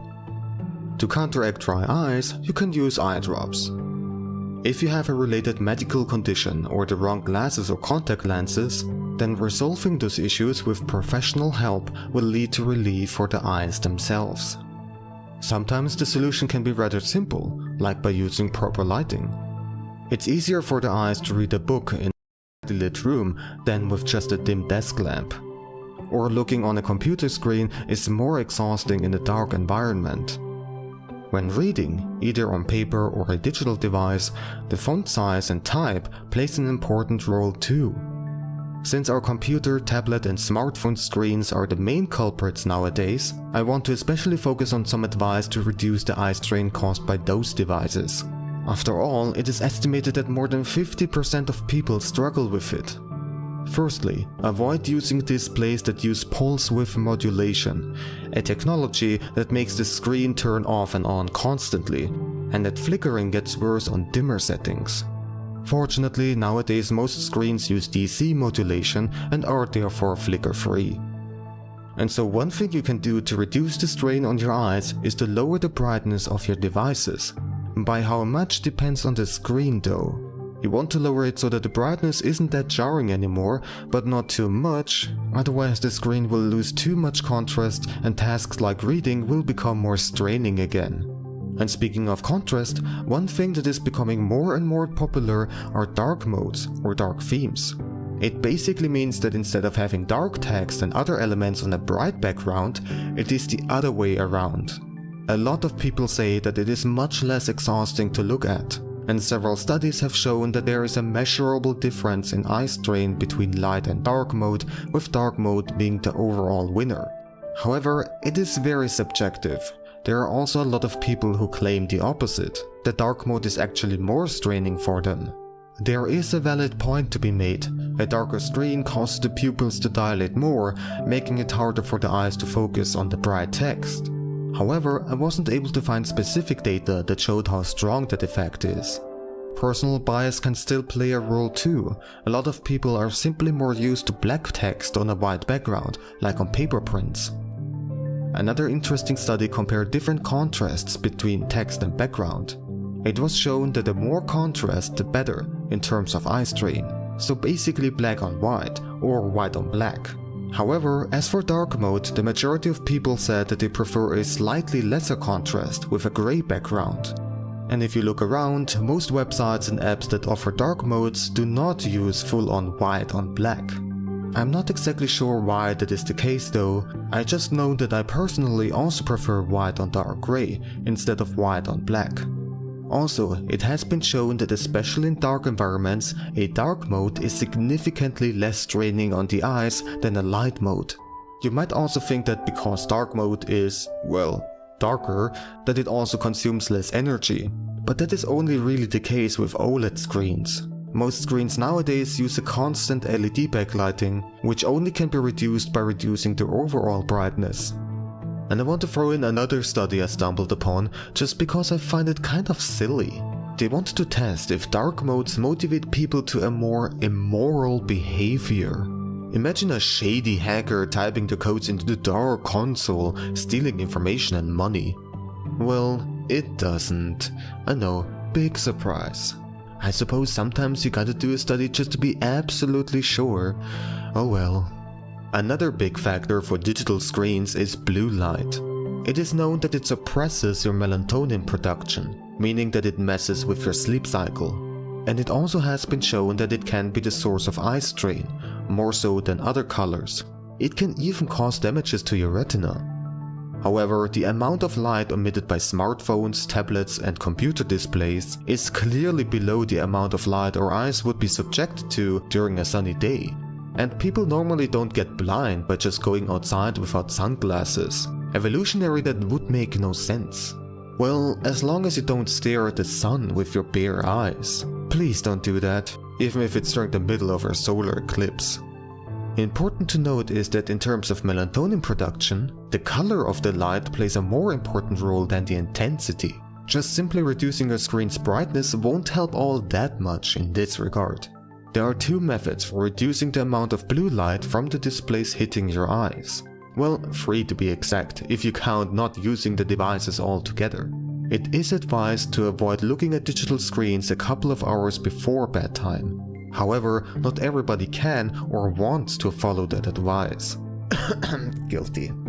So one way would be to reduce the amount of blue light emitted by the screens directly. As I said before, just lowering the brightness isn't enough. There are so-called night shift or night light modes. Nowadays, many devices and operating systems offer something like that. Or you can download an app that does the same thing.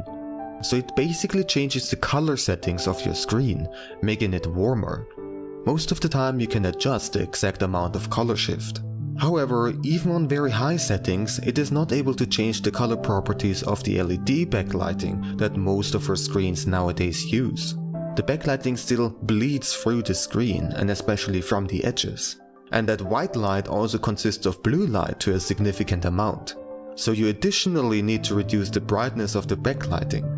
And then you end up with a very dim screen with even worse contrast because of the color shift. That is very hard to look at. Focusing on it therefore is quite straining. Also, studies have been mixed about the effects of night shift features. Some showed that it does reduce the melatonin suppression levels, where others claim that it does not have a significant effect. It seems to me that more studies are needed. Regardless, you can just try it out yourself and choose the settings that feels the most comfortable to you. Another way to reduce the blue light would be by wearing glasses with blue light blockers. Those filter through all the light rays directed at your eyes, including those from the LED backlighting. Therefore, it is the most effective method, especially those with very strong filters. Studies have clearly shown the benefits of those glasses.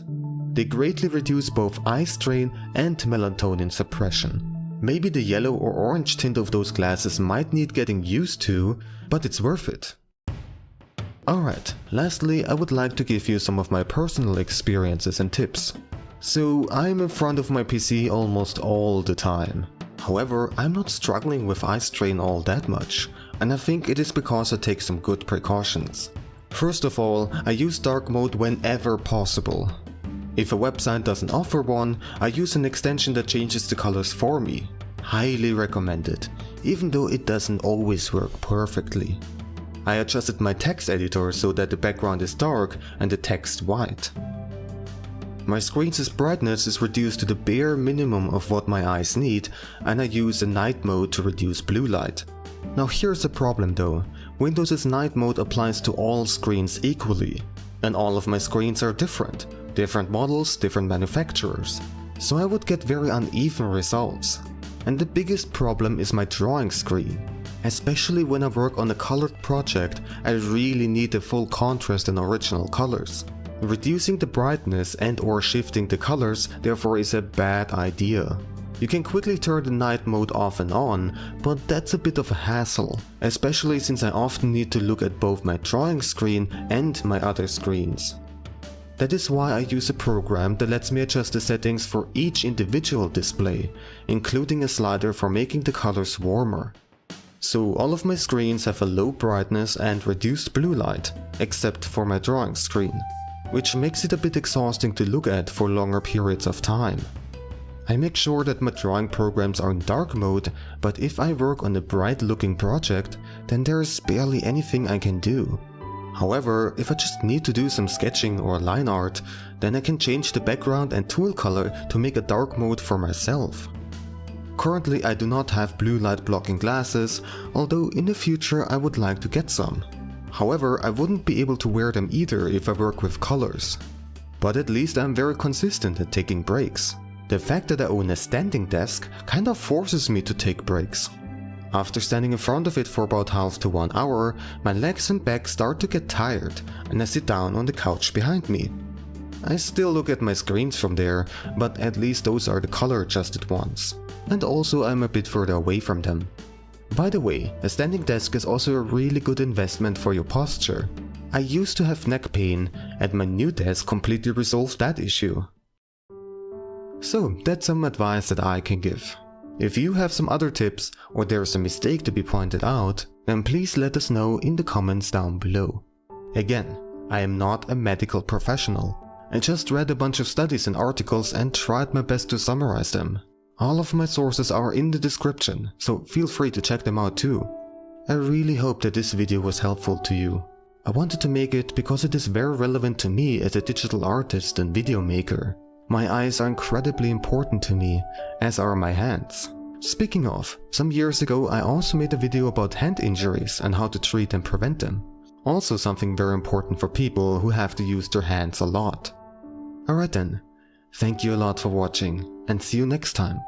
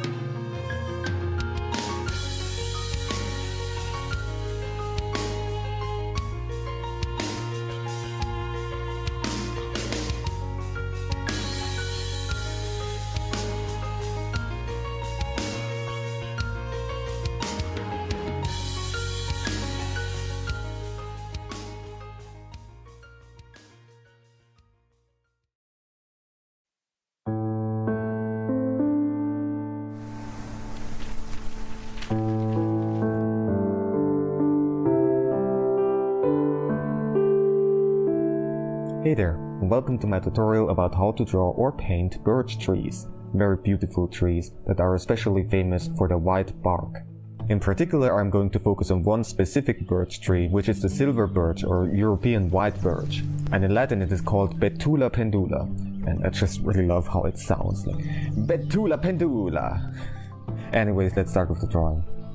At first we're going to draw a very quick and simple sketch just to define the general shape. Starting with the trunk, which is normally a bit thinner and goes up straight like so.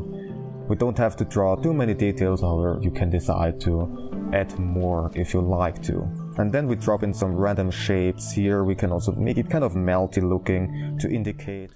Alright. Now, while I was doing work, I was thinking, and yes, the work is so mind-numbing that I can actually also think while doing it. Not mind-numbing, but just like so... Soul Calibur. Easy, let's just say easy. So, I will not complete this achievement set. I recognize that these achievements, and let me show this off, yeah? This is what I've been trying, okay? This is not even the only thing. There's extreme time attack. There is extra alternative time attack. The time attack modes are also really nasty. And 20 enemies in extra survival deathmatch, also really nasty. And 15 over there too. In no recovery mode, yeah? So this is by far not even the only thing, and perhaps not even the hardest thing. I mean, those are extra modes, so I can use a weapon that makes me a little bit more powerful, but still. This is just not suited for my skill level and also my patience level, I have to admit. So, what we're gonna do instead is I will just complete the combo achievements and the arcade achievements and leave everything else, the time attack achievements and survival mode achievements, they will be left. Okay, but also what is this one? Clear extra team battle on hard difficulty or higher using the following characters in this exact order. Default settings. I don't know if this means that like extra team battle are there continuous in that one? We can give this one a try too. But first of all, we're gonna go into elemental fairy. That is Talim. Elemental. I guess wind. So yeah. Let's check it out. So we need 90 damage with 4 hits.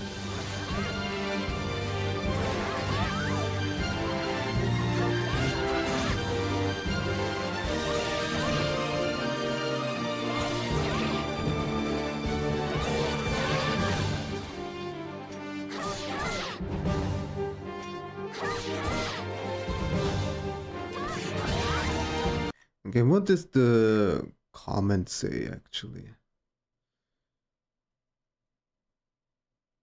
Quarter circle forward, hold B, BBK. Soul.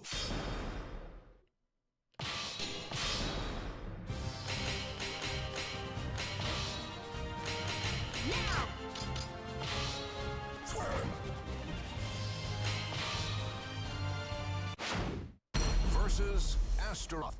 Battle. Fight. All right.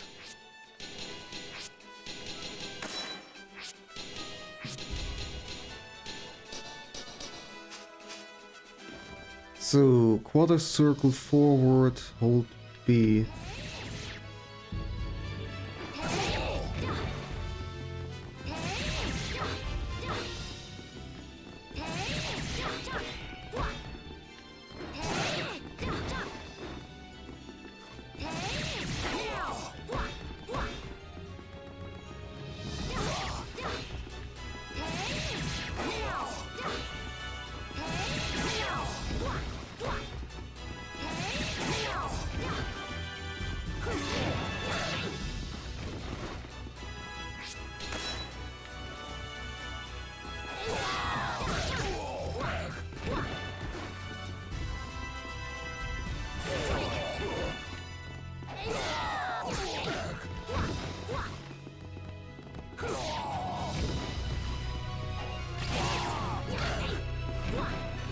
Almost.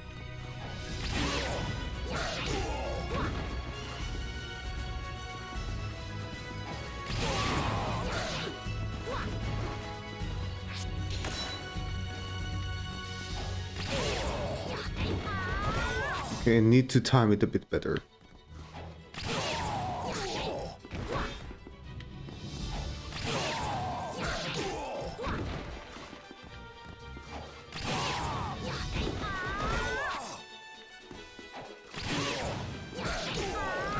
There we go.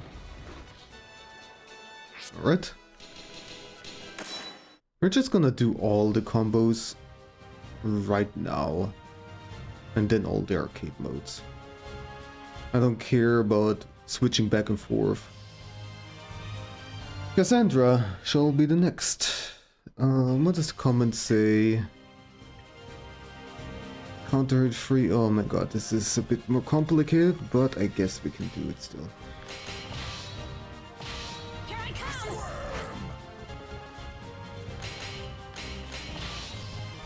Versus Estroth. Battle. Fight. Okay, so first of all,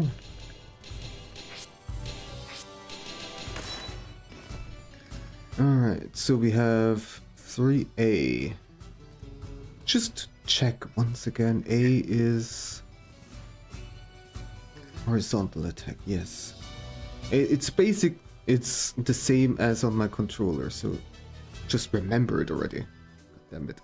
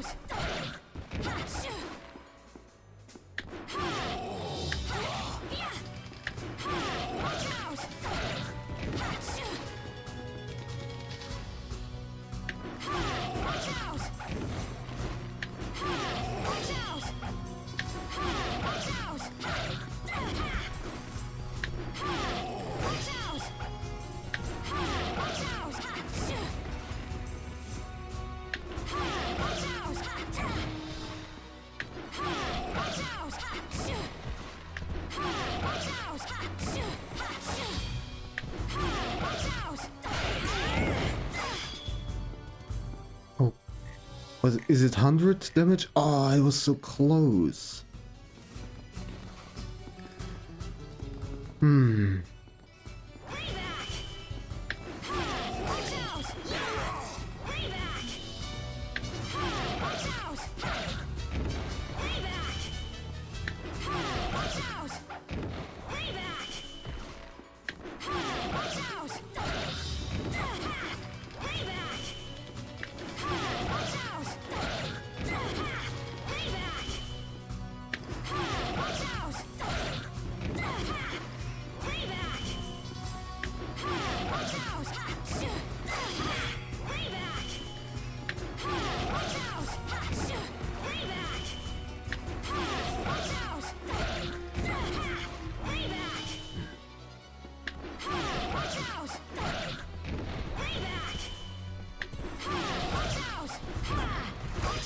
Quarter circle right in the middle is just so difficult to get.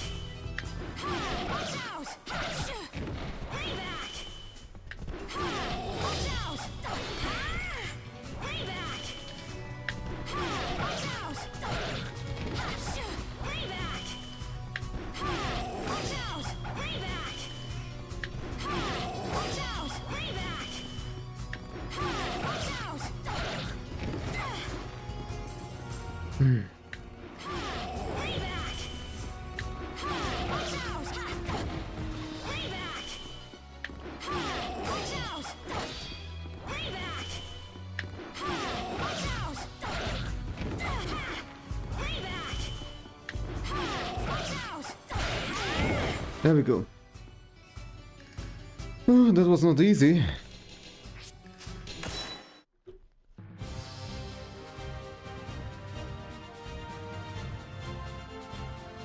Then we have next up Necrit. That weird guy.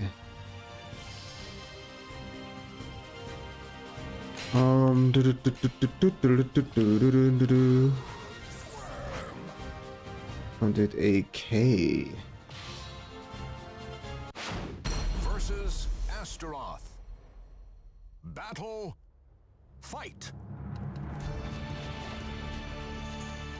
Oops, I don't have a stage that is suited for this. Should pay attention. Versus Astaroth. Battle. Fight. Alright, push you to the wall. So, oops.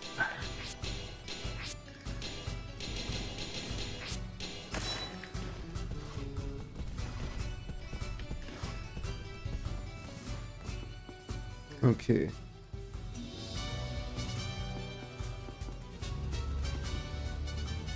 Slide from A to K.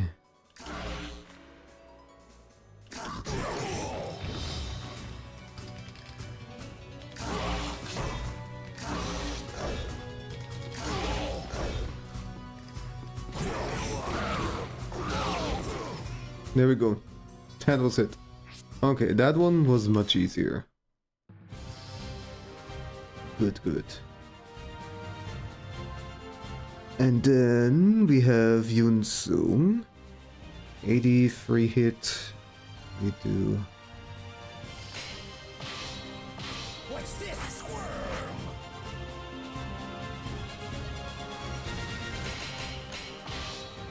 You can do by hitting K. Versus Astaroth. Battle. CR means crane, which you can do by hitting K and then forward. And then forward. I had a hard time finding that in the move list. And once in crane, hit A, then down, forward, down. Down, forward, up. Okay, okay. Next. Uh-huh, okay.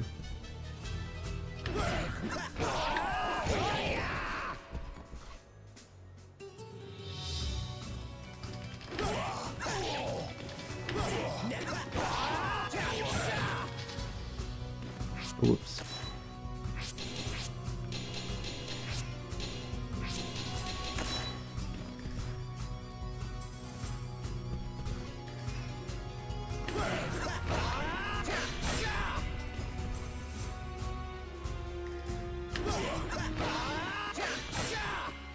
How am I supposed to do this? He blocks immediately after.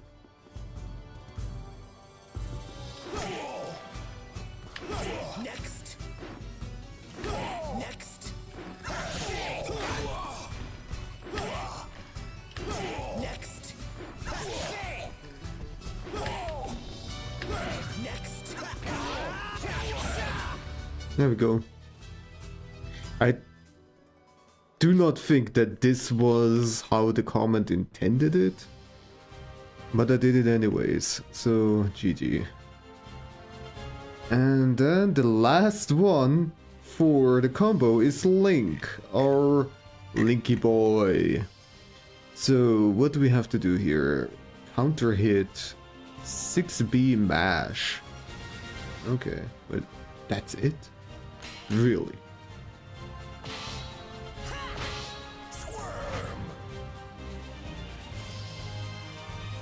That might be the absolute easiest one of all.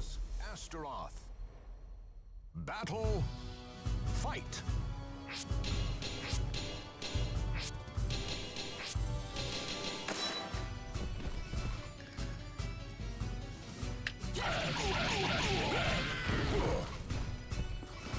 Okay, we need to get him to the wall, apparently.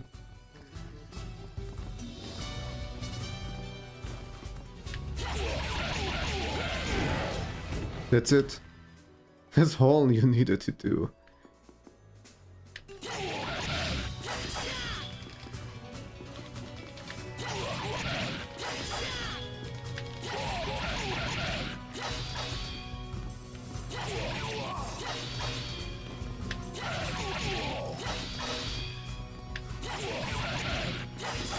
Weirdly enough, now I can do it, but it doesn't matter.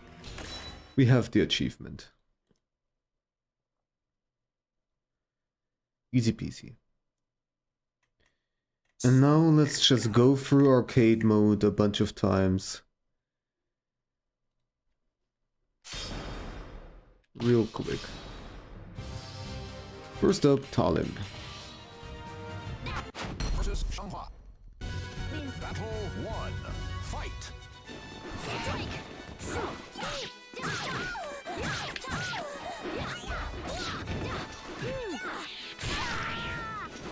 I see you.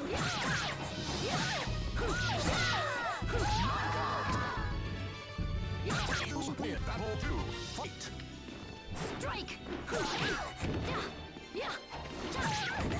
Hey, now.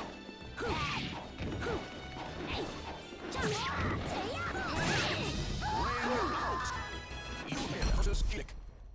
Battle 1. Fight.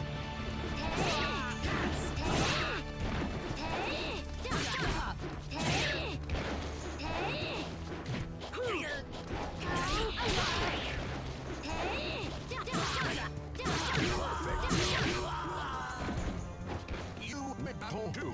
Fight.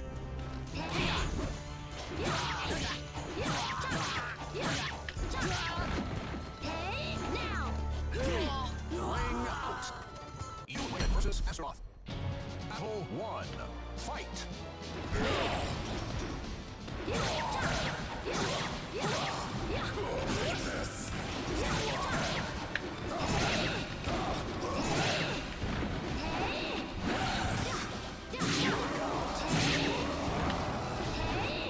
You battle 2. Fight.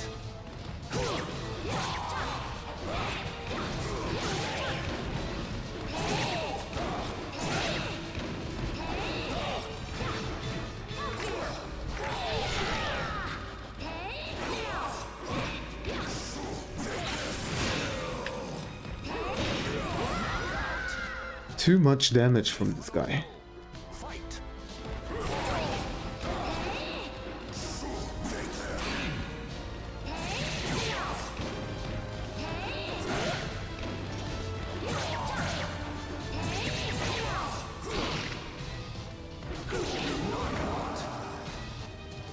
You win. Versus Tucky. Battle 1. Fight.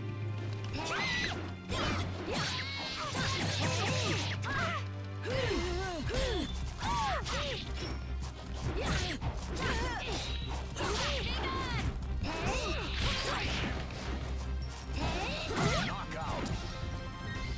You battle 2. Fight.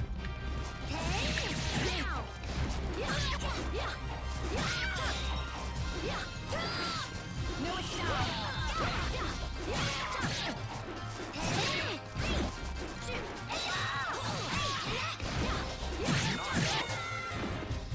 You win. Versus Messi.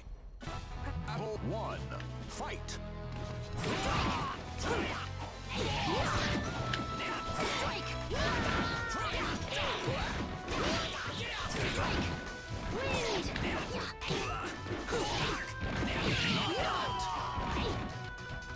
You battle 2. Fight.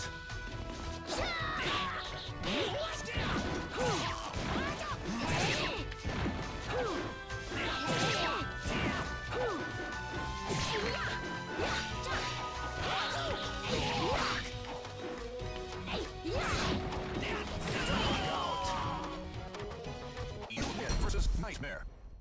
Battle 1. Fight.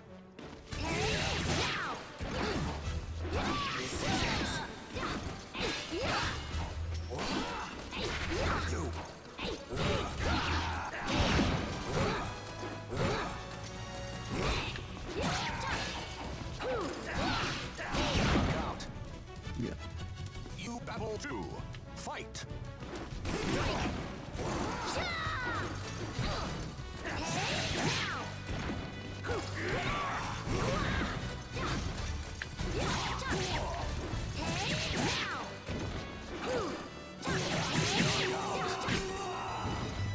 Final battle.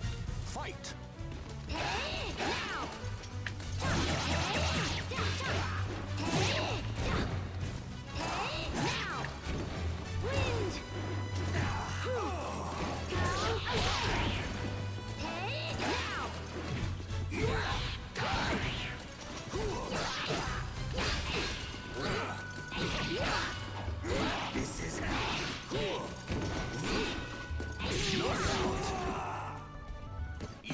Versus Yunsung. Battle 1. Fight.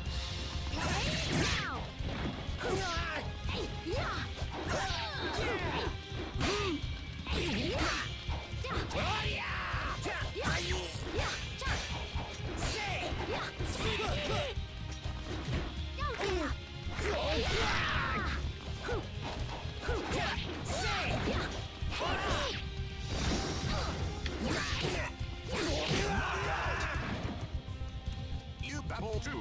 Fight. What's this? Here I come!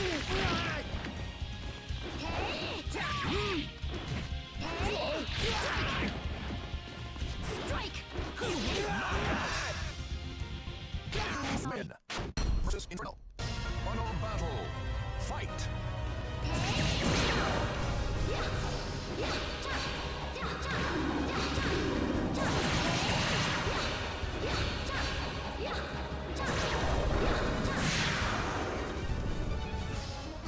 Fight.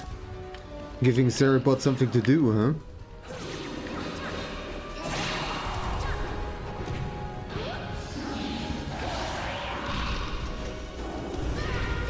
Jeez. Fight.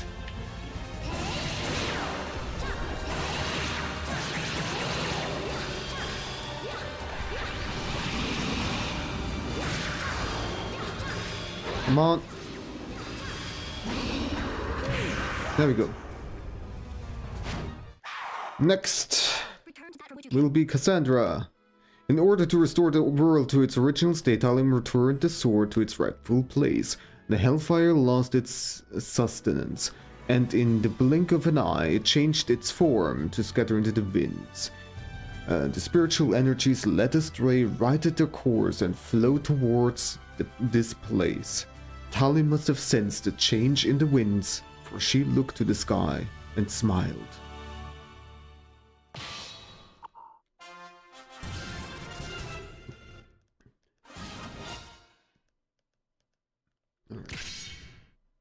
Next. Cassandra. Versus Xianghua. Battle 1. Fight.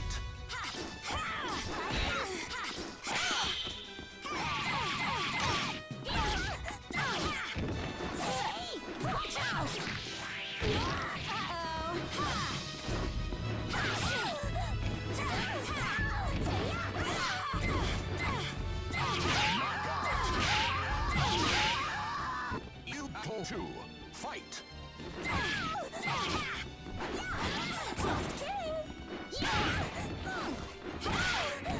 Ring out. Goodbye. Versus Yunsung. Battle 1. Fight. What's this? Ouch.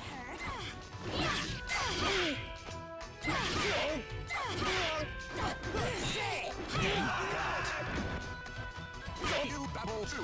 Fight.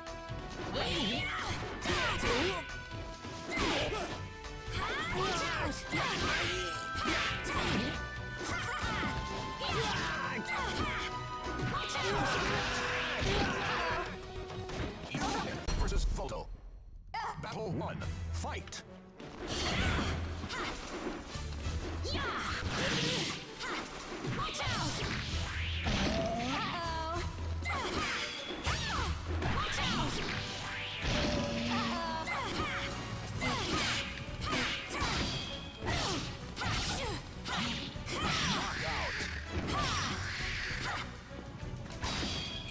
Battle 2. Fight.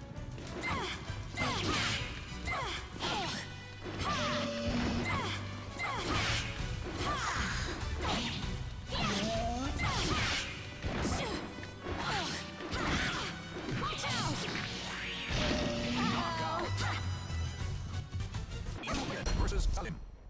Battle 1. Fight.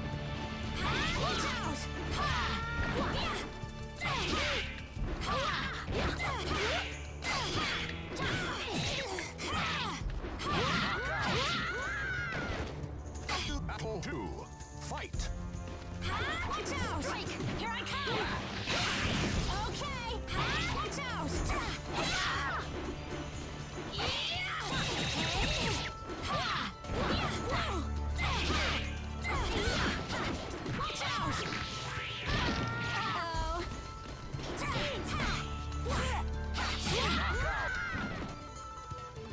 Versus Cervantes.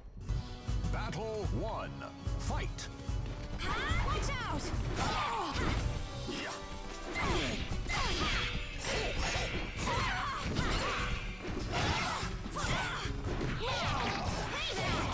It's over! Watch out! This way!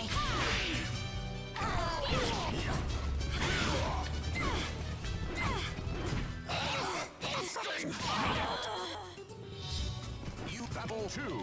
Fight.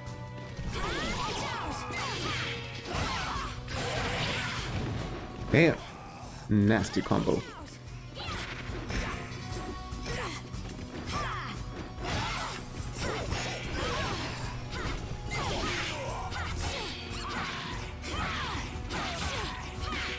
Knockout. Final battle. Fight.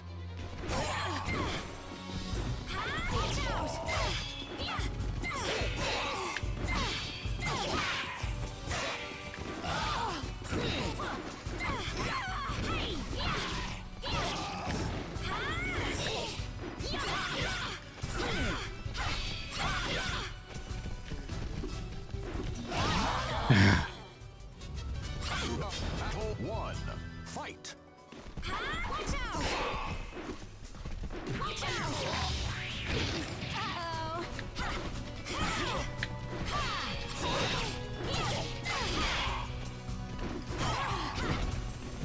This way!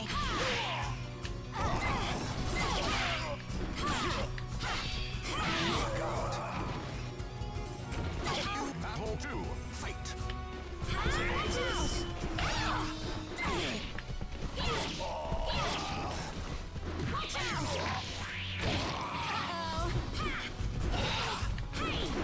out! Uh-oh. You win versus Mitsuki. Battle 1. Fight. This way! Watch out!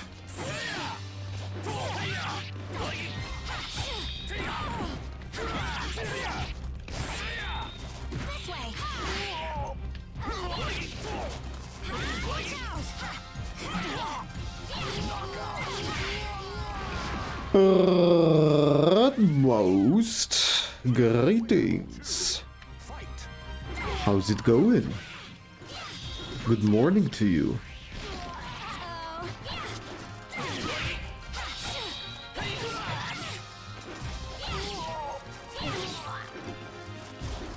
I'm just here doing the last couple of doable achievements.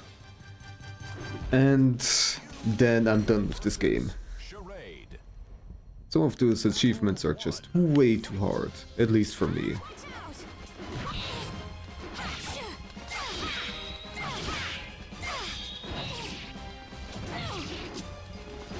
It's the only fighting game that you're good at. Oh, can you do the achievements for me, please? I would appreciate it.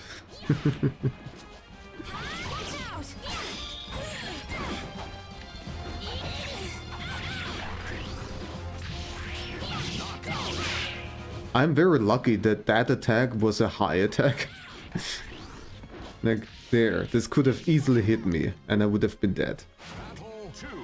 Fight. Like, when they do the charge, I keep on panicking and just stand there blocking as if block does anything. I need to interrupt them, but my brain is not fast enough.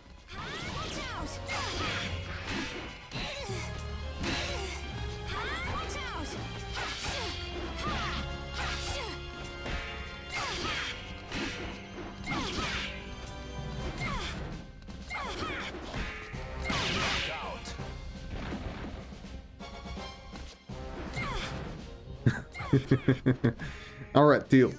Win.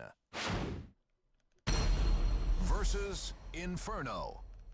But anyways, I hope you have a good morning. Very early morning. Wait, not morning. Day of the time. Yes.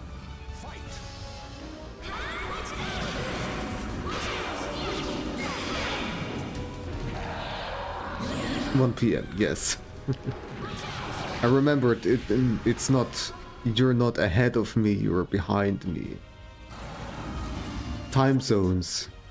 I do them well. But Redmost,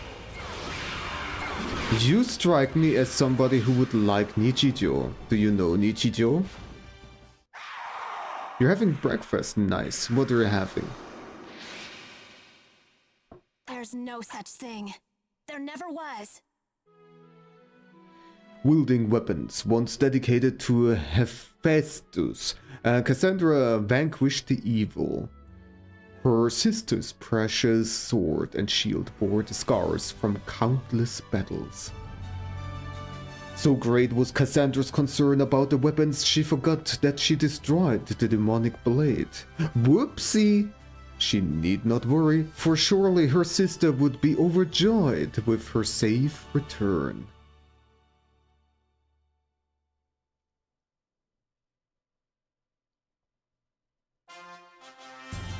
You don't recognize the name, Nichijou. It's one of my favorite animes, and I feel like you would love it too. It's delightful chaos. And to demonstrate this, I have made a redeem which plays one of the most chaotic clips from that anime.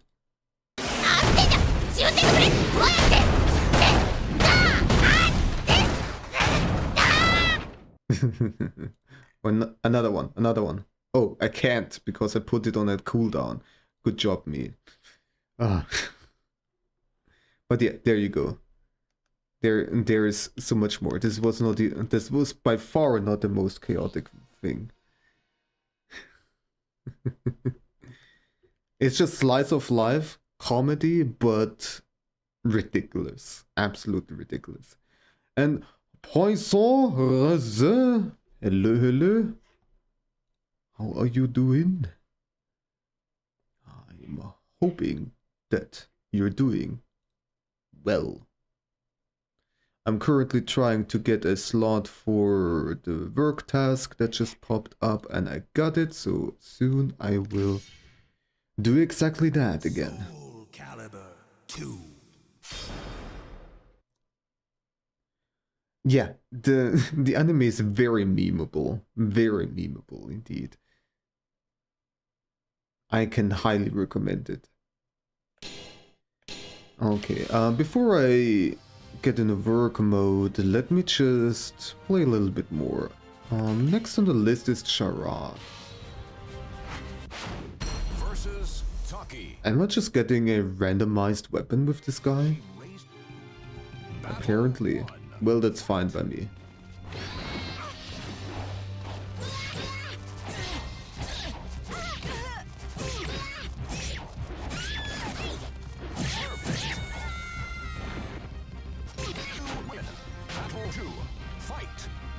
No, we're Raphael.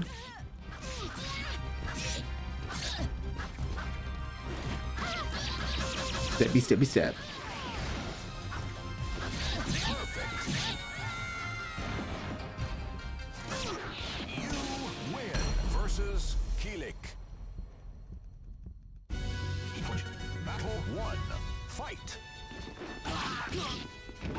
Now we are Shanghua.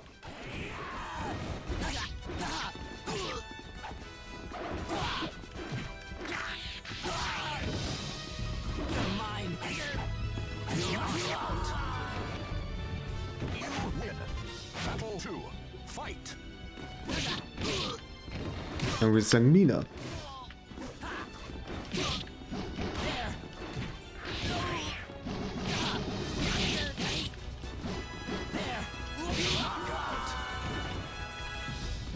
Versus Maxi. Battle 1. Back to Talim.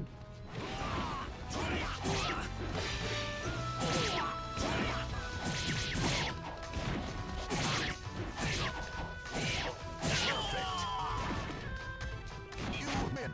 Battle 2. Fight.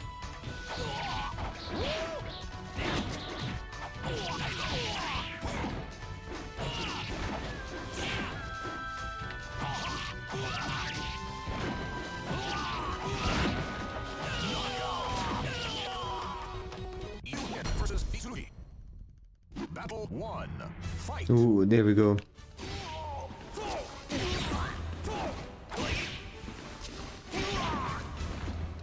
Nightmare time.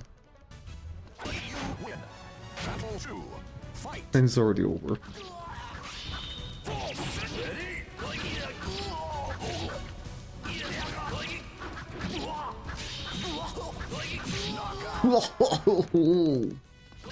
Versus Ivy.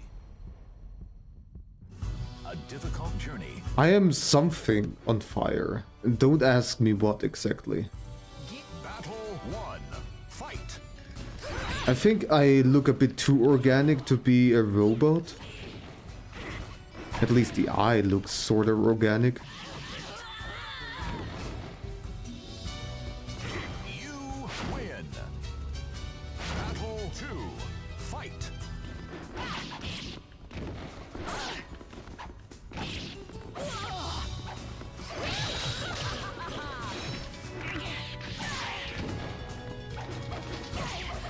Knockout. You win versus Nightmare. Battle 1. Fight. Cassandra now? No wait, is this... No, this is Sophia. Which means I can do this. You win. Battle 2. Fight. Like the Voldo.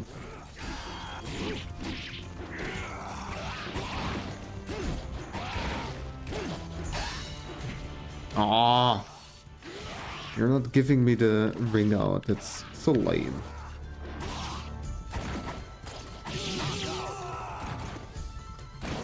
Versus Cassandra.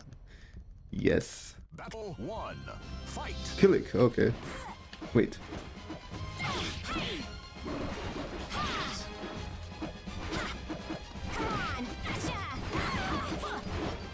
Wanna do this bullshit second. It just doesn't work that well. But it's so funny. Come on, come on. Come closer, come closer. Yes, yes. There we go. You win. Battle 2. Fight. Now we're Ivy. Oh yeah.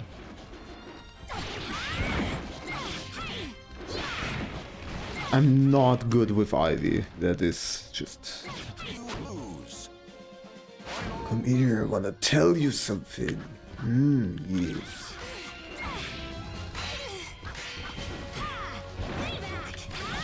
Raphael is also not my strong suit.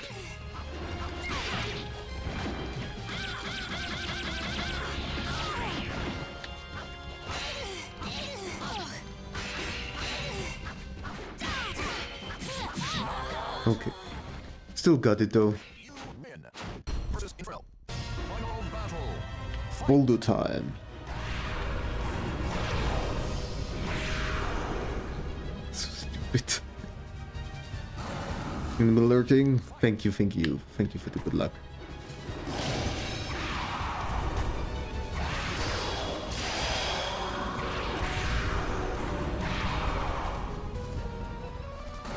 Fight.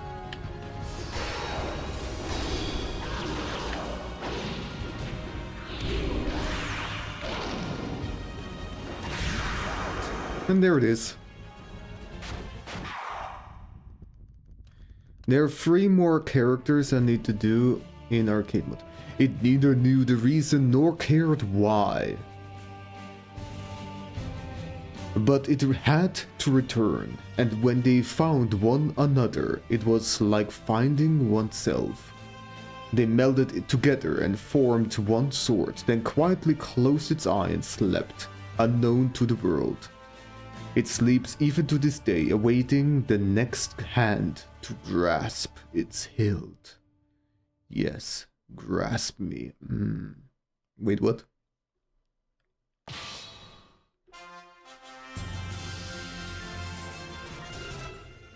Alright, and with that, I'm going to work mode for about 15 minutes. And then we'll do the last few arcade mode achievements. Soul Calibur 2. And a few other achievements too that we could potentially do. Alright then. We'll be right back.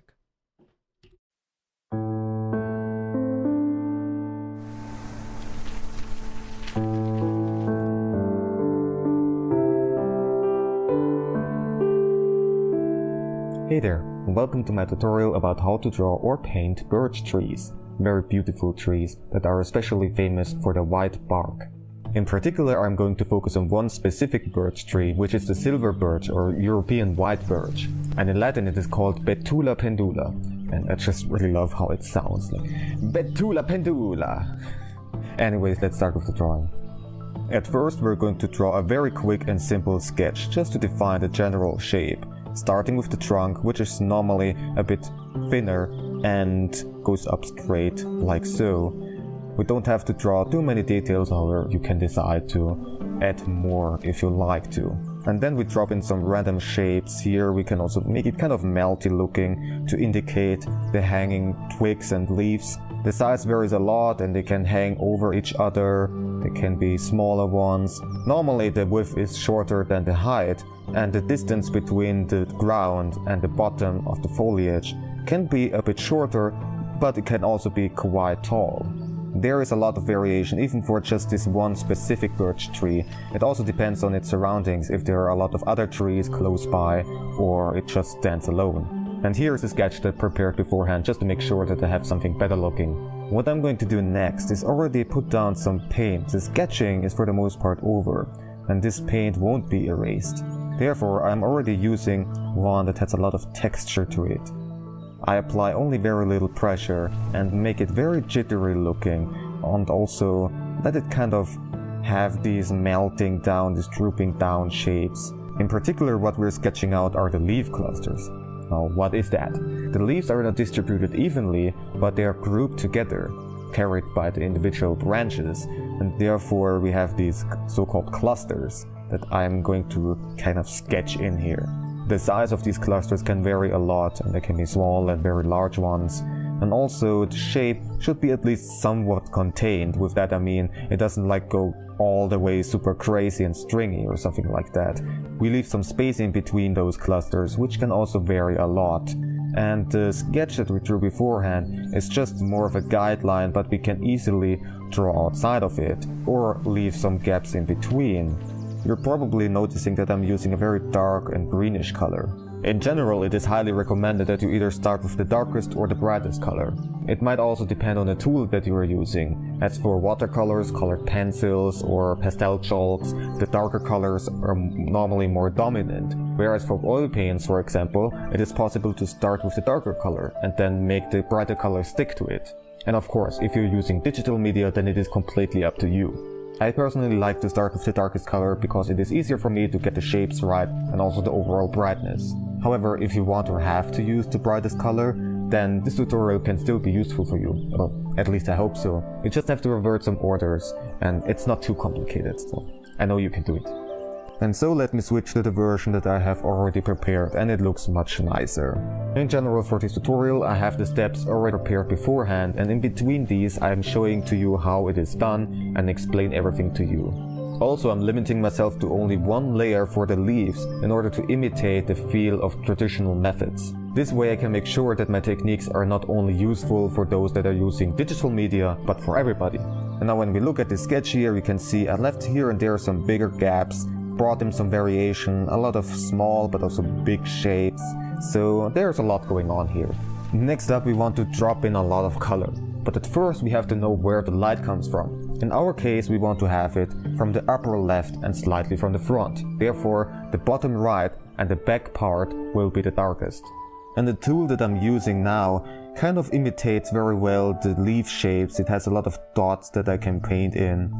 And the movement that we want to use for the most part is like these slight strokes. You can make the brush even finer and have these individual, almost like strands of leaves. However, we want to have some variation as for the direction. You can also bring in some curves, and we don't only want to use that. You can also make here and there some circular moves or some tapping in order to bring in more texture and variation to your painting. And so I'm just filling out these shapes. Also additionally, this brush is very light and is able to mix colors that is already existing on the layer.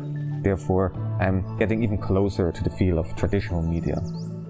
And yeah, I'm just filling these shapes out, and in general we want to still leave out the brightest areas. If we get closer to them, then the density of this darker color will get lower and lower until we just straight up skip the ones that are on the very left and upper side. When you paint, make sure that your strokes aren't getting too long, because we don't want to paint a willow tree after all.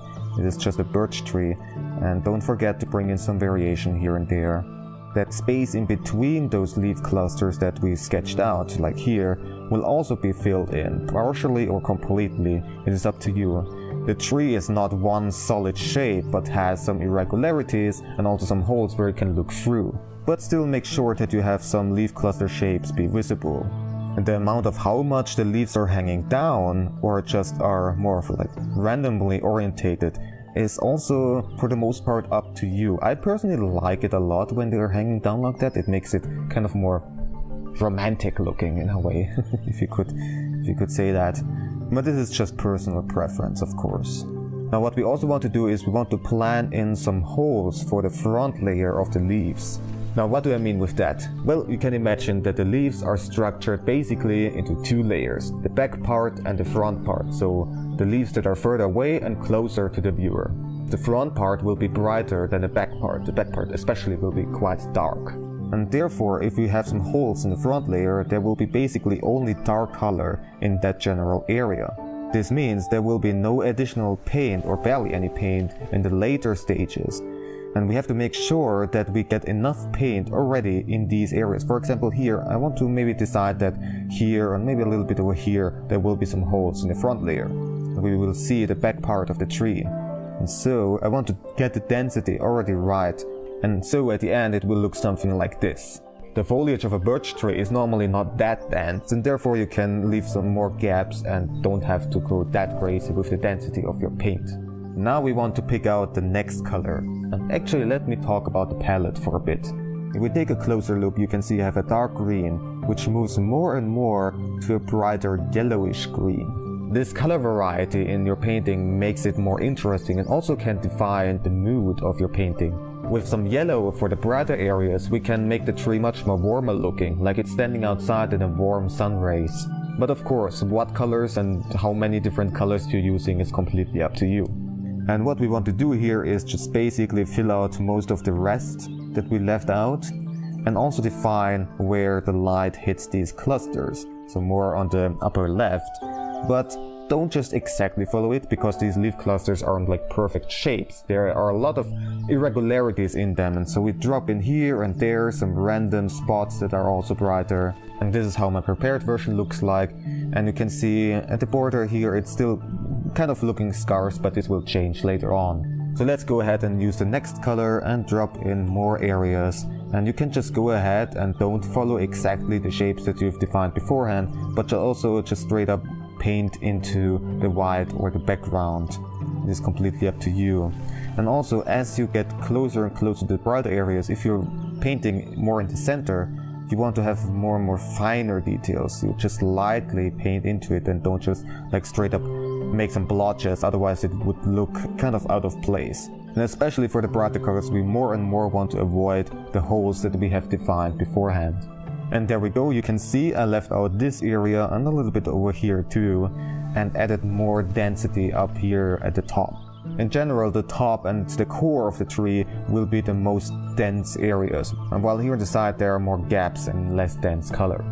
And so here we have the brightest color now, and I'm making very fine details. And another thing you can do, which also goes for the previous steps, is you can add here and there some extra little details, some floating little leaves. And it doesn't matter too much, you can make them completely disconnected, as long as they're not flying all the way in space, and just, that doesn't make any sense of course. But you can go crazy a little bit, and it does also apply for like in between these areas. You can just like, oh, here's a little bit of extra, and here, and just make it more random, add more little details, and this brings more variety and more interesting looks to your tree. In general, we want to have a lot of this bright color up here and paint very lightly here at the center. And down here, we're just basically leaving out the brightest color altogether. Also go ahead and just make some little taps here at the border. Just some very light taps, which then indicate some extra leaves that are just hanging around. And so in the end, it can look something like this. Well, another thing, which is not necessary, but I personally like to do a lot, is I have this brush here which drops in a lot of little leaf shapes that are quite solid. I'm using the brightest color and just basically limit myself to the brightest area that we already have painted. And this doesn't stick out too much, but just rather adds in some little sparkles in a way. Some little details to the brightest area. You can also pick out the second brightest color and go one step closer to the darker areas. And this way can make it more magical and sparkly looking, which I personally like a lot. You can also go ahead and drop in some of these leaves here at the border, just make them float around. And this is the final version of the foliage. Meow. Meow meow meow. Hoko wanted some attention, oh well. So next up we want to finally paint in the wood part of the tree, the trunk and the branches and everything. For that we're going to use a medium dark gray, and just use a very solid brush and go ahead and brush in right here, put a lot of color down and make it very dense and solid.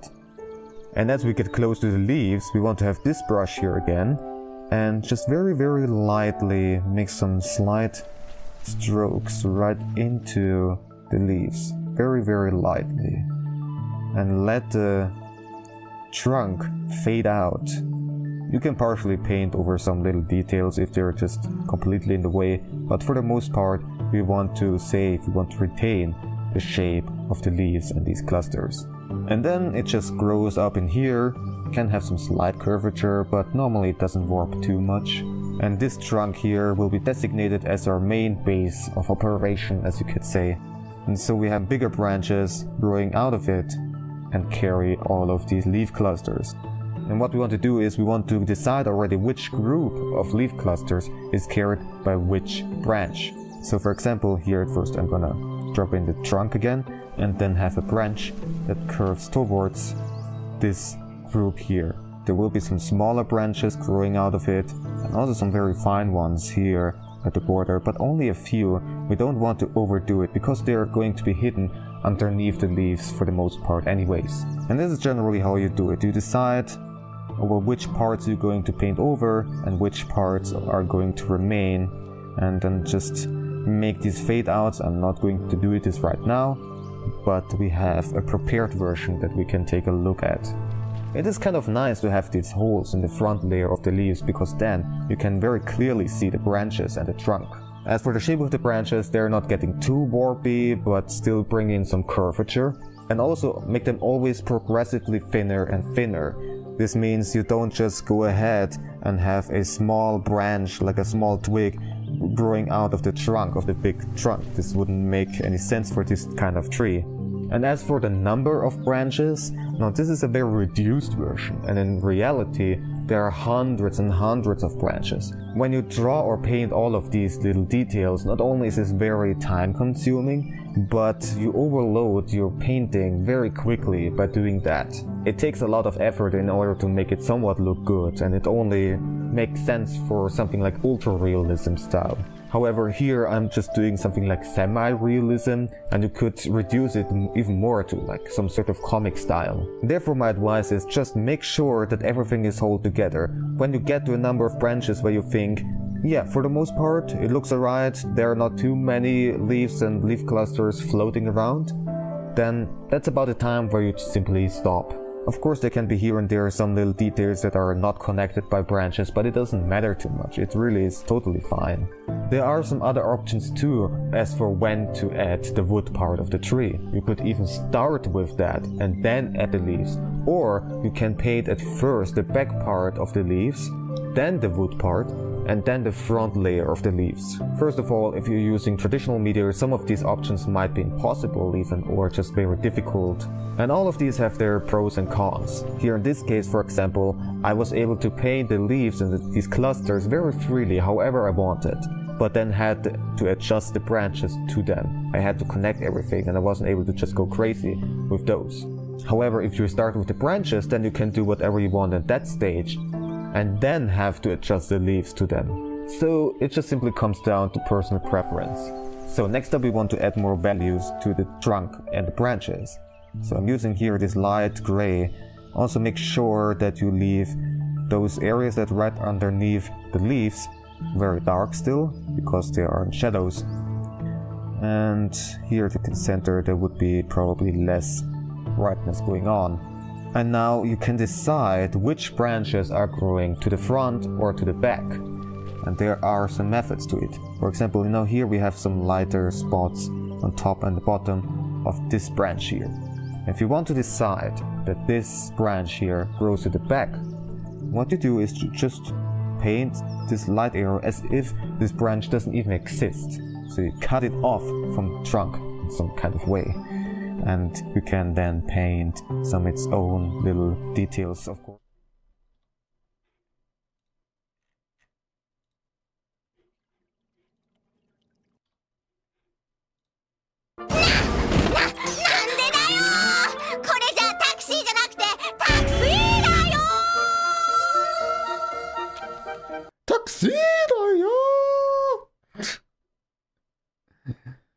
I love that one too.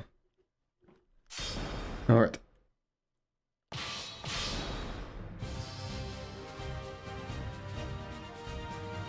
Okay, so next up is that lovely guy versus Shanghua.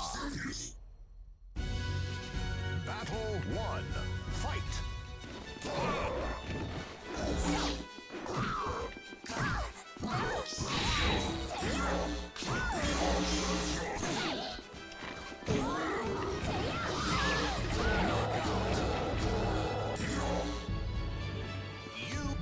This guy basically combines several weapons of the other characters, or perhaps even all of them, somehow. Oh, whoa, whoa, whoa. Battle 1. Fight. And I have no idea how to play this guy.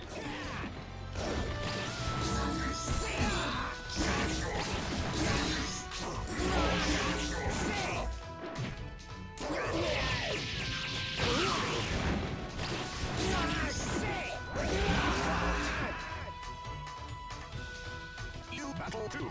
Fight.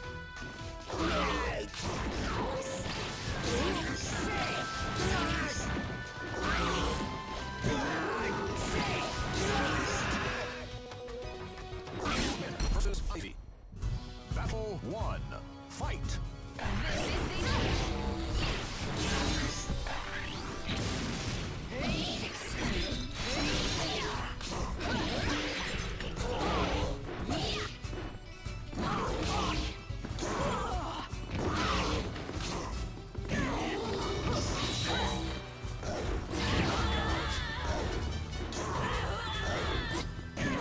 Battle 2.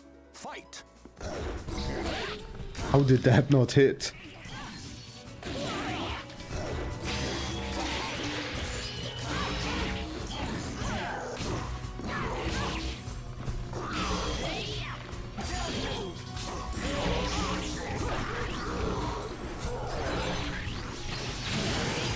Ouch.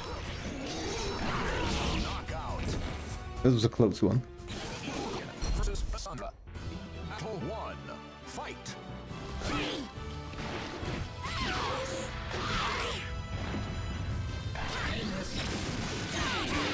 Or I don't quite understand that move.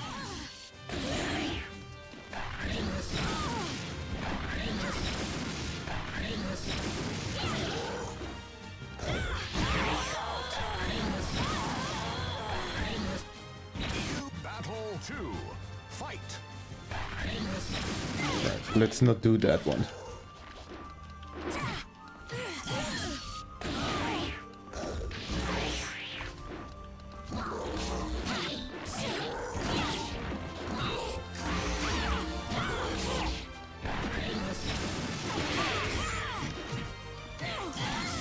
Let's stop attempting it. Versus Charade. Battle 1. Fight.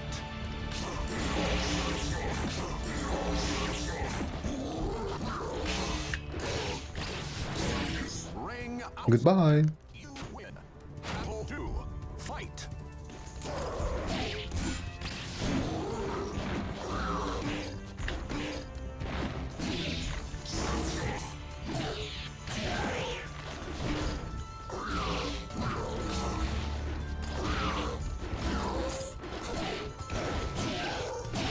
Knockout. Lose. Battle. Fight.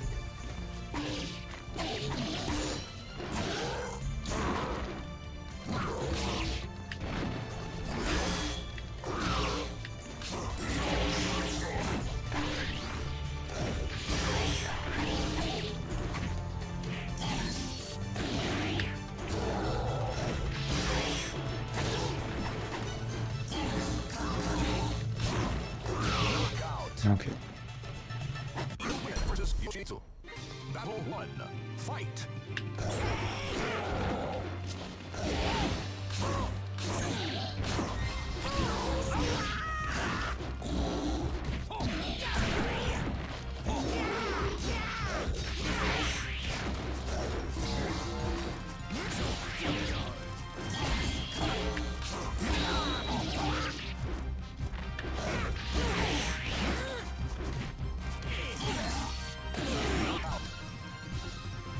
Battle 2. Fight.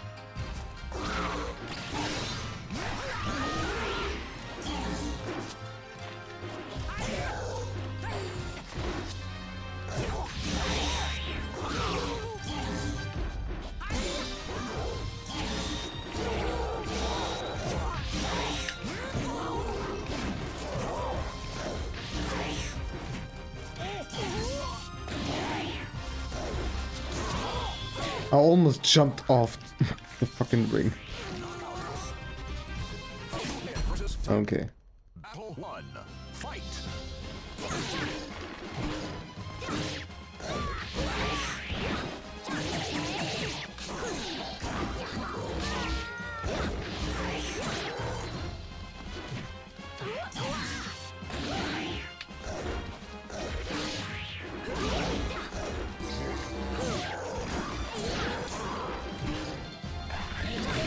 Ah, that was not the move that I wanted to do.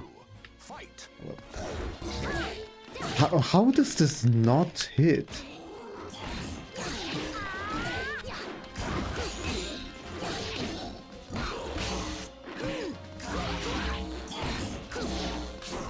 Okay, we're gonna die here probably. Let's try again. Battle 1. Fight.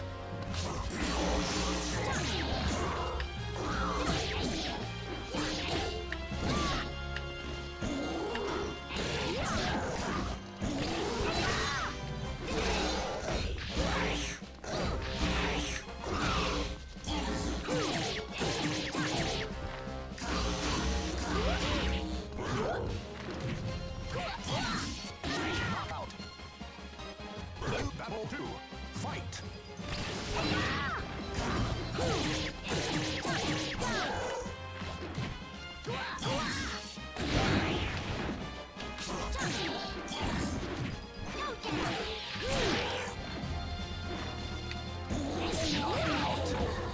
I don't like Necrit, to be honest. It's weird to control.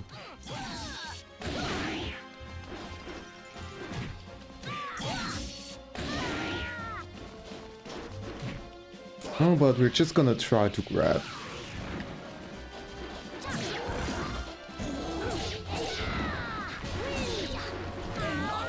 Well, that is also didn't work out.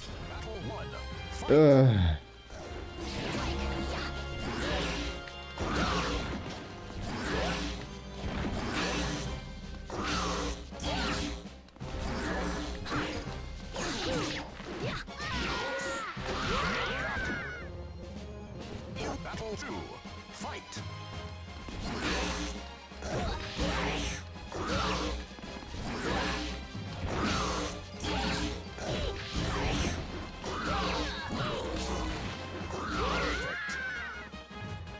You win. Versus Inferno.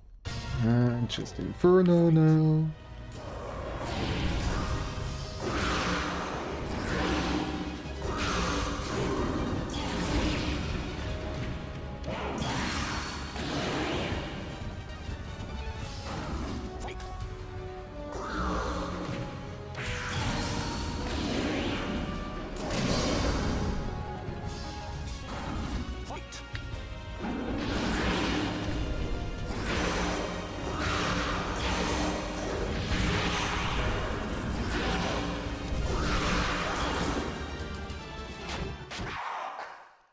And there we go.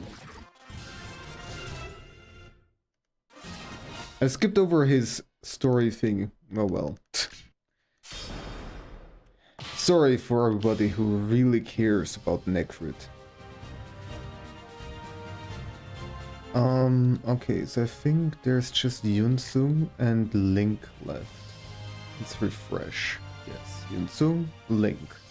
And then arcade mode on extreme hard difficulty without using any continues. Let's also not do that one. No thanks. It also seems like suffering. What's this? Versus Cassandra. All right. Battle 1. That achievement also gives you 50 points. So yeah.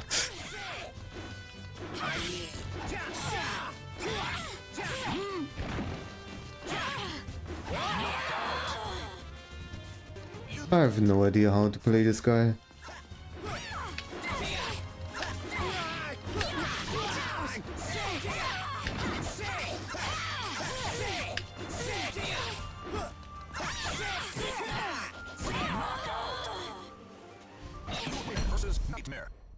Battle 1.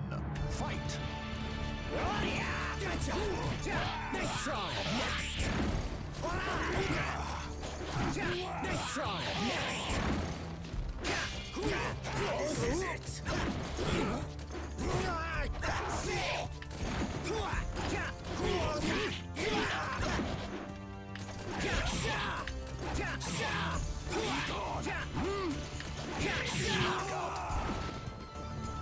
Battle 2. Fight.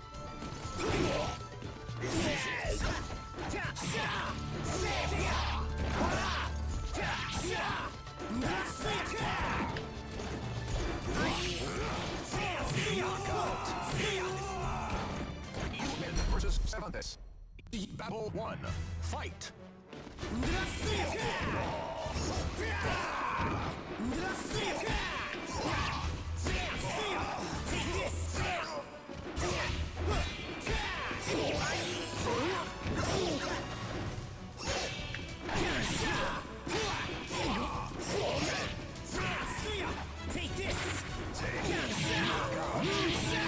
That's weird. Battle 2. Fight.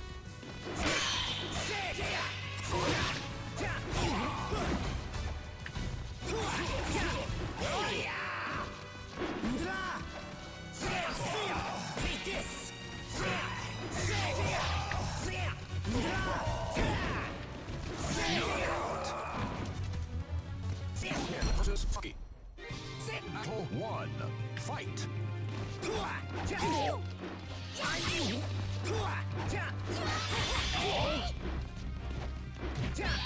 try next.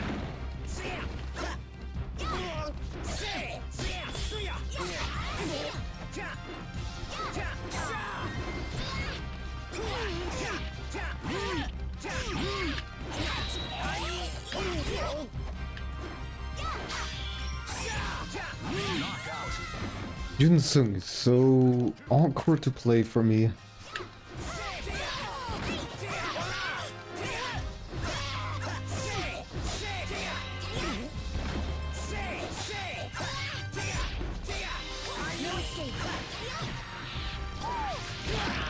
Stay down.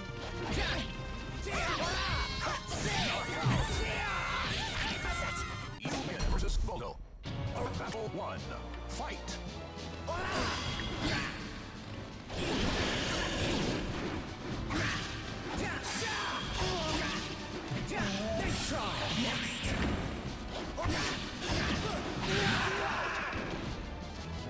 Battle 2.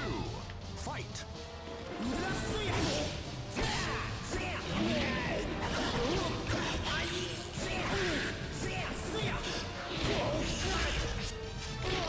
This is awkward range. Battle 1. Fight.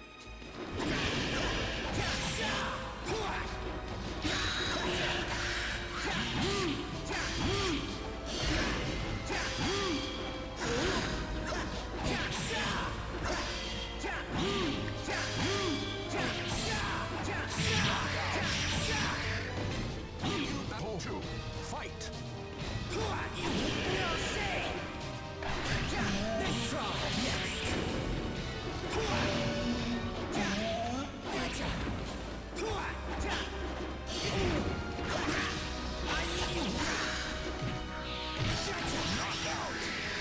Goodbye. Versus Yoshimitsu. Battle 1. Fight.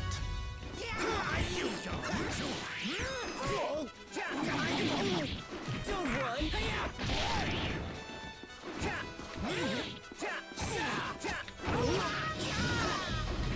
Nice try. Next.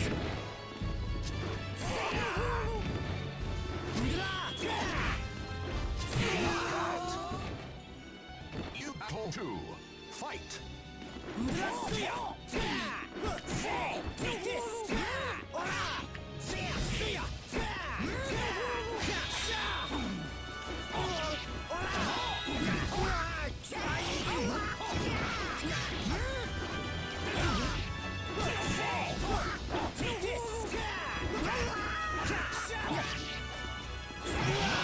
Ah, dang it. Battle. Fight.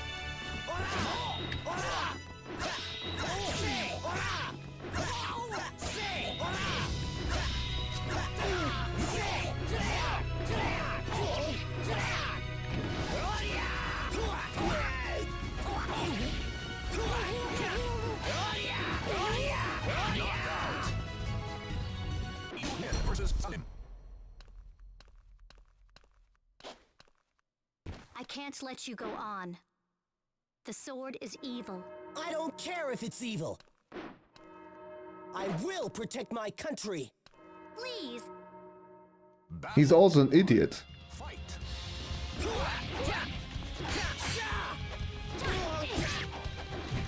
Nice try. Next.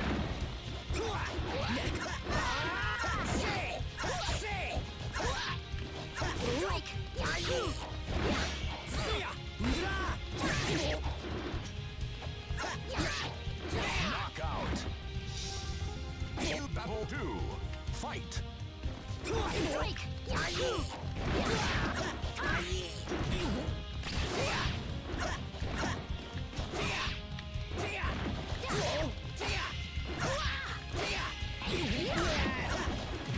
Nice try. Next. Gotcha.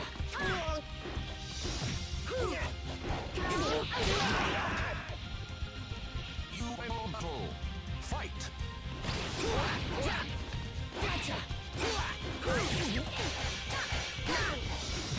Nice try. Next. Nice try.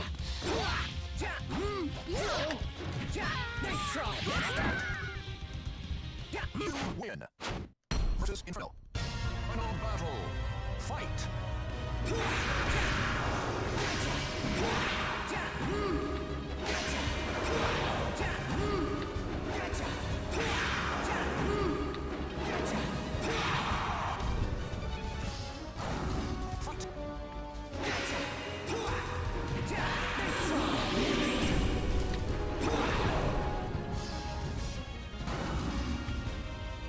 Fight.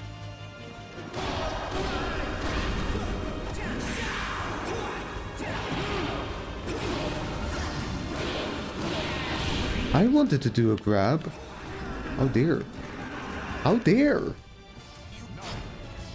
Final battle. Fight. Fight.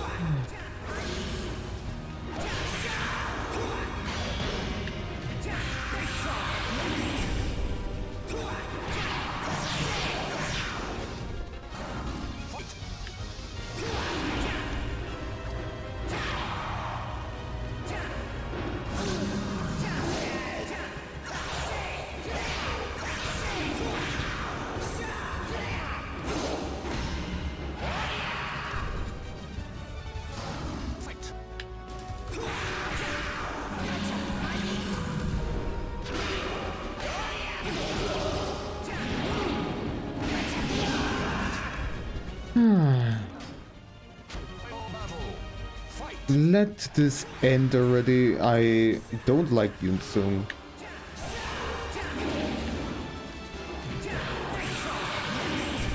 He might be actually my least favorite character to play. Fight.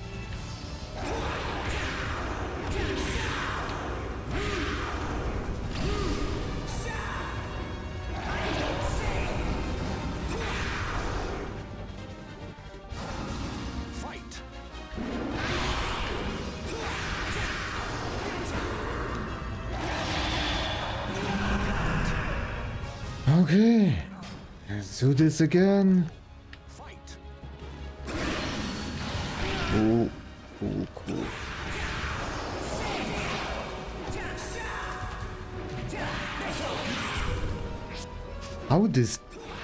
How weak is your grab? So that it still did not kill him. Fight.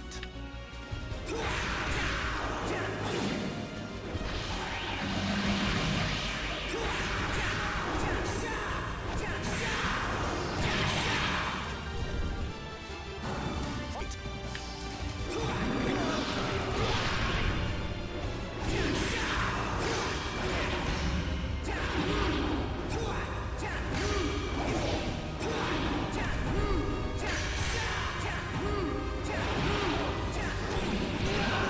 Come on, please. Just let this end already. Let me play a character that is more fun. Fight.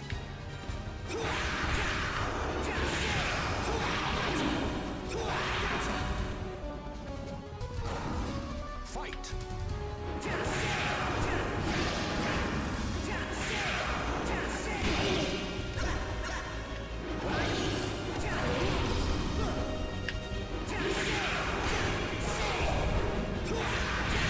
Finally.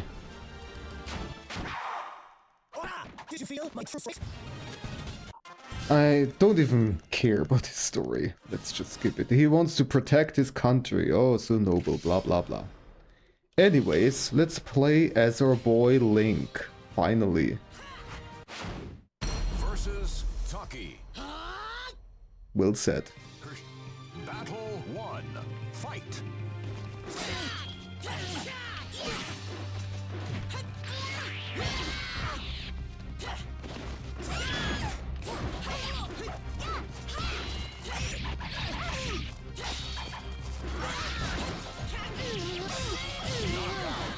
That was nice. Battle 2. Fight.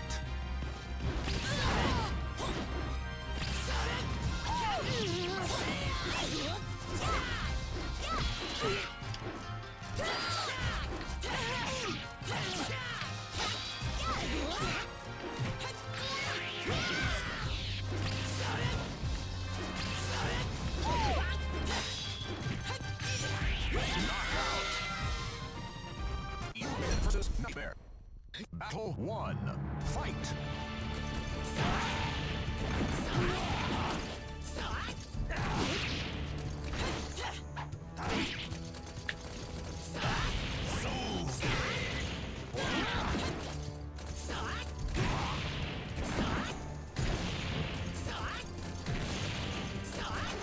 Okay, let's stop fooling around.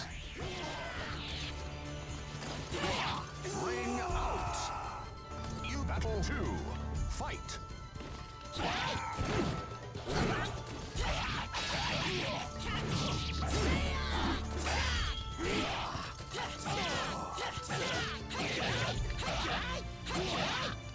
Knockout. You win versus Ivy. Battle 1. Fight.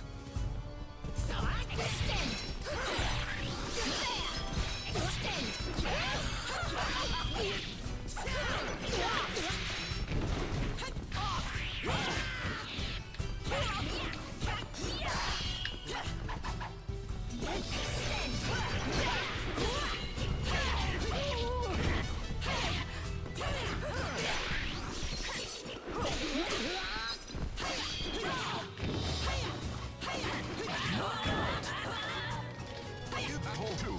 Fight.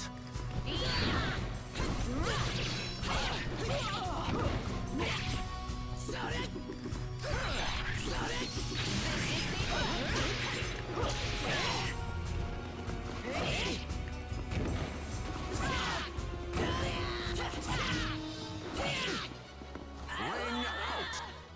There she goes flying. Battle 1. Fight.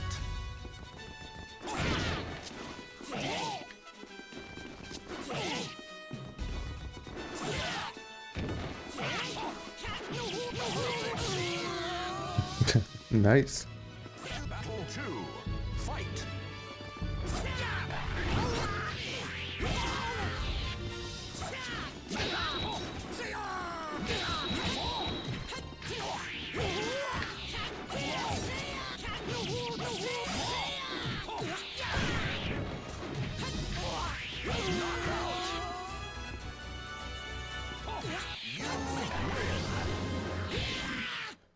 Do do do do. Aldo.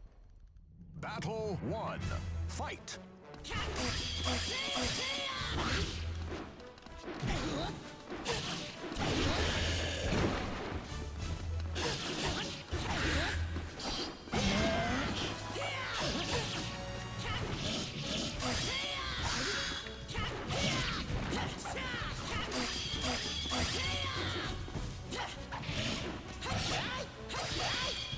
Knockout.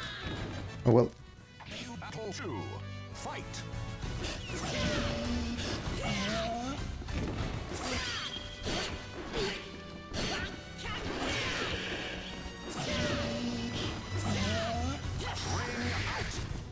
You final battle. Fight. Ah. Pew pew. I'm under attack. Slap slap.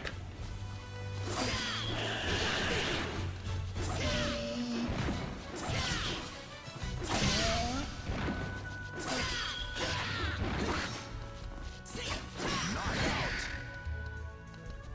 You versus Mitsuki. Battle 1. Fight.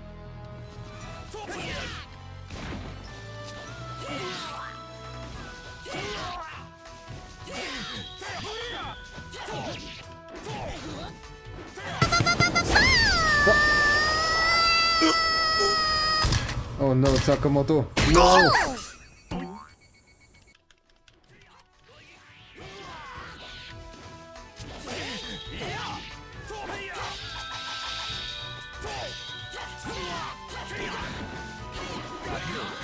Dang it. You battle 2. Fight.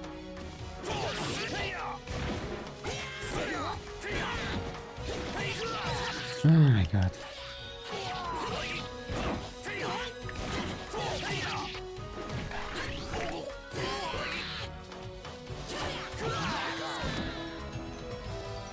You battle 1.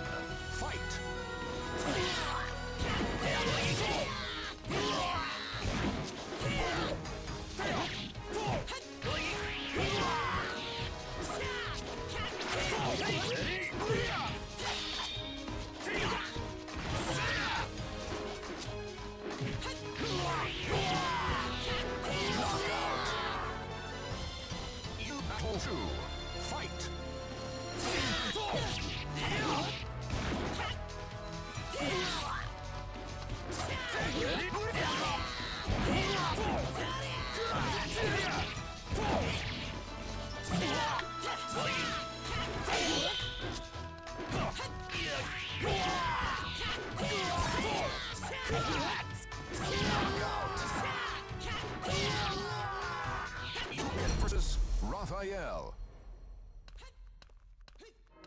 We're just jumping around. Having a grand time. Hey, dude. Hey, what the fuck? Watch quietly and learn. How rude. Fucking wrong. I didn't do anything.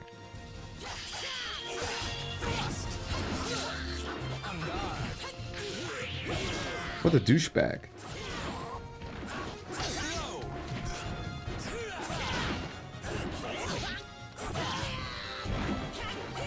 Oh, that was a bit too... Yeah, okay. Battle 2. Fight.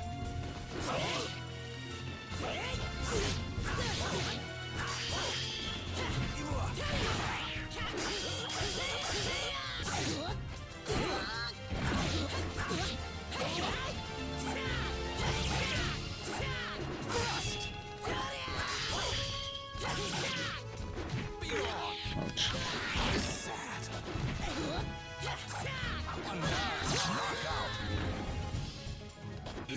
Battle 1. Fight.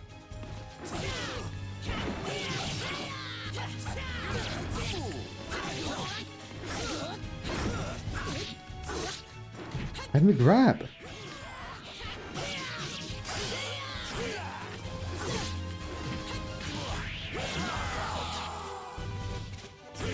Battle 2. Fight.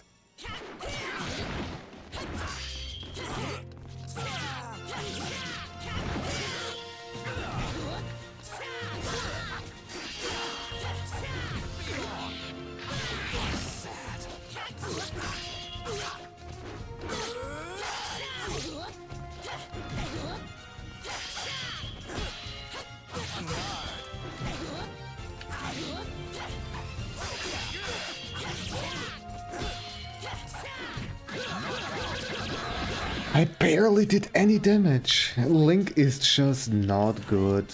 Let's be real.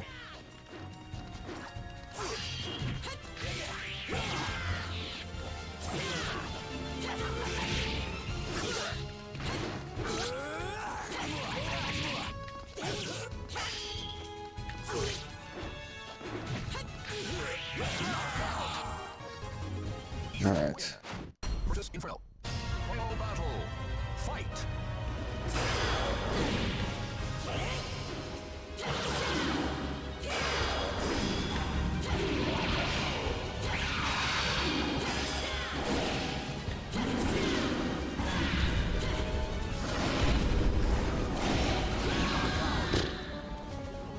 Three attacks, 80% of my health is gone. That's a nightmare for you.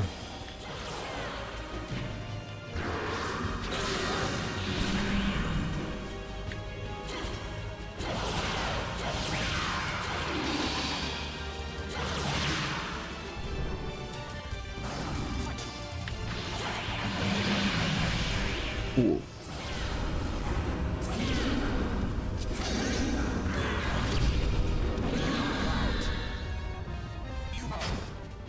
Final battle. Fight. Fight.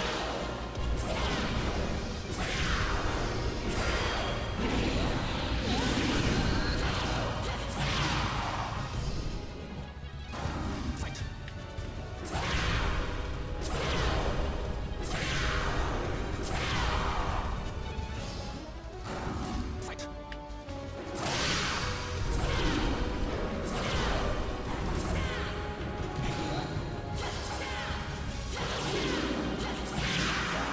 Okay. This is done too. There is one more achievement that I would like to try out. These are done. This one's not a... This is... No, just no. Ah. All of these are way too hard. This one I can try. I don't know if you get continues. So... Let's see.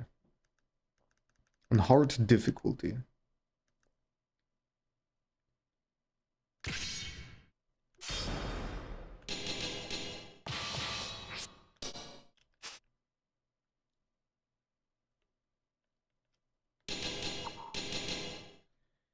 Extra team battle. And then Yes. Lizard Man, Assassin, and Berserker. Versus Lizard Man. Battle 1. Fight. The nice thing is that Lizard Man has the same moveset as Sophitia. So I am at least somewhat familiar.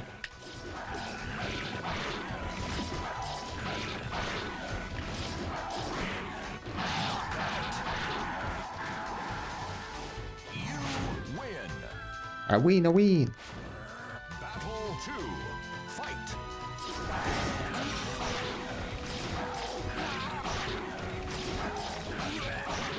Goodbye. You win. Battle 3. Fight. Who's the real Sophitia, huh?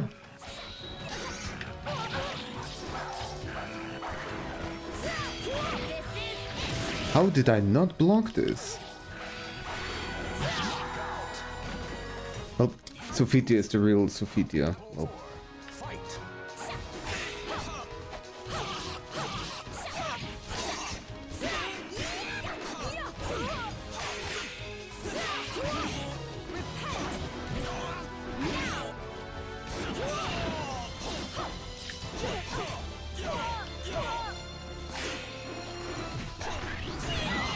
Okay.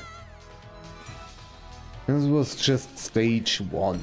Versus Lizard Man. Hey. Battle 1. Fight.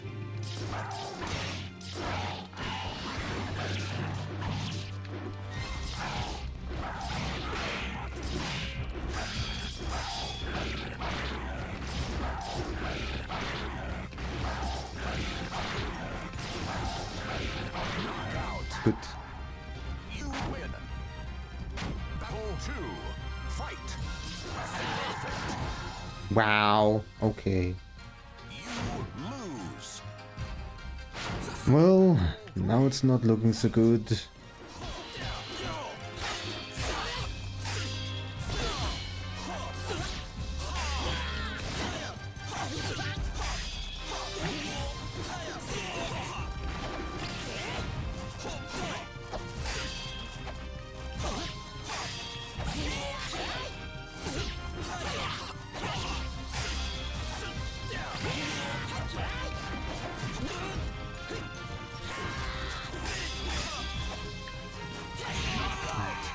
Yeah. Berserker, I don't know about either. Okay. Then Raphael. Win.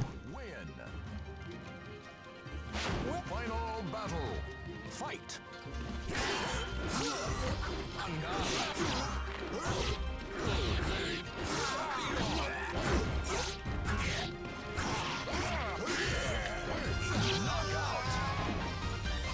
Do I get continues? Yes, okay.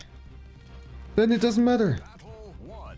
Fight. It does not matter. We're just gonna get this achievement. Because we just keep on trying and trying until we win.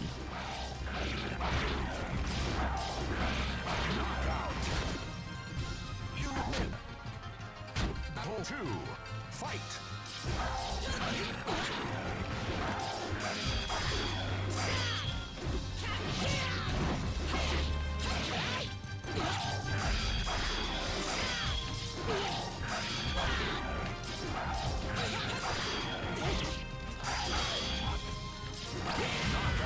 Oh yeah, did we actually get to choose our weapons with these characters? I don't think I did.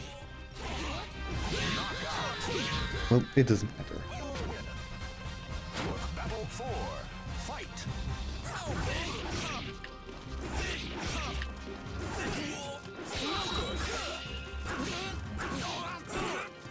Stop it.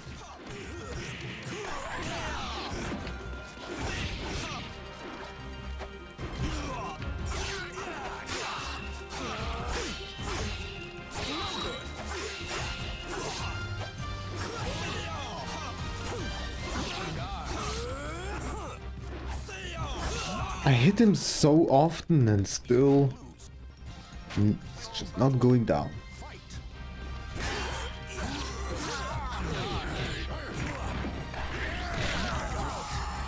There we go. Get sit on. You win. Versus Keelik. Battle 1. Fight.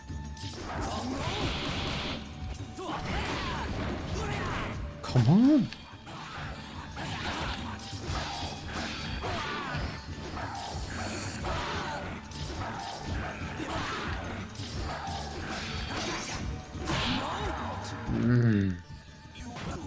Lizard Man is my best hope here.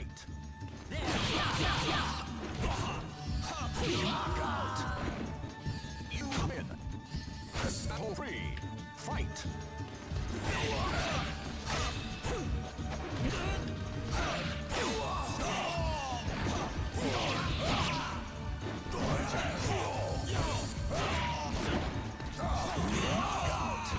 They all have weapons that deal ridiculous damage. Battle 4. Fight.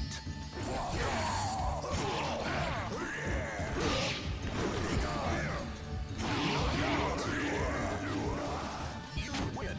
And then Nightmare, oh no. Fight. Oh boy.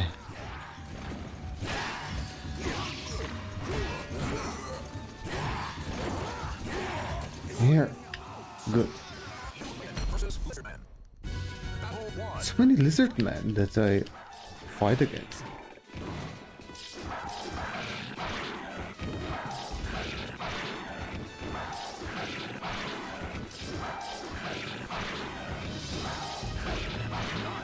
There we go. You win. Battle 2. Fight.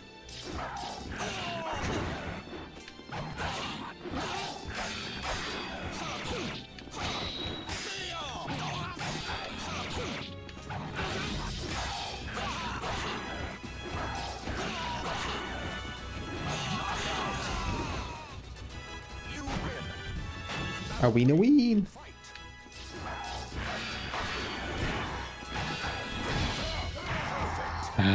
I didn't expect a follow-up. You lose. Only still have 2 characters. Fight.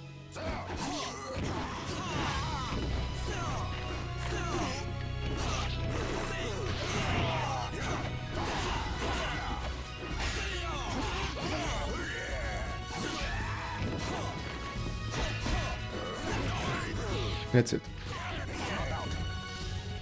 You lose. Final battle. Fight.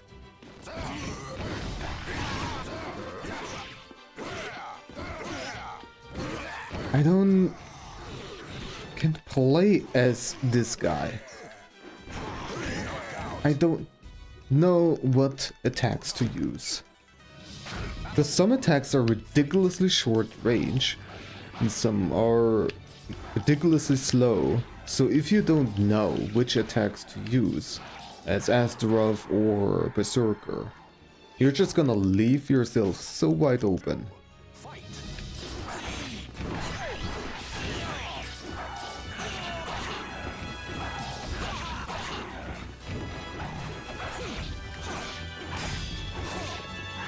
Oh, right. Battle 3. Fight. Wow.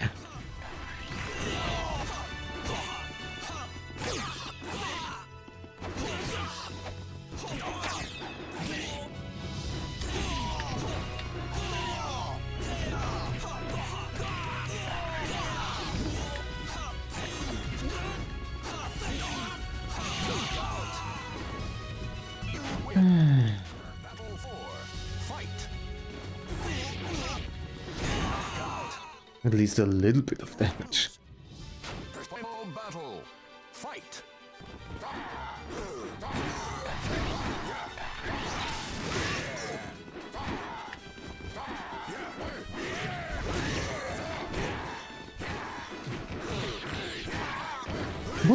What is that? I don't understand the grab. Battle 1. Fight.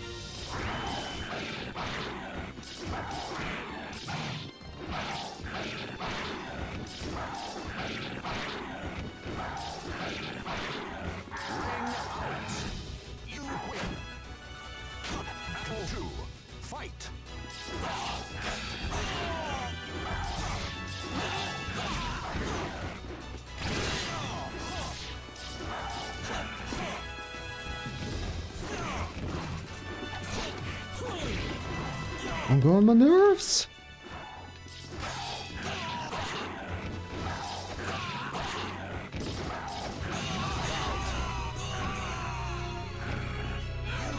Win. Battle 3. Fight. Perfect. You lose. Battle 4. Fight.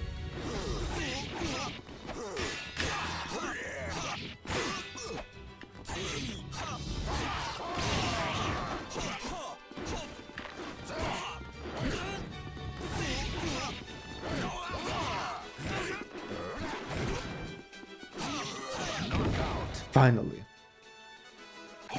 Versus Nippet. Battle. This is the final stage. Good, good.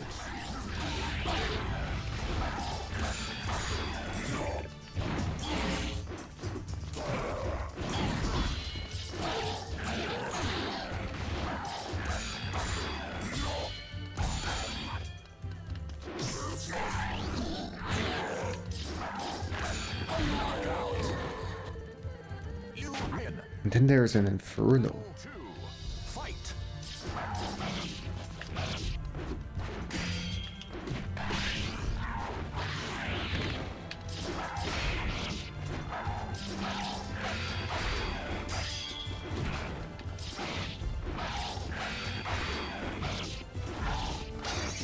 Knockout. Yeah.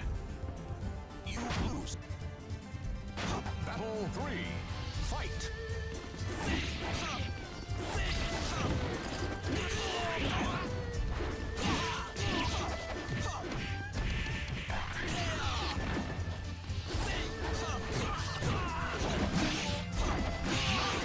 Oh, come on. You lose. Battle He's a lose. fight. Perfect. You win. Final battle. Fight.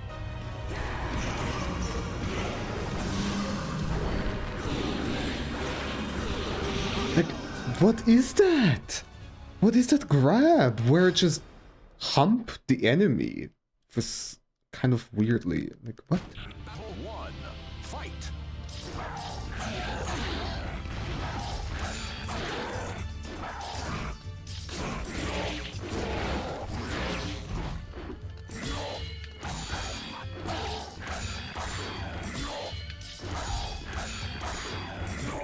Stop blocking. That is illegal.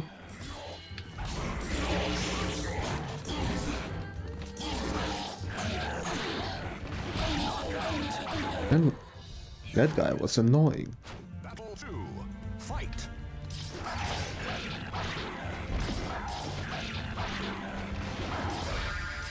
Boing! Oh, fantastic. It has the joke weapon. Knockout. You win. Battle 3. Fight. Well, this weapon, however, does not look like a joke. It hurts. Lose. Battle 4. Fight.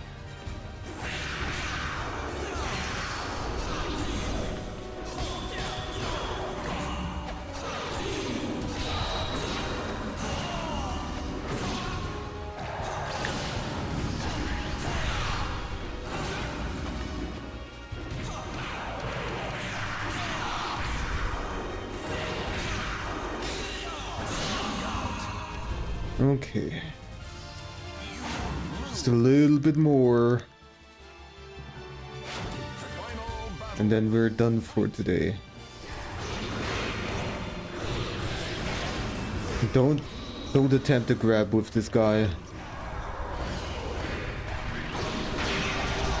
My god, Berserker, why are you so bad? Duran, hello. The timing is not great.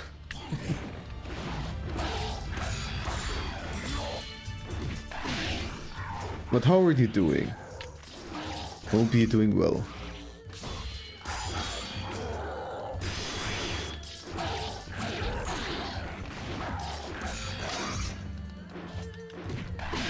You had your chance to attack me. Alright, Have a good night, Greenie. Sleep well. Battle 2. Fight.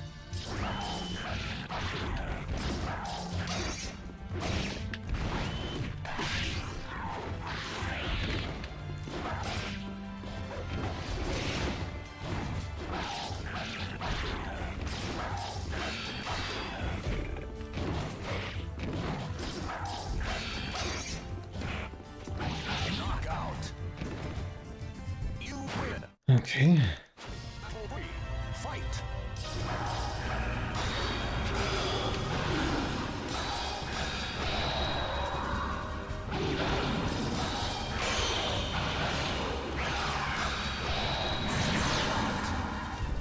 Well, at least it caused a little bit of damage. Battle 4. Fight. Oh, a joke weapon!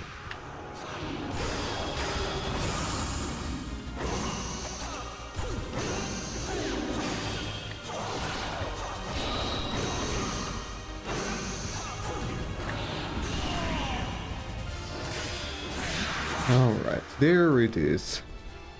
The whole circus.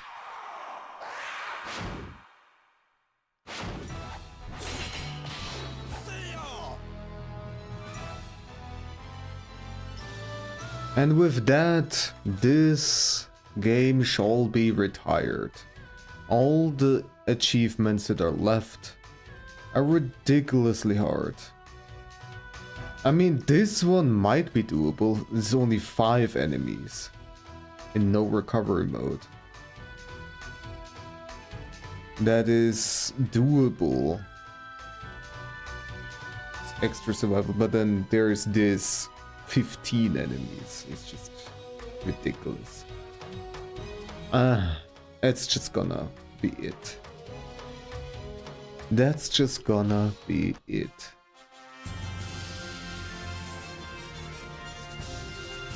It was fun going back to this game. I enjoyed the Weapon Master mode, even though the dungeons are a bit grindy. But oh well. I still had a good time, despite me raging out to the super hard challenges that are just a huge RNG fest. But that's just how it is with, especially with fighting games. They are all huge RNG fests.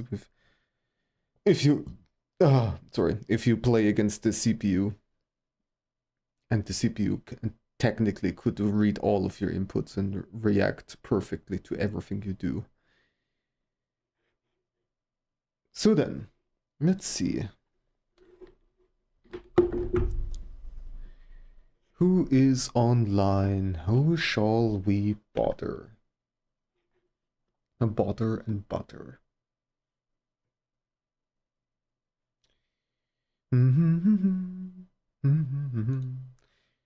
Alright, I think I know who.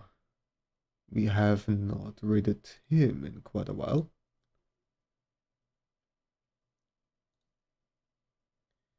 Also, let me just say, when you click on the raid channel thing, the fact that it does not default to the channels you're following, but just some random channels that I have no idea about. That is so pointless. So, no. Alright. Anyways.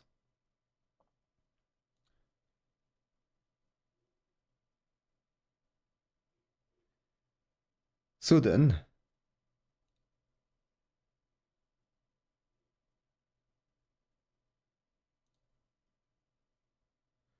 We are going to raid Anthoric. Anthorium. Also, I'm having a weird glitch right now where I cannot see the raid. It's just a blank box for me for some reason. But okay, that's fine. Good job, Twitch. When we arrive, you can spam your most chaotic emotes. Also, speaking of chaos, one more.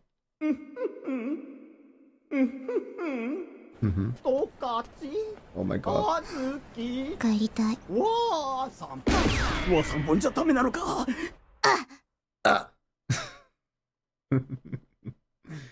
Oh, very mesmerizing dance for sure. Alright. So, with this game done, we only have Moon and Pokemon Mystery Dungeon active. And Harvest Moon, I suppose, but that's like a very rare game every now and then. We'll see, we'll see. So then, I cannot even click on start raid, so I just have to let the timer run out. Yeah. I hope you have a good one. Goodbye.